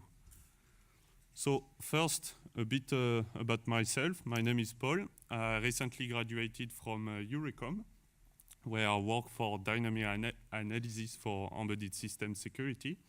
And now I just joined as a postdoc at the LAS. So, as I said, the content of this talk is going to present a bit some challenges on firmware rehosting, and present a tool called Avatar², and we are going to see some basic example of what we can do with it, and in which extent it can help us to analyze firmwares. So our society today is mainly composed of a lot of embedded systems, and all of these embedded systems are driven by software. And these software are likely to contain bugs. And in the case of advertising panel, like you can see on the screen, is harmless and sometimes funny, but the impact can be more important and severe, because these bugs can then result in vulnerability that can then turn into unauthorized access, information leak, ransomware, denial of services. And for companies, they have an impact also in terms of monetary losses, where they have to allocate resources to find the bugs and fix them, but also in some critical systems which doesn't allow any system downtime. And more importantly, they can have an impact on human life with critical systems such as car driving assistance, plane, medical with radiology, for instance. And so this highlights the importance to test firmware for security and safety. And so we have two kind of category of techniques to test firmware, static and dynamic analysis. And so static analysis aims to examine the code without trying to execute it. It has the advantage to offer a larger coverage because it can examine the code with the entirety with all the possible passes. It doesn't require to execute the code, so therefore there is no need to create the environment. However, it's less precise because it lacks of the runtime context, so the state of the content of the memory and the register, for instance. And it's more difficult for it to interact with other systems that are in the same network or even cloud services, for instance, in the case of Internet of Things. And so to address these challenges, we have dynamic analysis that allow us to execute the program with one input with a given, in a given environment.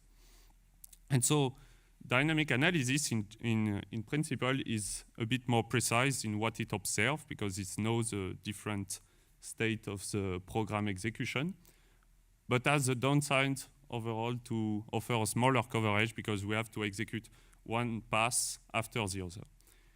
And so recently we have saw in the past year a lot of techniques and new tools trying to, such as tracing, profiling, time tracking, and mostly fuzzing and concolic execution that shows efficientness in finding bugs.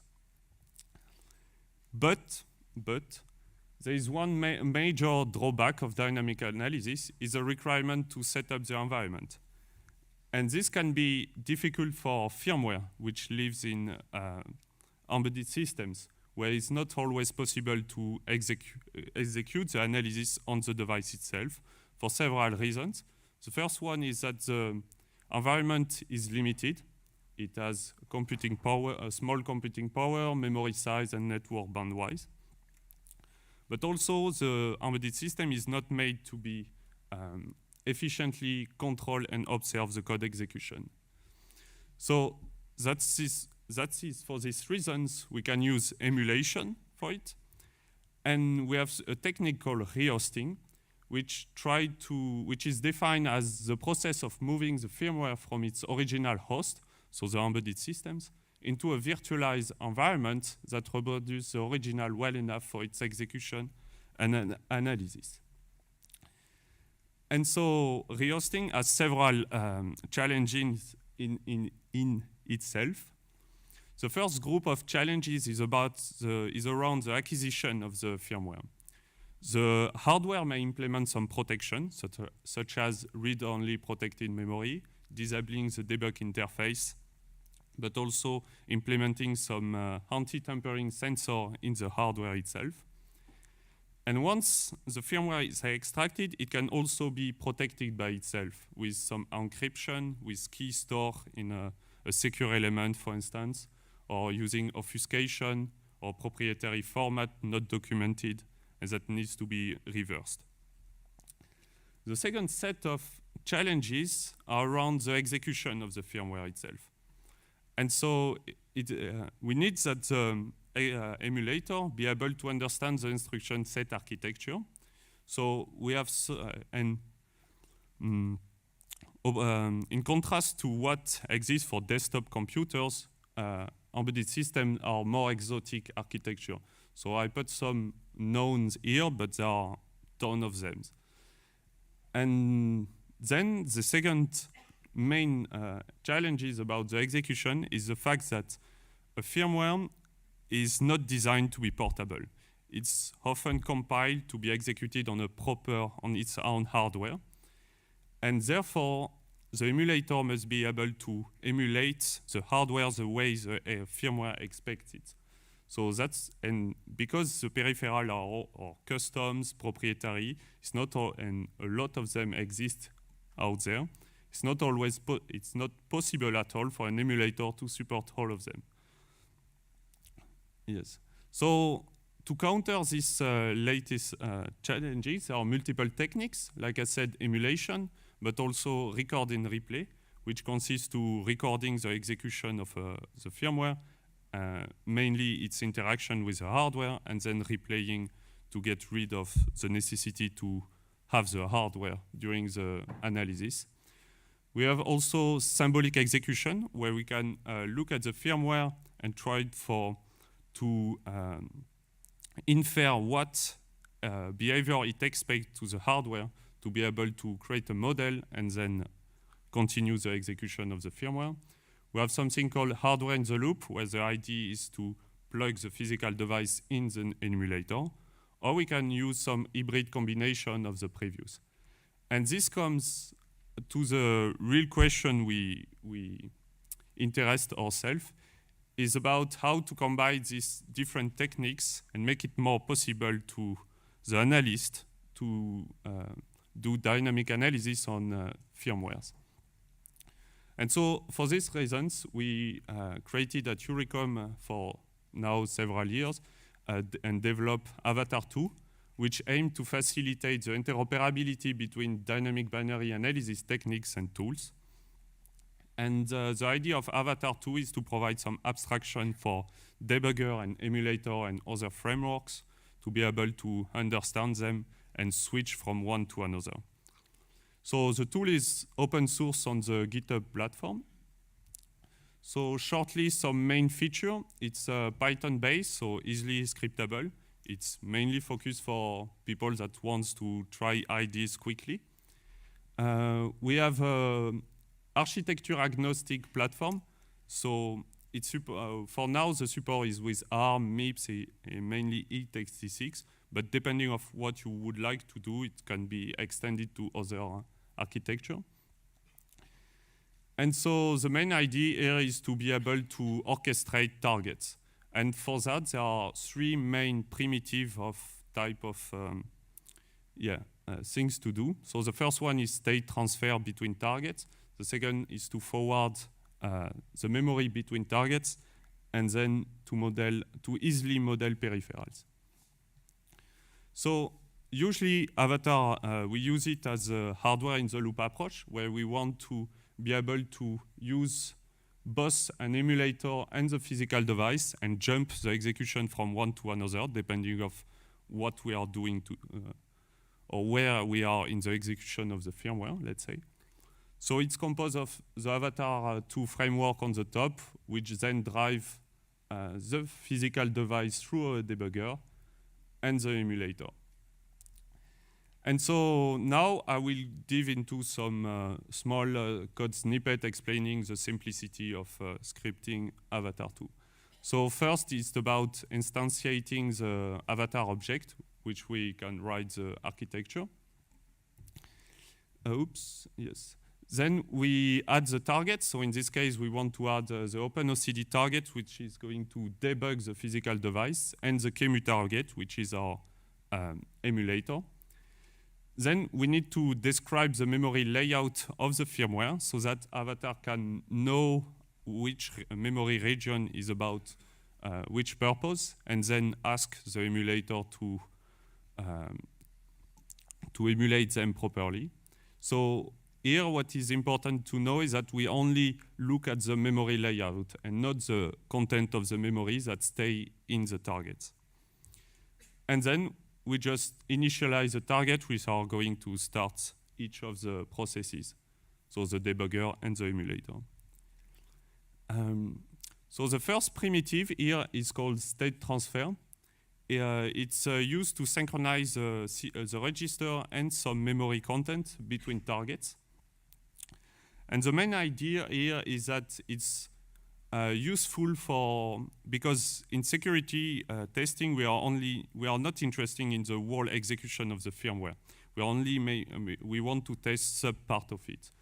And so, for instance, the firmware initialization, which try to configure the peripherals, try to look for timings, the presence of the component, etc., loading program in memory. Well, it's not the more interesting part, and also we want the device that is initialized properly to then execute. So that's why this state transfer is useful for starting the firmware on the device and then migrating it to the emulator. And this is done easily by setting a breakpoint and waiting up to that the breakpoint is eaten. and then ask Avatar to transfer the state by synchronizing, for instance, the RAM. And then simply continuing the execution in the emulator. Then, when we continue the execution in the emulator, it may happen that it wants to interact with the hardware. And this often happens with the I/O memory, where the register of the peripheral are mapping inside the memory of the process. So for that, we need a way to forward it to the device. And in Avatar, it's done transparently through a custom platform we implemented in QEMU. And it just happened to be written, you have to specify it during when you declare the memory ranges, by just writing forwarded to the target you want. In this case, the device. Then, for performance reasons, because sometimes forwarding all the memory accesses may happen to be a bottleneck for the emulation and the analysis, it may be interesting to emulate and create our own model of the peripherals. And so, for this reason, it's possible to create an object iterating from Avatar peripherals object, where we want to write the read function and the write to emulate the behavior of the peripherals, and then still in the memory ranges description to write emulate to UART. So then the custom platform in the emulator will forward to Avatar that will know that we have to do to forward to the actual model. And so these small examples I detail are present in the handbook. And we have also other examples. If you want to try it, you can use the U-boot example that doesn't require any hardware. Otherwise, we mainly develop on the Nucleo L152RU. And also recently, an intern developed a new example on Raspberry Pi Pico. So you can also check this out. And the fact is that these primitives are pretty simple, and by themselves, that doesn't allow to find vulnerability. So that's why there are more tools that use our framework to build on top of it. So for rehosting, we have hallucinators that try to abstract the low-level abstraction of bare metal firmware. We also have pretenders that, like I said previously, records accesses to peripheral to then build a model that then can be used without the need of the hardware. Then we have some case of fuzzings with unicorn fuzz and firmwires, and also symbolic execution with Anger Symbion. So to conclude, I spoke here a bit of some challenges on dynamic firmware analysis, but there are plenty of others.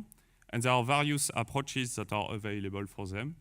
And Avatar² is aimed to be a small tool to offer the interoperability between these different approaches. So some links of the frameworks, an example if you want to test, and the Slack if you want to talk with us. And for the team, there is Marius, Florian, and Aurélien, and of course, myself. So thank you for attention. Thank you.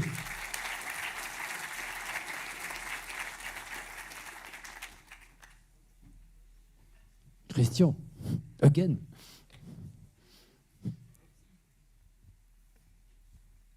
Hi.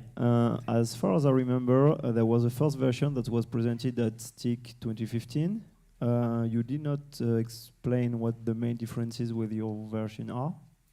Can you please do it now? Okay, so Avatar is a long story, basically. It started in 2014 with the first PhD students. That maybe the main goal was to use OpenOCD with S2E to do some symbolic execution with firmware. But then a second PhD started to rebuild it to Avatar² because the first design was too tightly coupled between S2Z and OpenOCD. And the idea of Avatar² is really to provide some abstraction, and so it can more easily to change the targets, and therefore to then just orchestrate different targets. Yep.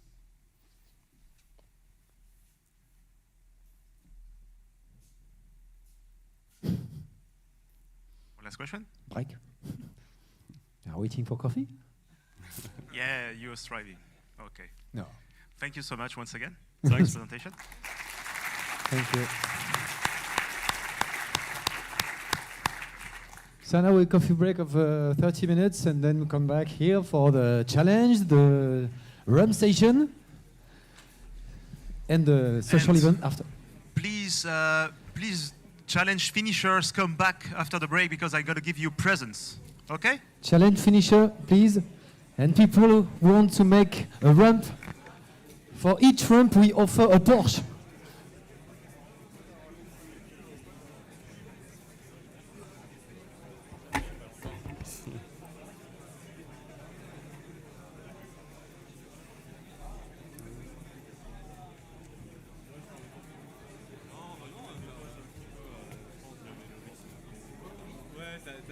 T'avais encore un truc monotone.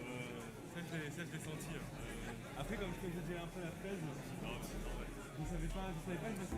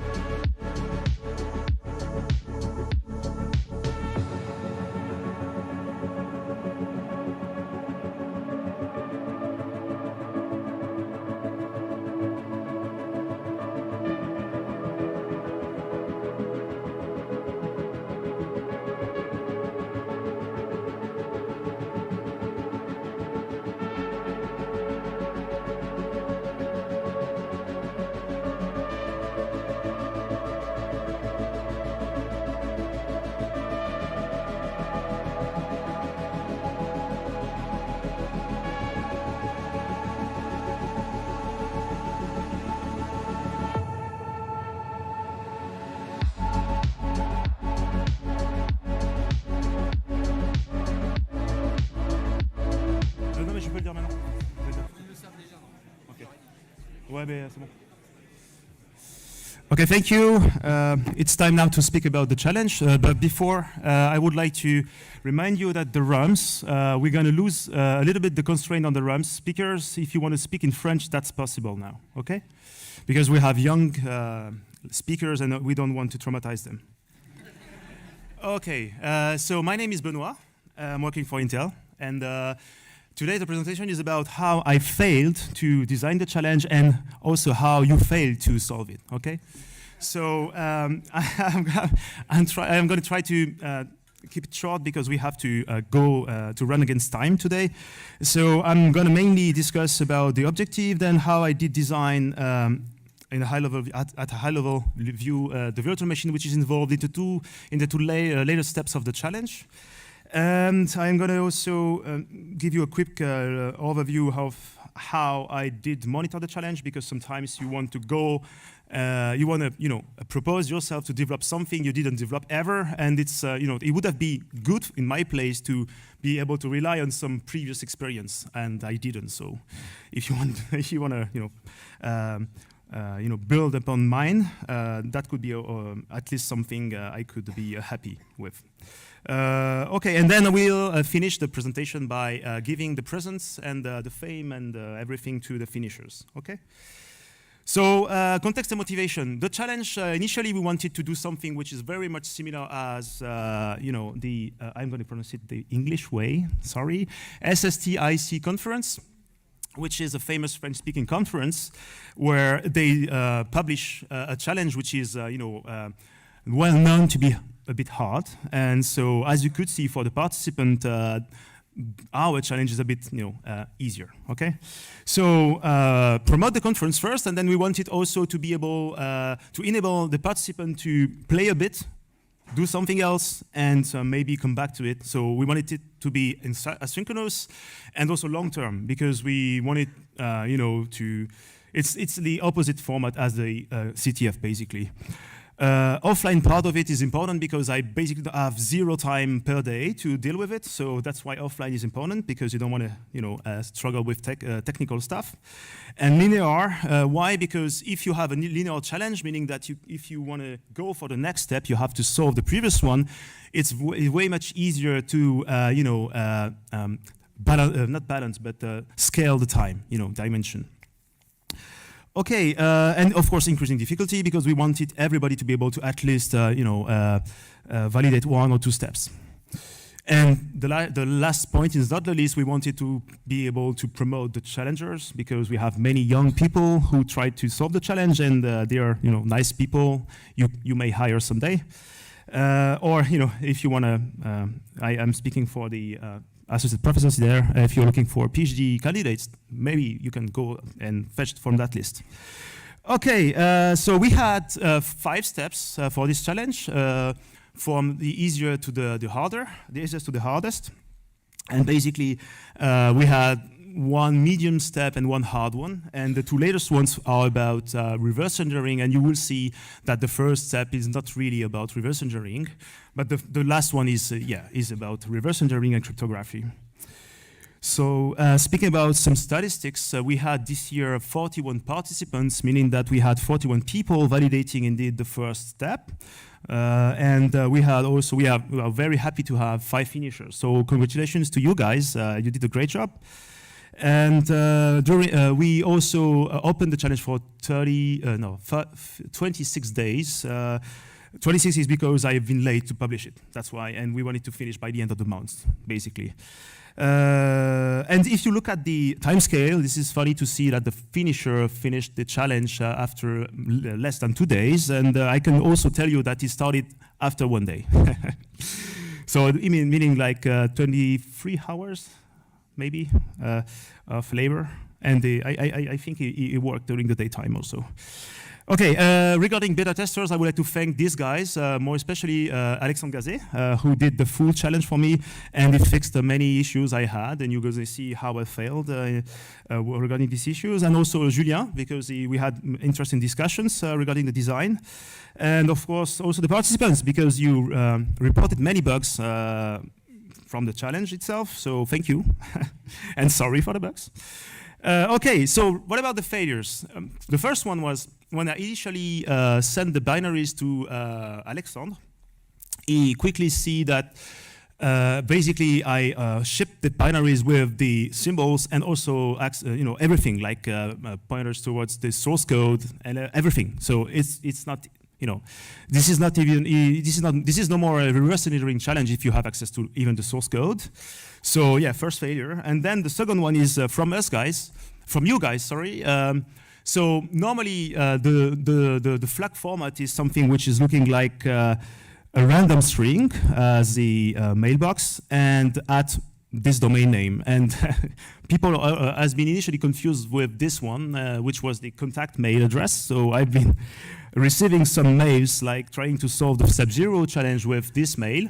So what I did quickly is that I added this nota bene on the website to say, please don't try to start to flag with this mail, because I was starting to be flooded by mail. So yeah, pretty inconvenient to try to track the things. Then the second fail is, so the last step is involving brute forcing the thing, brute forcing a key, and after a reverse engineering step.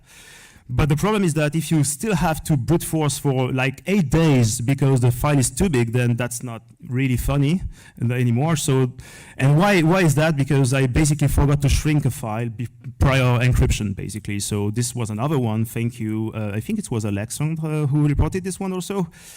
Another one funny also because I don't usually think about people not running Linux or maybe having strange distros.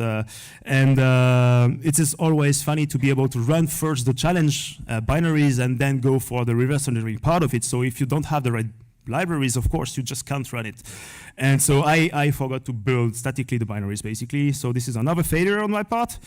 So I republished the two last, I think what was the two last steps for this? And then, of course, the last but not the least, I was not at all in compliance with GDPR rules because I just, while if you go there, sorry for this, the spoil. Basically, I was dynamically generating this step completion list, every single minute, and initially you had the mails of every participant there with the first name, last name, and the mail. So somebody, some people complain about that, and that's why I filtered them basically. So you can see the mail. So please, can you remove my mail? I don't want to be spammed. And of course I did it. Okay, so that's it for the failures. How much time? Oh, I forgot to how much time I did consume already. Okay, thank you. 5 left. Okay, so that's why I'm gonna step over this one. So I had a nice presentation about how I did design the virtual machine, which is involved in the two last steps. But basically, what I can tell you is that the funny story about this is that this is originally a project we proposed to the students from INSA Toulouse. Basically, they have to develop a CPU that will plug to this system on chip. Basically, I did develop with my colleagues there. And also they have to develop a C fragment compiler for it, and an assembler, and an emulator, and everything. So basically it is about a bare metal development of a whole system running on an FPGA, so this is the one. And so this was I had an initial design and some bits and pieces of solutions for this project, so I started from that, okay, basically. So I had to improve many things, the emulator, the C compiler, because it didn't, support like strings, bytes, byte arrays, sorry, and also structures, which is like a nightmare if you want to, develop a clean code for cryptography. You need those, and I didn't have those, so that's why I had to basically improve the language support for those aspects. So this was a list about that. I have to jump over it because of the time, and so. But the message I want to convey here is that this is not at all optimized in any way. So this is like a dummy C for obfuscation compiler. Okay. So if you take a look at what I have if I compile the challenge, this is the last step. With GCC, you have 1K5 lines of assembly code. If you do it with my own compiler and assembler, you have like more than 4 times more. So it's like a nightmare to analyze if you're not tooled.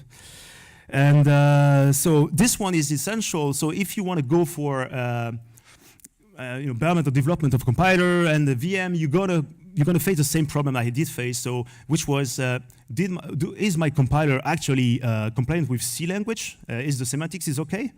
And also, is the cryptographic implementation of some primitives are also compliant with what's expected? So what I did for that, with the same source code, I did compile for the different targets. So for my emulator, and also for to be executed on an x86 CPU as a Linux process. And basically, what I did trace step by step the program to validate the key steps of the computation. And then when it was okay, I just I considered it was like compliant. The compiler was compliant because the semantics from the two programs were the same. And then I jumped to validating the crypto itself. So that's why I re-implemented using standard implementation and also primitives, the challenge with Python, basically, to also cross-check that aspect of it. Okay, so I go fast. I wanted to speak about how to monitor, a technique to monitor the progress of the challengers. So on my side, I did use mail accounts. And basically the flags were aliases towards a mailbox I had on Gandhi.net mail provider. And basically I had such infrastructure to monitor the new mails I'm fetching from the mailbox, and then I'm basically generating the web page according to the data I'm fetching from the mailbox, basically. And yeah, this is looking like pretty, it's systemd. It's like we are in the 2020s at last. Coming from me, it's surprising. And okay, so before going for the result, the prices, and the fame and everything, I would like to invite on stage actually the winner of the challenge. Who's gonna present? A nice solution for it. And so please, Fabien Perigot, come on stage, and the floor will be all yours. I'm going to switch the piece. Yeah. And you can correct me.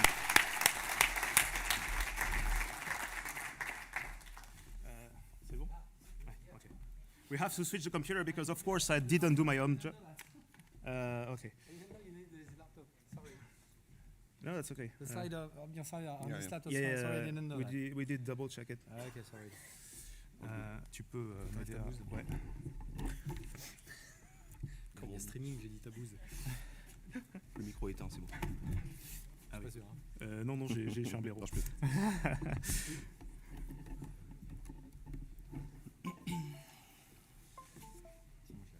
Merci, je vais rebrancher. Solution. Ah oui, attends, regarde. Solution. Thank you. Ouais. Tu veux les extensions? Ouais, non, le duplique, ouais. Ok. Bah, là, attends, en train de me faire crever là, du coup. Ah non, c'est bon. C'est bon. Ah, et t'as le toto, si tu veux. Il marche. Bon, attends, c'est bon, mais c'est pas bon en fait. Ça va venir. Ah, okay. Parfait. Comment t'enlèves ça? Ok. C'est bon. Allez, à toi. Okay, hello everyone. So I will present you the resolution of the challenge. Also, my voice is a bit broken today, so sorry in advance. Who am I first? I'm Fabien Perigot, or 0xFab. I'm one of the reverse engineering tech lead in Synactive, and I mostly do vulnerability research, exploitation, and reverse engineering. And also, I like security challenges. So first, how did it start? On a Monday evening, I received a message from the mighty Alexandre Gazet asking if I was scoring on the THCon challenge, because there was a 0xFab with an A and not a 4 on the scoreboard. So, well, I didn't know there was a challenge, but I went to the page to check this. And yeah, there was someone typo-squating my handle. So, as we say in French, c'est du vol et du plagiat. So, well, so now I was on the challenge page. So it's well, just like when you go to the bar and say just one beer and then you go home at 4 a.m. I just wanted to check what the challenge was. So there's no file to start the challenge. There's just an indication that something is hidden in the page. So if we check, we can see that the favicon, which is downloaded, is a 4 megabyte file. So this is a bit strange. And so if you look at what is this file with tools such as binwalk, it's in fact a Linux partition. And well, if we have a look at the files on the partition, we can see a file called flag, and we have the flag for the first step. For the step one, we check on the partition for deleted files, and we can see that there's a deleted folder, THCon 2023. In this folder, there are 3 files. One THCon file containing just it's a trap, and a step 2 archive. So if we try to recover the step 2 archives, there's an error. The block pointed by the inode is not correct. So if we check the inodes of the directory and the file, we can see they are correct. An interesting point is that the dates of access and modification of the inodes are the same. But if we check the third inode for the archive, it's still invalid. We have the same error of indirect block to address too large, and some values for UID, GID, which are not correct. So if we have a look in row at the inodes, we can see that the inode of the archive file has been replaced by a text. So we can see that the value we had in the error is in fact a bit of ASCII. And if we look at the previous inode for the one of the correct file in the folder, we can see that we have the 3 dates in it. So what we can do is try to find another inode with the same dates, and we can hope that this is the missing inode. And we find such an inode later in the file. So if we just replace the previously found block with this one, finally we can retrieve the step 2 archive. And we have the second flag. For the step 2 is an ELF file. So well, we're happy. It's reverse engineering, and we like reverse engineering. But if we look a bit closer, we can see that all the binary is filled with NOP instructions. So the binary does nothing at all. So well, no, it's not reverse engineering. It's just kind of steganography. So there are 8 different NOP encodings in the file. So it's a way, in fact, to encode 3 bits of data per instruction. So what we can do is just get the row instruction bytes and then write a small Python script to well, get the number of bytes for each line, and then compute the correct bits value, add it to a value, and each time we have 3 valid bytes of data, we write it in the file. And in the end, we get another archive for the following step, and a flag. So step 3 is, as we can see, there's an EMU file, a child bin, and an encrypted file. So that's, in fact, an emulator. As Benoit told us earlier, it's a virtual machine. And so child.bin is the file containing the code and the data for the virtual machine. And there's not so much code for this one. So, well, when we open the emulator, the virtual machine is it's not obfuscated, and it can be reversed quite easily. And it's a simple virtual machine. There are 16 bits registers, 32 bits instructions, classical registers, classical instructions, and 3 special instructions to open, read, and write files. What we can do is just write a simple Python script to disassemble the challenge code. And in the end, we have a nice listing of instructions, and there are not so much instructions, so we can reverse it. And what the code does is it simply opens the encrypted file. It asks for a passphrase of 16 characters, and just applies this operation. So for each byte of the ciphered file, it subtracts the value of the passphrase. So we have to guess this passphrase, and by looking at the encrypted file, we hope to find some originally null bytes, so we can have part of the passphrase, and we can try to decrypt with this part of the passphrase, and then we have some hints we will help us to find the remaining bits, remaining characters of the passphrase. And in the end, we have the full passphrase, and we can decrypt the file. So the file was composed by an ASCII header to help us find the correct passphrase, followed by another JZip file. So step 4. Step 4 is still has an emulator and a challenge.bin file. And this time we have also an encrypted file and an expected hash. So this is the same VM, so we don't have to reverse engineer the VM again, but this time we have 22 kilobytes of code. So the simple Python disassembler we wrote was not enough to be able to reverse the code correctly, so we need something better. So an elegant way to do it would be to write a custom processor and loader for IDA Pro. That's not something I've done during the challenge. But well, we can do it, and then we can load the file in IDA and have something nice just like this. In fact, I gave the challenge file to a colleague after I finished the challenge because he was preparing a training for IDA Pro and wanted an example. So, well, you can learn this in Synactive IDA Pro training.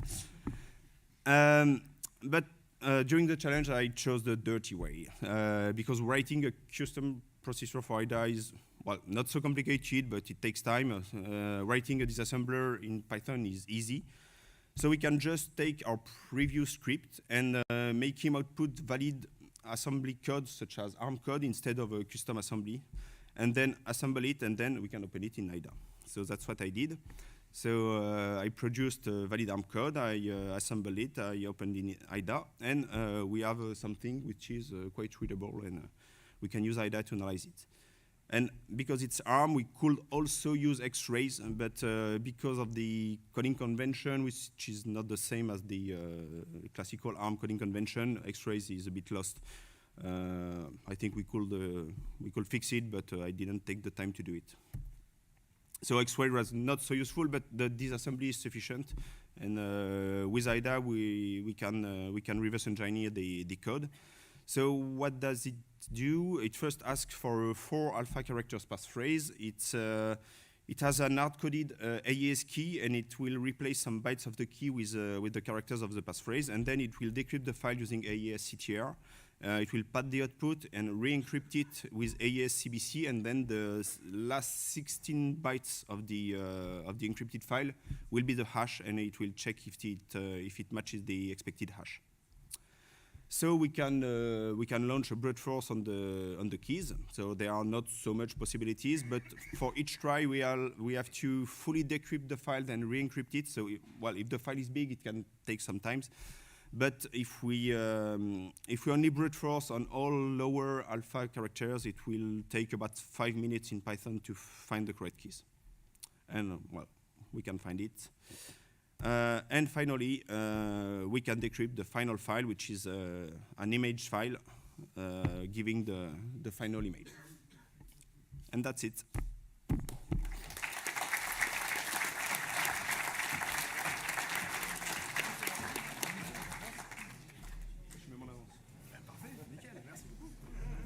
The words. Va pas trop loin, tu vas revenir. Hein.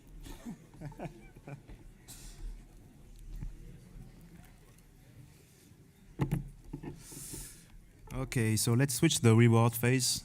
Please don't disappear right now. Okay, so that should be working. I said should be. Might be. Won't be. Okay, let's reboot. No, that's okay. I'm gonna use my smartphone to call the people. I don't need the slides actually. We have still the results of the challenge online. So if you follow THCon.party link and go to the pre-challenge link, and you will find the scoreboard with the name of the people who finished the challenge. And I'm gonna call the people who finished the challenge ascending. So I'm gonna start by the 5th one, who's Thomas Chamelot. Please come on stage. Please congrats the guy.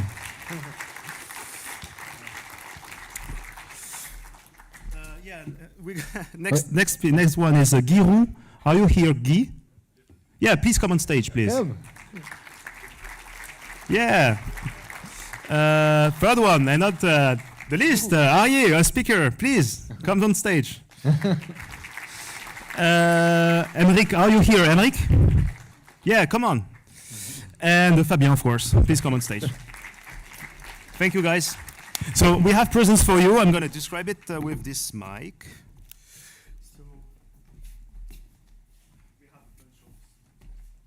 Hello. Yeah, we have a bunch of swag for you. And there is a RootMe free pass or with a discount, I don't remember actually. But yeah, this is there. And we have, please take off the t-shirt, which is in the bag. There is this nice, we want to shoot a picture with you guys.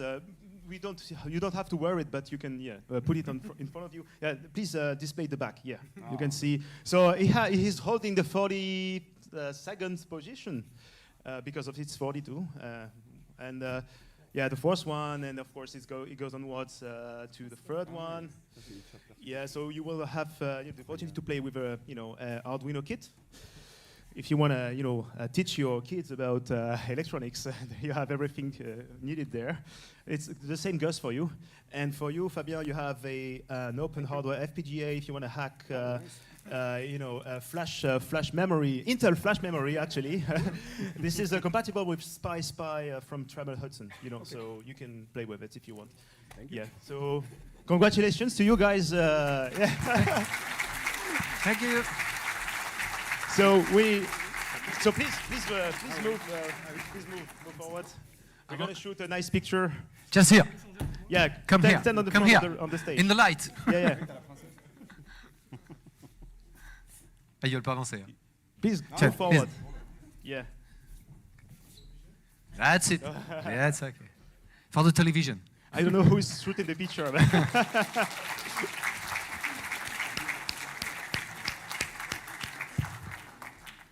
Oh, thank you, guys. Thank you. Let's hope you had fun with the challenge. See you next year. So it's time now to switch to Rump Session. To the Rump Session. So do you know who I is have the the first order. speaker? First one is Maël. It's possible to speak in French, as we said. For those who want to speak French, it's possible. So of course, I 5 minutes max, yes, maximum. Setup, of course. You have to talk on a topic which is related to cybersecurity, of course. Your holiday photos are not authorized. So you know the rules, you know the drill. You have 5 minutes to speak, and we're gonna cut you straight. Okay? So please, no, please don't do anything. Vous avez un compteur là-haut? Okay. Will you display the counter on the screen or something? I'm going to do it. Are you still there? I'm ready. So okay. So I leave you the floor, Vincent. So are you ready for the I show? will speak in French, but the slides are in English if you want. But, okay. Sorry for that. Go. Bon, merci à tous d'être là. Je vais faire 5 minutes pour vous parler un peu de réseau. C'est pas bon signe ça. C'est bon, parfait.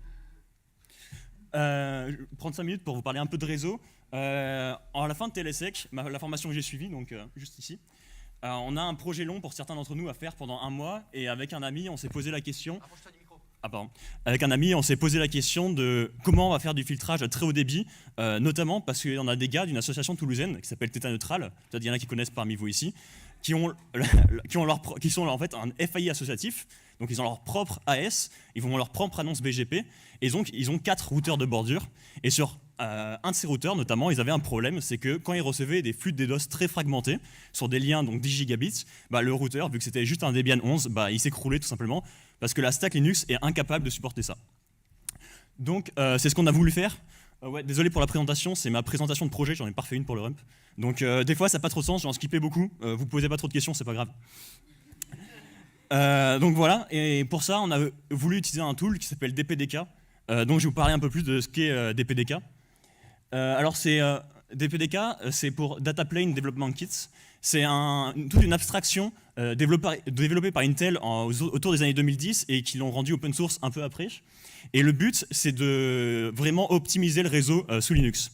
Il faut savoir aujourd'hui, quand un système Linux reçoit un paquet, ça déclenche des interruptions, ça change, ça fait un passage en kernel space, en user space, etc. Ça fait des allers-retours. Et ça, c'est vraiment problématique parce que ça consomme des instructions pour pas grand-chose. Et les mecs de DPDK, ils se sont dit, pourquoi perdre ça? Ce qu'on va faire, c'est qu'on va prendre la carte réseau, on va prendre le PCI, on va directement le remapper en user space, dans notre propre espace mémoire, et on va bypass le kernel. Ça, c'est quand même vachement pratique, parce que ça nous évite toutes les interruptions, et c'est très utile, notamment sur les connexions très haut débit. Par exemple, si on prend des connexions à 40 gigabits, il faut savoir qu'on a environ, pour des paquets très fragmentés, une quarantaine d'instructions pour traiter le paquet. Donc autant vous dire qu'il faut être très efficace. Donc on a voulu faire ça, et donc des PDK, ce qu'ils font, c'est comme vous voyez, ils bypassent la... Il y a un pointeur, je crois. Parfait. Ils bypassent la stack, enfin tout le kernel space, et pas un truc qui s'appelle l'EAL. En gros, ce qui se passe, c'est dans leur software à eux, ils réimplémentent les drivers des cartes, mais tout en user space, donc on n'a aucune interruption, et c'est vraiment une couche minimum pour un peu standardiser le tout. Mais donc tous les drivers sont réimplémentés par des PDK. Bref, nous on s'est posé cette question, à savoir est-ce qu'on pouvait faire fonctionner ça déjà. Alors il faut savoir que c'est vraiment pas simple, bon je vous passe tout ça, mais en gros, on a essayé d'abord de faire du virtuel, on a fait de l'ESXi, du Proxmox. Spoiler, ça marche pas. C'est vraiment galère à virtualiser comme système parce qu'on est vraiment sur du très bas niveau. On a perdu beaucoup de temps là-dessus, mais d'ailleurs on a aussi fait du KVM, j'ai oublié de le préciser. Mais c'est vraiment très très galère, même si c'est ce qu'ils recommandent pour commencer. Pour les performances et pour faire du benchmark, c'est pas terrible. Heureusement, où est-ce que je l'ai? C'est pas là. Ah, pardon. Les gars de... Ouais, bon, c'est un PDF, du coup, ça s'overlap un peu, c'est pas grave. Les gars de Theta Neutral ont été vraiment sympas et ils nous ont filé du matos assez incroyable, à savoir des cartes réseau de 10 gigabits qu'on a pu mettre sur des switches Cisco à 40 gigabits, plusieurs serveurs qu'on a pu se mettre dans tous les sens, bref. Un super bon essai assez incroyable et on a essayé de développer ça. La première étape, ça a été de faire fonctionner des PDK. Alors là, ça paraît hyper simple comme solution, c'est faux. Faut savoir que c'est un projet qui est encore vraiment en early access, enfin en early access, c'est proprement dit, c'est un projet open source, donc en gros c'est juste que personne s'en sert trop en ce moment. Pour le moment, et c'est très difficile à faire fonctionner, donc il y a beaucoup de bidouilles drivers à faire, on a dû faire sauter des protections à la main dans le code, réimplémenter ça et faire fonctionner sur la carte. Mais ça finit par fonctionner, et on était très contents, donc on a pu faire notre proof of concept qu'on pouvait faire du filtrage avec des PDK. Alors, il faut savoir que c'est pas très compliqué sur le principe, parce qu'il y a des gens qui ont déjà fait du routage sur des PDK, même si le filtrage, il n'y avait pas trop de preuves de concept dessus. On avait pas mal de gens qui avaient fait du routage, donc on a pu reprendre du code, tester des trucs, et on a réussi à faire fonctionner notre truc. Et on a réussi donc à faire notre routage finalement. Bon, il n'y a pas de démonstration, désolé. On a réussi à faire du filtrage à 10 gigabits par seconde. Et ça, c'est quand même vachement cool. Alors en fait, on n'est pas allé si loin que ça parce qu'on a eu qu'un mois pour faire notre projet. Et finalement, la stack Linux, elle faisait toujours aussi bien que nous. Principalement parce que depuis la sortie des PDK, les gars qui sont au réseau chez Linux l'ont assez mal pris. Qu'il y a des mecs qui soient plus forts qu'eux. Et du coup, ils ont fait pas mal d'améliorations. Et maintenant, la stack Linux, sur des liens 10 gigabits, ils n'ont plus trop de problèmes et ils gèrent plutôt bien. Mais des PDK s'appliquent vraiment à des liens encore plus haut débit. Donc maintenant, on trouve régulièrement du 20 gigabits, voire plus. Et on n'a pas réussi à tester là-dessus. Il aurait fallu faire des liens donc, à LACP sur nos 10 gigabits. Mais on avait de quoi, théoriquement. Mais voilà. En fait, en conclusion, c'était juste pour vous parler de DPDK, vous dire que c'est assez incroyable. Si jamais vous avez besoin de faire du réseau à très haut débit, vous avez besoin de faire de la sécurité dessus, n'hésitez pas, c'est du bas niveau, c'est du C, mais c'est relativement simple à faire. Et en plus de ça, je voulais aussi vous parler de Theta Neutral, qui est une association assez incroyable. Donc si vous avez l'occasion de traîner un peu sur Toulouse et de voir ce qu'ils font, vous aimez le réseau, vous aimez la sécurité, ils ont forcément des trucs pour vous. C'est vraiment, vraiment, vraiment cool. Et donc ce sera tout pour moi. Merci. Il a réussi, bravo. Il a tenu. Pierre. Le suivant est Pierre. Toi, je crois que j'ai pas tes slides, donc tu branches ton PC. Ok. I'm going to switch laptop, sorry.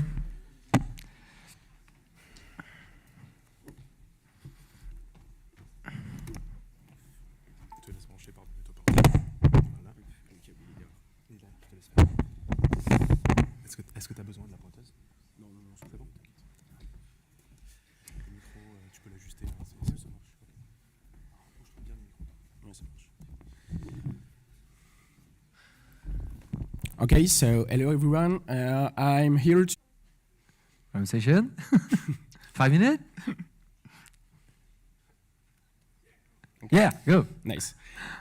So yeah, I'm here to present you a little thing that someone present at Insomniac. This was a remote code execution in VS Code, and the person who presented that was Thomas, so he's known as SwapJS. Is responsible for the famous do you trust this author when you open a folder in VS Code.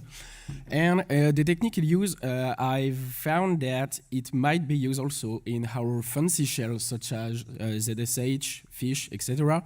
So here I just have two folders, so I will just go into this one, and when I go into this one, this pop calc. So you might wondering what's happening here.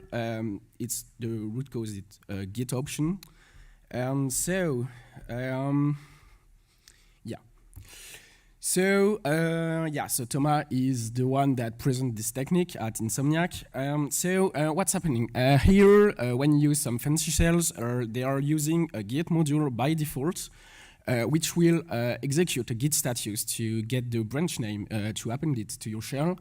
And there is a problem inside the config because there is the presence of the fast monitor option, which is an option to change the diff binary, which will be used to get the difference between two Git versions. And you can put absolutely what you want in here. So here I just put bin bash trc and calc.exe as you've seen. So yeah, you just cd into a folder and you get fucked. So what Git developers say to that won't fix. They won't fix this issue because they say that it's used by many companies to change the diff binaries that can be used. So it's kind of ugly because you might say that, yeah, but you have to modify the config file, which is not possible inside the public GitHub repository, and it's true. But here I have, oh yeah, I have to. Yeah. So here I have another folder. So here, just as I'm a good friend, I'd say, hey, I send you the, I don't know, the results of your evaluation. So just unzip this file, and you will see that when we unzip this file, this also pop calculatrix. So this is because our fancy shells consider that folder is a valid Git if there is four things. So a head file, a config file which contain our malicious payload, and two folders that can be empty, which are objects and refs. So that's all, and this demonstrates that you can get pwned because you just unzip a file. And thank you, and just a little advice, there will be a CTF from 12 to 14 May, so if you want to participate, feel free. There is some good challenge, and the organizers are cool. Thank you. Thank you.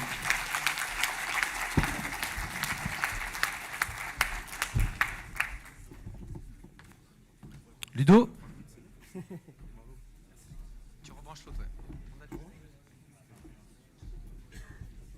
We switch again from laptop, sorry.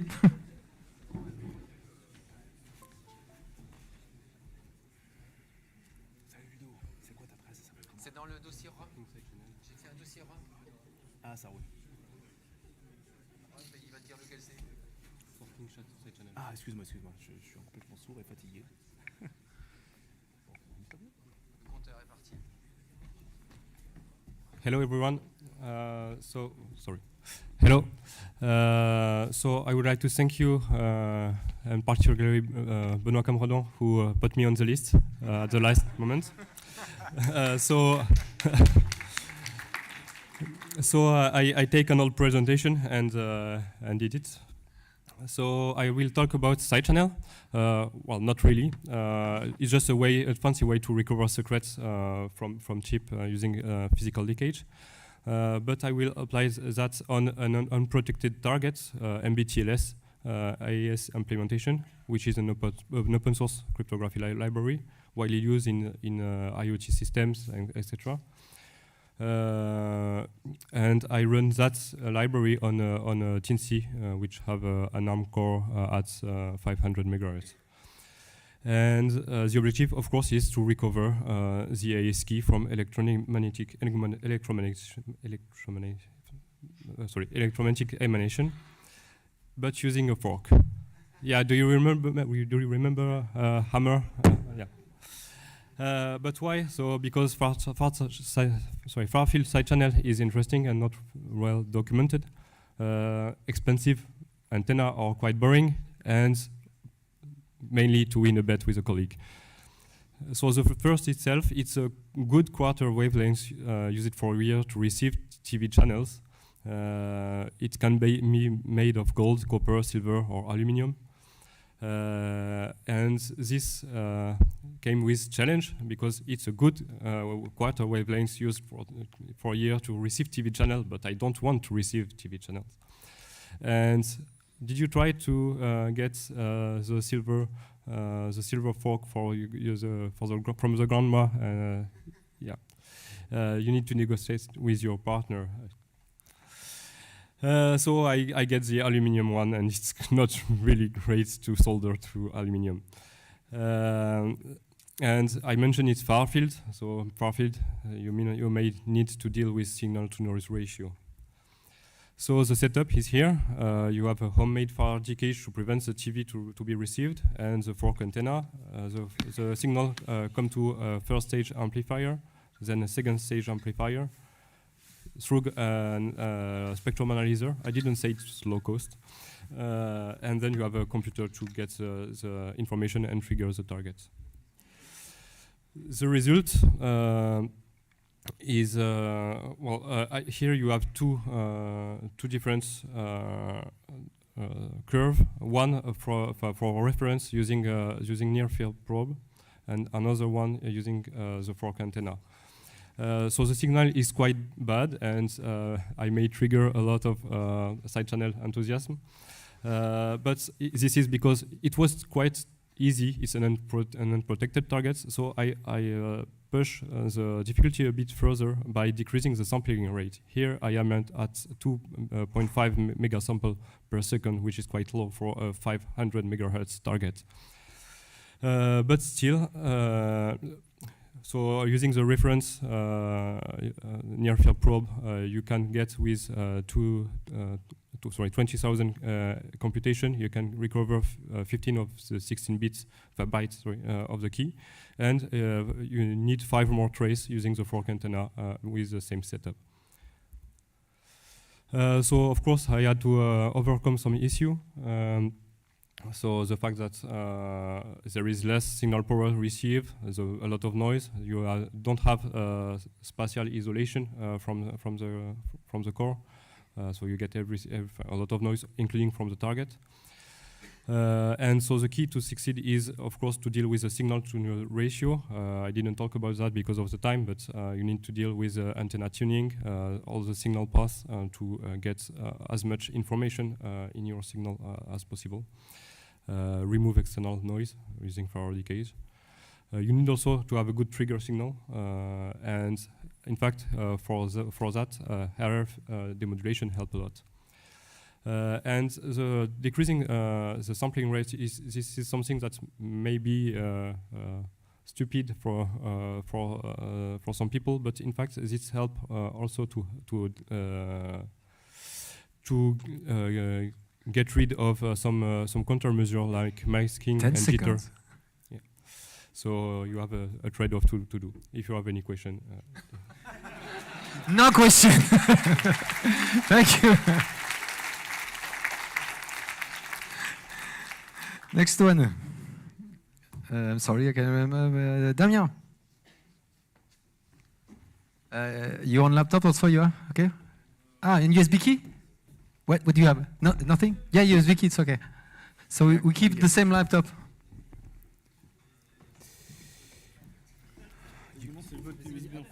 Ah oui. C'est votre clé USB. Ah, c'est pas la mienne, c'est pas moi, je sais pas qui c'est. Non, mais. Osé la brancher. Ouais, j'ai vérifié avant. Yes, bon, ça va. Et tu fous ça dans Rump.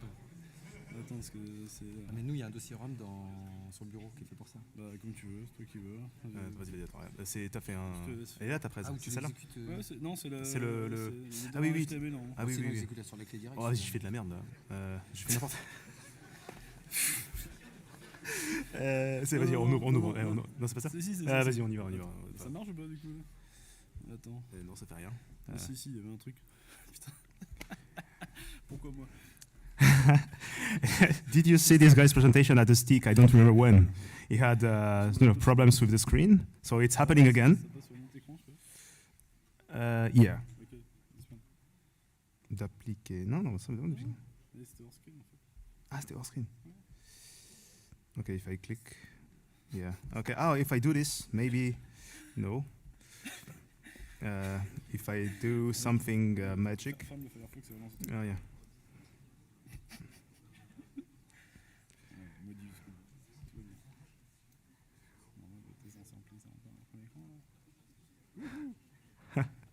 Yeah. Yeah. Allez, vas-y. Le clicker il fonctionne ou pas? Le compteur, ouais, quand tu démarres, ils vont faire partir. Ouais, c'est bon.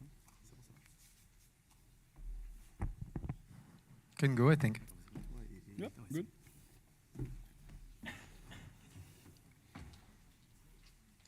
Gay.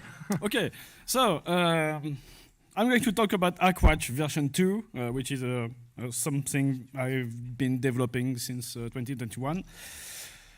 So basically, it's a smartwatch based on the Lidigo TWatch 2020.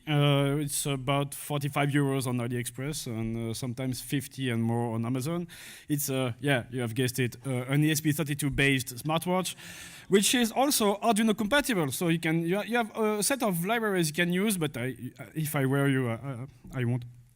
Anyway, it has 256, yeah, it's end of the day, I'm a bit tired. So it has a TFT display with a touchscreen. It also supports Wi-Fi and BLE protocols. It also has a IR transmitter, so you can just drive your TV with it. It can play sounds, but yeah, who cares?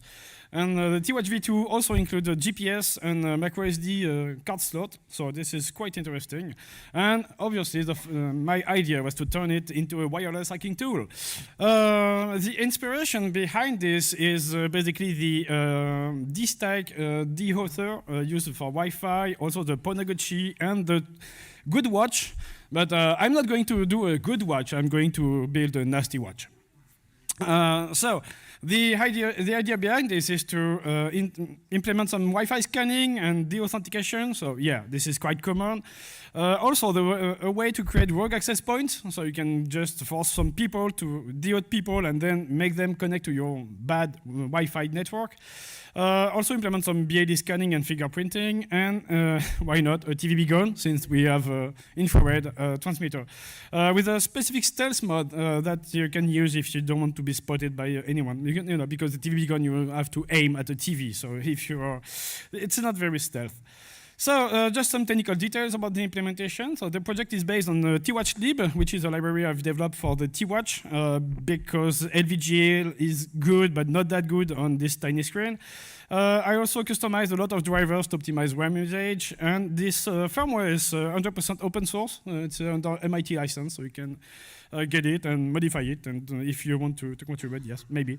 And of course, the latest version includes also all the latest tricks we showed this morning on BLE. So if you have a look at the source code, there is some files, BLE_hack.c and h, and if you have a look at these files, you may find some primitives you can use to inject PDUs, BLE PDUs, and reproduce what we did with this smartwatch.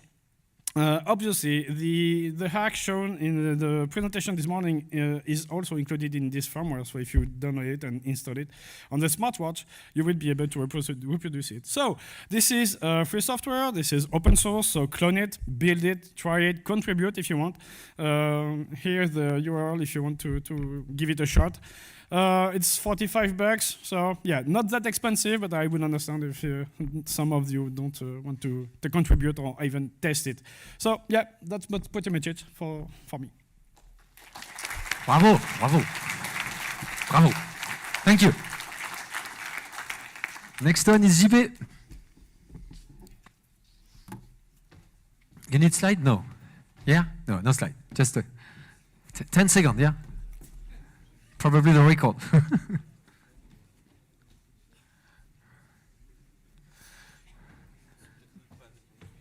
Tu l'as déjà sur le truc? Non, non, no slide.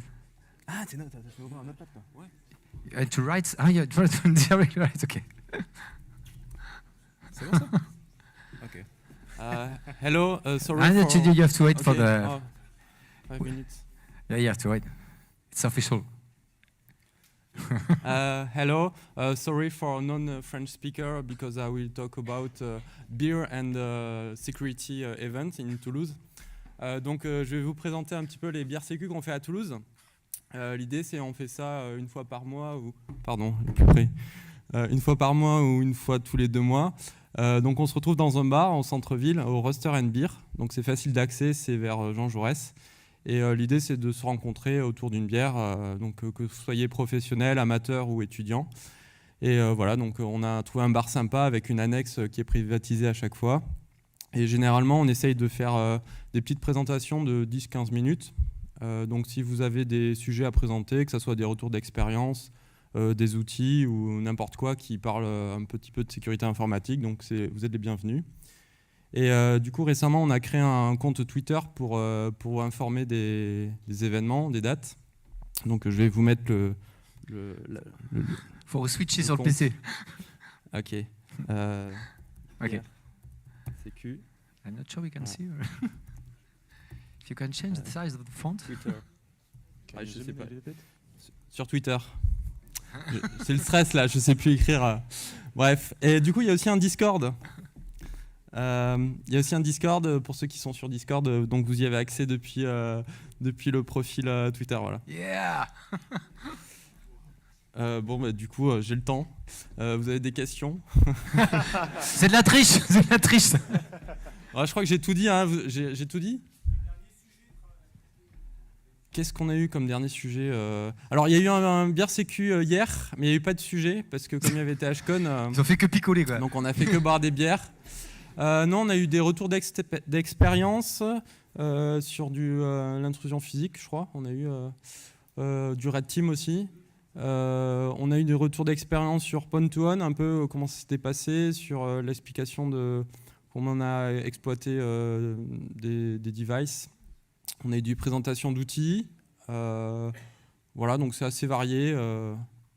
Voilà, y a pas de, vous pouvez tout proposer comme sujet pourvu que ça parle un peu de sécu. Comme maintenant, quoi. Voilà, exactement. Merci. Merci. Next one.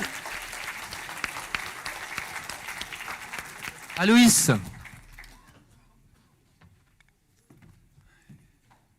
On a tes slides, je crois. Ok. Ça doit être écrit Aloïs ou un truc qui ressemble à Aloïs. Yes. Il va arriver après le compteur. Excellent. T'arrives après le compteur. Voilà, bonjour tout le monde. Alors par solidarité avec mon collègue là-haut, je vais faire en français. Si vous avez la ref, dites-le moi, parce que j'ai montré ça aux collègues et il n'y en a qu'un seul qui a trouvé. Je vais vous parler de comment j'ai fait un honeypot pour Redis. Alors ça c'est moi, parce que déjà, alors j'ai présenté cette rump à la BotConf il y a une semaine, et entre-temps j'ai eu le temps de faire un peu de reverse, donc j'ai rajouté ça comme slide. Et j'ai aussi oublié de me présenter à la BotConf, donc je vais le faire là. Ça c'est moi, Aloïs. Je fais du malware à la poste, enfin de l'analyse de malware, pas du malware. Et Parce que sinon... Alors on a déjà fait du malware, mais c'est autre chose. Alors, EuroCTF, 12 au 14 mai. Je sais qu'on m'a demandé de pas montrer des photos de mes vacances, mais du coup, faites le EuroCTF. En child dozint, il y en aura. Et ça, on s'en fout. Redis. Du coup, j'avais lu cet article de Aquasec sur un malware Redis qui était super stylé. Donc je me suis dit que je voulais un honeypot pour essayer de trouver d'autres samples un peu pareils. Redis, vous connaissez probablement tous. Dans le doute, c'est un serveur de dictionnaire, c'est pas très compliqué, et qui est censé être totalement pas secure si vous le mettez en ligne. Ça, Antirest, c'est le créateur de Redis. Comment ça marche? C'est juste un dictionnaire, quoi. Concrètement, c'est pas très compliqué. Alors, ouais, les slides de la BotConf. Bon, la sérialisation, elle est pas très compliquée non plus. Le nombre de paramètres, la longueur, la chaîne. Comment ça spawn? Eh ben, soit vous utilisez des vieilles CVE ou il y a un escape avec la sandbox Lua. Soit vous pouvez écrire le contenu de fichier, genre des clés SSH, des cron tab ou un web shell. Soit vous utilisez le slave of et module load, qui est le plus intéressant. Et comment ça marche? En gros, un attaquant dit à votre serveur Redis que c'est un slave de son propre serveur Redis. Et du coup, votre serveur va essayer de cloner la DB. Parce qu'en fait, la DB, c'est pas vraiment une DB, c'est un .so, c'est une lib partagée Linux, que l'attaquant va ensuite load, et comme ça, il pourra avoir de l'exécution de code. Du coup, comment mon honeypot il marche? C'est juste un proxy tout con. Si je vois qu'il y a une attaque, je vais aller chercher le binaire, et je le garde. Et j'envoie un faux résultat pour dire ouais, c'est bon, ça a marché, t'inquiète pas. Sinon, juste, je transfère les requêtes à mon Redis. Et alors, de base, quand j'avais présenté ça, j'avais push en prod à 3h du mat, j'ai pas beaucoup dormi, et je pensais avoir aucun résultat, sauf que, en fait, j'en ai eu plein. Là, c'est qu'un petit aperçu de tout ce que j'ai eu. Mais qu'est-ce qu'il y avait dedans, du coup? Qu'est-ce que j'ai pu trouver pendant la semaine?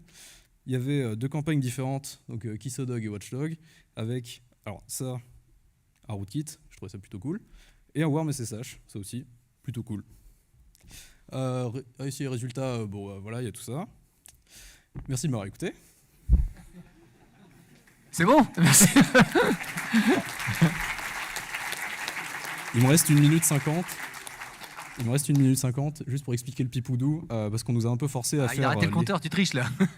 C'est pas grave, vas-y. En gros, le pipoudou, c'est parce qu'on nous a un peu forcé à faire des rumps la semaine dernière. Et on est des postiers, il fallait mettre un pipoudou en hommage. Et voilà. Et on recrute. Merci.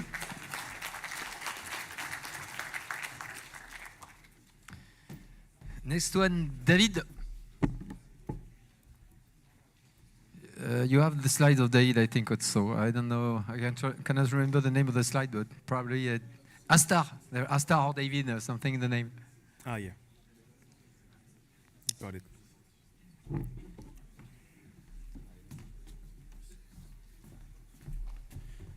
Donc c'est un petit talk très rapide pour plutôt à destination des étudiants, parce que j'ai souvent des questions en tant que pentester, est-ce que tu fais du CTF, est-ce que tu fais du bug bounty, etc.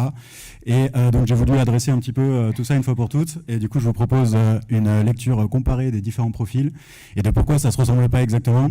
Donc en tant que pentester, globalement vous avez un engagement qui se compte en jours. Trouver des vulnérabilités, c'est le plus long. C'est vraiment là qu'il ne faut pas se décourager, il faut accepter de se taper 40 inputs où on n'a rien eu et se dire qu'au 41e, il y aura peut-être quelque chose. Et en fait, exploiter des vulnérabilités, souvent, c'est pas le plus dur, parce qu'un mec qui vous a laissé un input pour faire de l'injection SQL, c'est souvent pas un mec qui s'amusait à mettre des grosses protections derrière. Donc, dans le monde réel, c'est pas si dur, souvent, d'exploiter les vulnérabilités qu'on trouve. C'est surtout le trouver qui est long.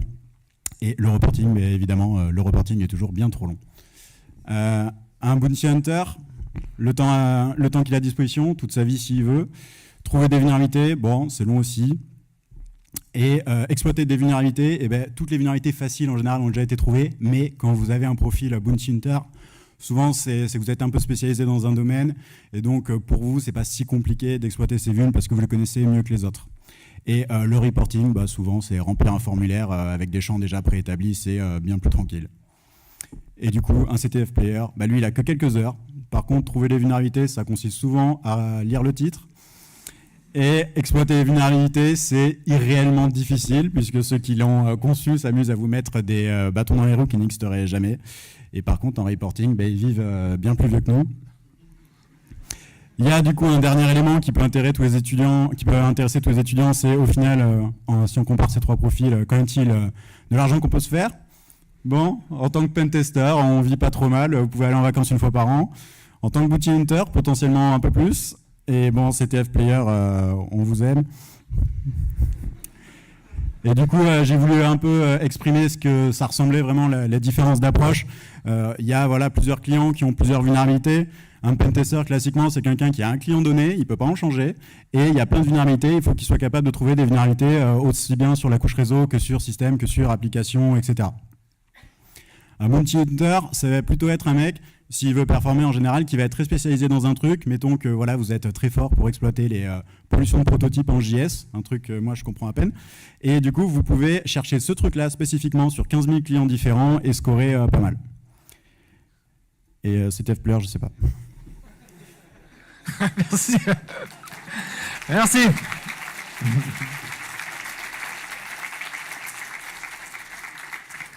Next. Qui c'est que j'ai après? Boris. L'avant-dernier. On approche.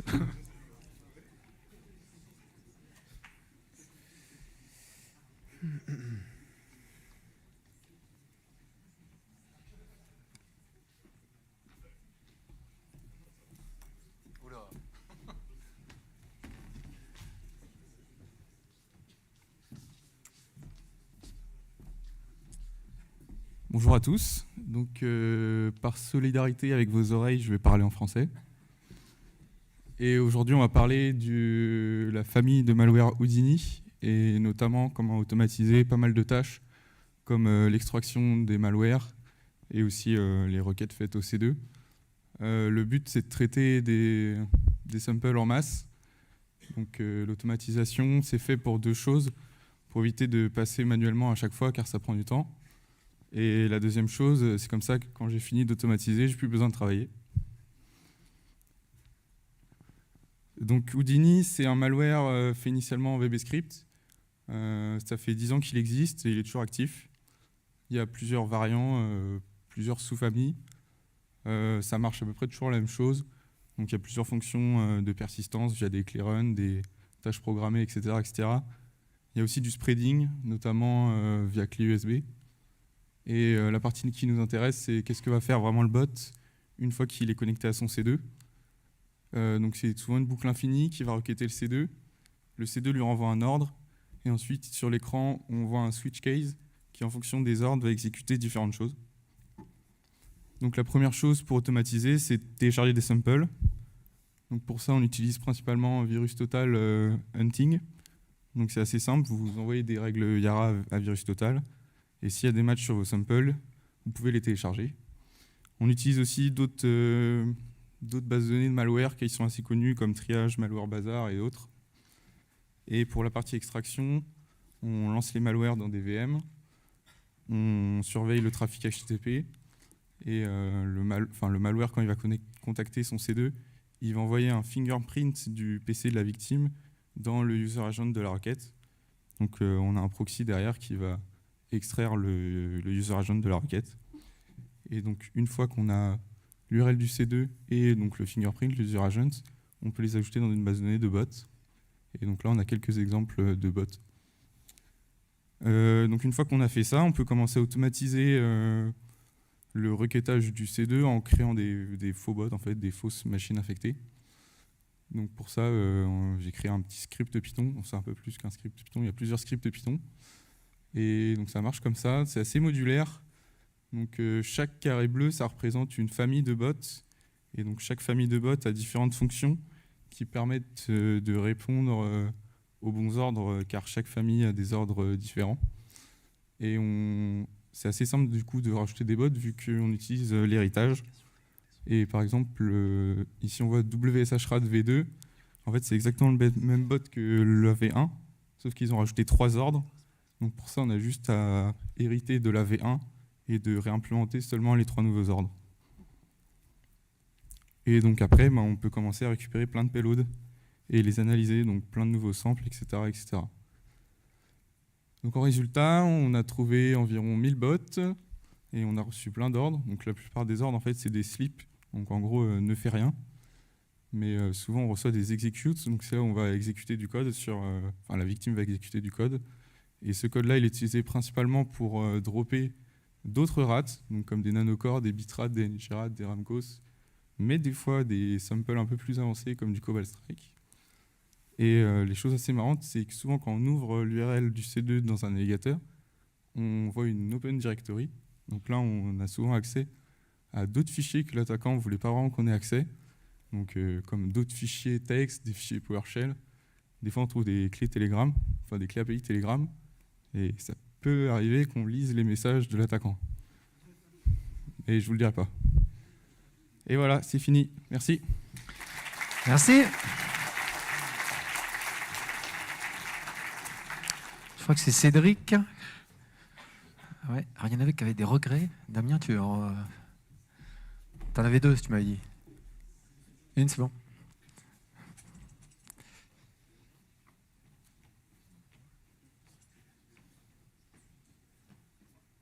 Vincent, c'est laquelle? No slide. Ah. C'est un mec qui fait tout en direct live, il n'a pas peur. C'est un showman. Un showman.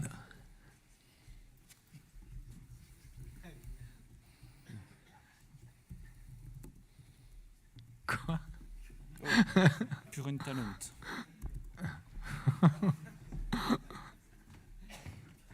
Dès que ça part, c'est bon. Cool.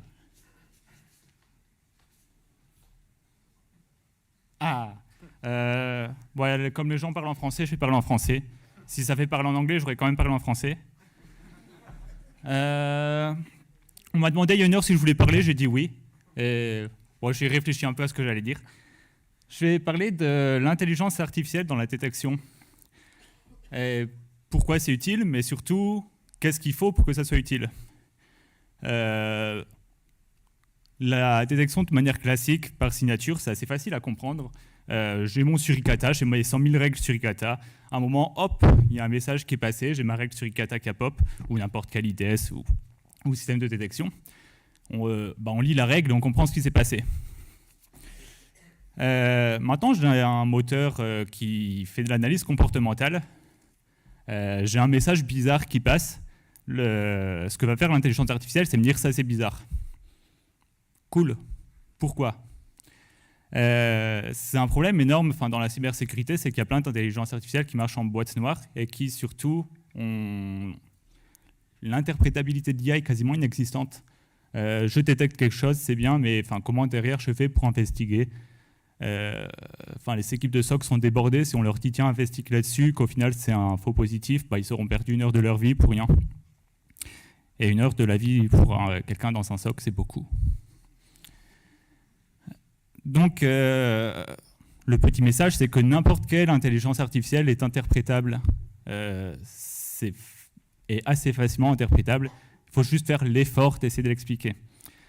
Je vais prendre des exemples, mais vous avez un réseau de neurones ou des systèmes par arbre ou peu importe, c'est assez facile de dire au final sur quelles caractéristiques l'intelligence artificielle s'est appuyée pour dire ça c'est anormal. Encore faut-il vouloir publier ces caractéristiques, ça dépend, mais je veux dire pour moi le secret de l'intelligence artificielle c'est pas dans les caractéristiques ou quoi que ce soit, c'est plutôt dans comment les entraîner. Il n'y a aucun dataset de sécurité qui existe pour bien entraîner les IA, donc si vous avez le dataset, vous êtes les rois du pétrole. Une fois qu'on sait sur quelles caractéristiques l'IA elle est basée, c'est assez facile d'investiguer. Genre, j'ai un network scan. Pourquoi ? Parce que j'ai une IP qui a envoyé 500 flux qui sont composés d'exactement un message sur 500 IP différentes. Ça, l'IA, elle peut le dire. Je peux avoir une alerte qui est exactement celle-là. Une fois que j'ai lu cette alerte, c'est assez facile de me dire, moi, oui, je comprends pourquoi l'intelligence artificielle a relevé tel résultat. 95% des systèmes de détection qui marchent par IA sur le marché, ils font pas ça. Ils vous disent juste, ça, c'est pas normal. Et, c'est un gros problème actuellement, alors que c'est quelque chose qui est facilement faisable. Et voilà. C'est juste le petit mot que je voulais passer. Expliquez vos IA. Faites pas apparaître ça comme des boîtes noires. C'est quelque chose qui se comprend. C'est juste des maths derrière. C'est pas de la magie. C'est très facile à expliquer. Et voilà, fini. Merci.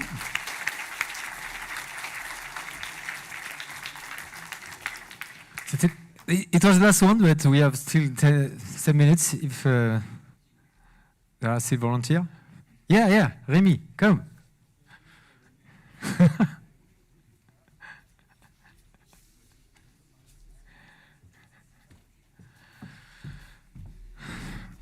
Donc bonjour Rémi. You have to wait for the... yes, you see? Yeah, go. Bonjour Rémi, je vais essayer de faire plus rapide que JB. Lancy recrute. Voilà, j'espère. Bonne journée.